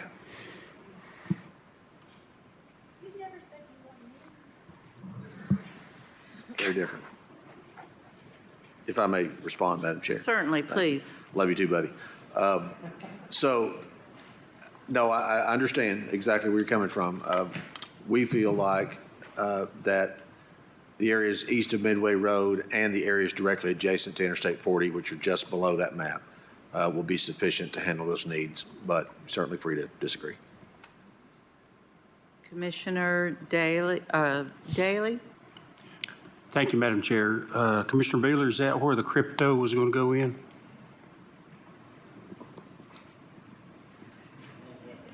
Perhaps if your memory serves you correctly, yes. And a Dollar General, if I'm not mistaken, was going to go in. So that's right there on the edge. Thank you. Commissioner Jay? Thank you, Madam Chair. I'm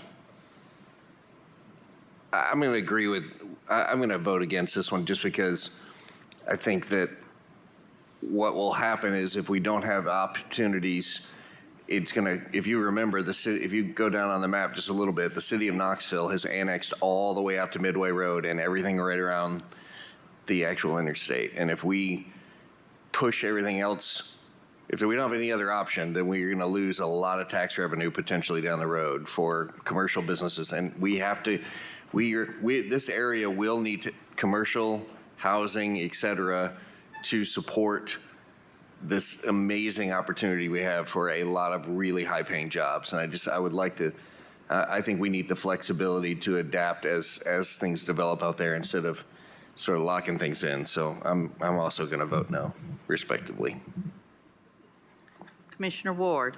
Just to, I hate being this guy, but we all talked about the Dollar General a little while ago, and the conversation that night was, we don't feel like development should go in until we have somebody in that park. And now we have somebody in that park. You know, it's the appropriate time to start developing that area to create the support system that's needed. And as Commissioner Jay pointed out, I'd rather have the cash registers in the county than the cash registers in the city. That's the whole point of creating $300 million in investment so that we could create more tax dollars and revenue from this whole site, because it's not just the industrial park, it's everything surrounding the industrial park as well that's going to come with it.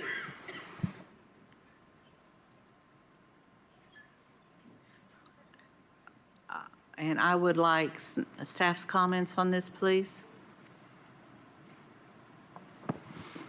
Yeah, we met, once again, with Commissioner Beegler and generally agree with this. One thing I will mention, in the traffic study for the Midway Business Park, once they hit a certain threshold number of jobs, there are additional traffic improvements that may need to be kicked in, one of which is a traffic signal at the intersection of Midway at Thorn Grove. So, you know, could be a possibility at that point that a change of condition will be made and a map amendment could be looked at that point once that growth occurs. But at this point in time, we do agree with Commissioner Beegler.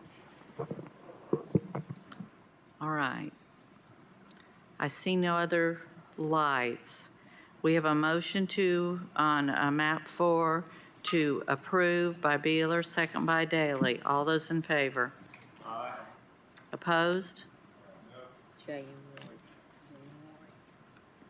Ward. Who is no, please? Jay and Ward. Jay and Ward, thank you. All right, this motion passes.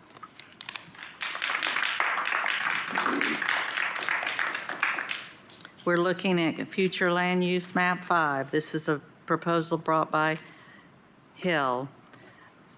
Change from suburban residential to rural crossroads commercial. This plot of land and the parcel numbers there. Mandy, is there any chance you could pull that up?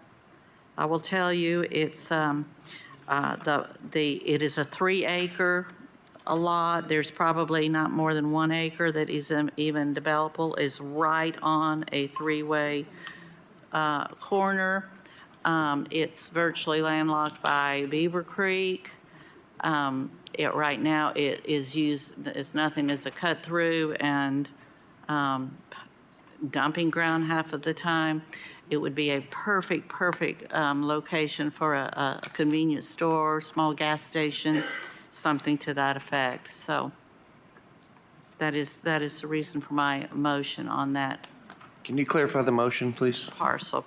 Yes, to change this from suburban residential to rural crossroads commercial. This property is located on a 3-way intersection, very isolated. Only 1.2 acres of it is even considered buildable. The parcel number is listed. I'll second that. Motion by Hill, second by Ward. Is there any discussion on this? Commissioner Daley? Yep, Madam Chair, can you give us a picture where this is at? Yes, I can.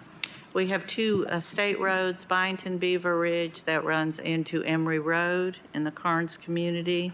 There's recently, thank the Lord for Director Snowden stepped up and finally put a traffic light there. Improvements are long overdue, promised to widen Emery Road there, so it's going to be a very commercial-looking area. Commissioner Ward. Just to echo what Commissioner Hill just said, I know this intersection extremely well, and thank you as well for the light. It's been needed for years. But I agree, I've always said since I've been doing service in that area 8-9 years ago that should be a commercial corner. There's a huge demand for need in that area for commercial, and I think this is very appropriate. Seeing no other lights, all those in favor? Aye. Opposed, motion carries. Map 5, change carries. This is an appropriate time to also mention, I had some other land use amendments literally given to me at the 11th hour that there was not time to bring. Director Brooks, if I'm repeating you correctly, you did remind me that quarterly this body will be able to propose new land use amendments to the current map to bring those forward for change and consideration. Is that correct? Yes, that is correct. Thank you. Because as we get deeper and deeper into this, we are all going to find pockets probably like this that we see perhaps should have been looked at a little differently. So that's just a side comment. All right. This concludes our amendments. Are there any other amendments at this time to be brought? Seeing none. 2 more questions before we make this final vote. Planning staff, are there any of these amendments that would be considered, in your view, deal breakers with our mayor? I think we've spoke to the ones that we had concerns with when they came up. All right. Any comments or questions about my question there? Commissioner Durrett. Thank you, Madam Chair. I have a question for our law department. I just want to make sure that all of these amendments have been at least discussed or touched upon at Planning Commission, and there is no need for them to go back. Yes, I've discussed this with Ms. Brooks, and we don't believe there's any of these that need to go back to the Planning Commission. Thank you. That was actually my question number 2. Commissioner Frazier? I just have a comment. This has been coming for probably 7 years. I advocated to update our plans and our zoning ordinances as a citizen living in Hardin Valley and seeing growth and development happen all around me. And not understanding how or why we got there. I had no idea that it would ever land me in this arena. I resisted it for a long time, but man, I'm glad I'm here, and I'm glad and I feel privileged to be a part of this, because I do think that this is transformational for Knox County. So one more time, I want to thank Mayor Jacobs for being the one. You were the one out of 3 that said, you know what, you're right, it's important. He was the one, I mean, this is kind of funny, but he was the man big enough to take this on, and it has been a gigantic pain in the, but I just want to say how grateful I am for the team. This team has worked so hard. They have always been open. They have been receptive. They have been responsive. They have given great advice, exceptional guidance, and this would not have been possible without this executive team and the leadership team working on this. So we don't say thank you enough, or I don't say thank you enough, and I'm really working on that. But I appreciate you all so very much.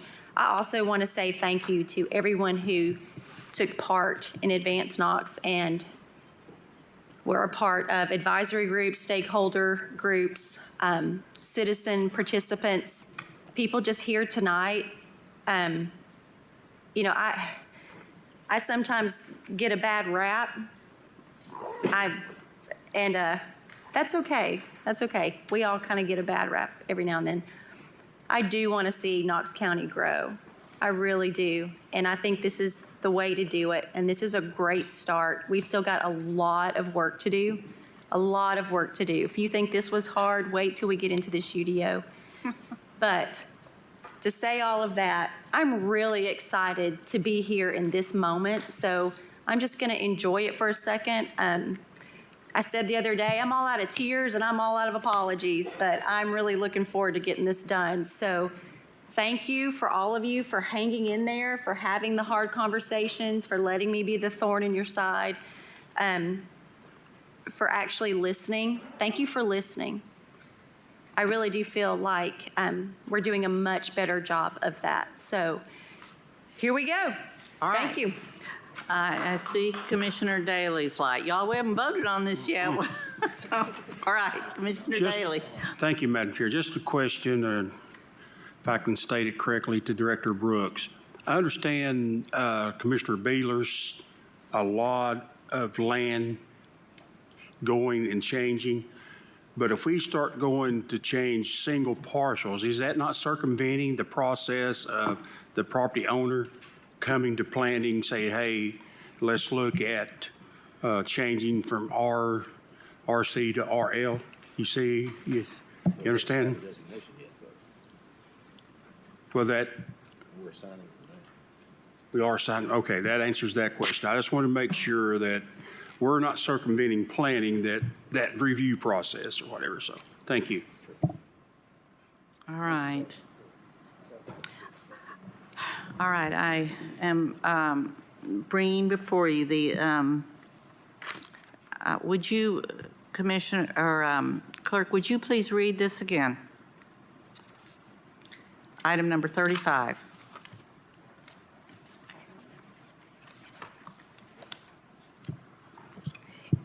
Excuse me, it's Resolution 24-4-409 is approving the Planning Commission recommendation to adopt the Knox County Comprehensive Land Use and Transportation Plan. In addition to adding the amendments that were passed, that were just discussed, and also changes discussed and voted on, the changes also to the land use maps that were proposed. We have a appropriate motion and second on the floor. Is there any discussion? Seeing none, all those in favor? Aye. Opposed? This motion carries. Thank you, thank you, thank you.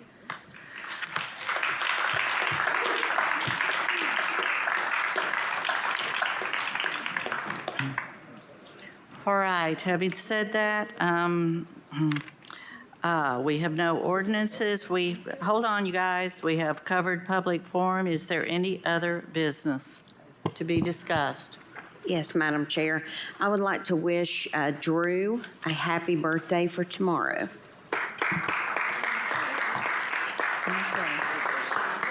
I just have Thanks, everybody. I appreciate it. I just have one thing to add. When the aliens come and they land on this earth, this is so Hugh Nystrom. I can't believe I'm doing this. Bless him. And they see this whole new world, and the first person they ask about where should they be taken to talk to someone, the veterinarian looks and doesn't quite understand, and the alien says, "Take me to your letter." That is a Hugh Nystrom joke. We are adjourned.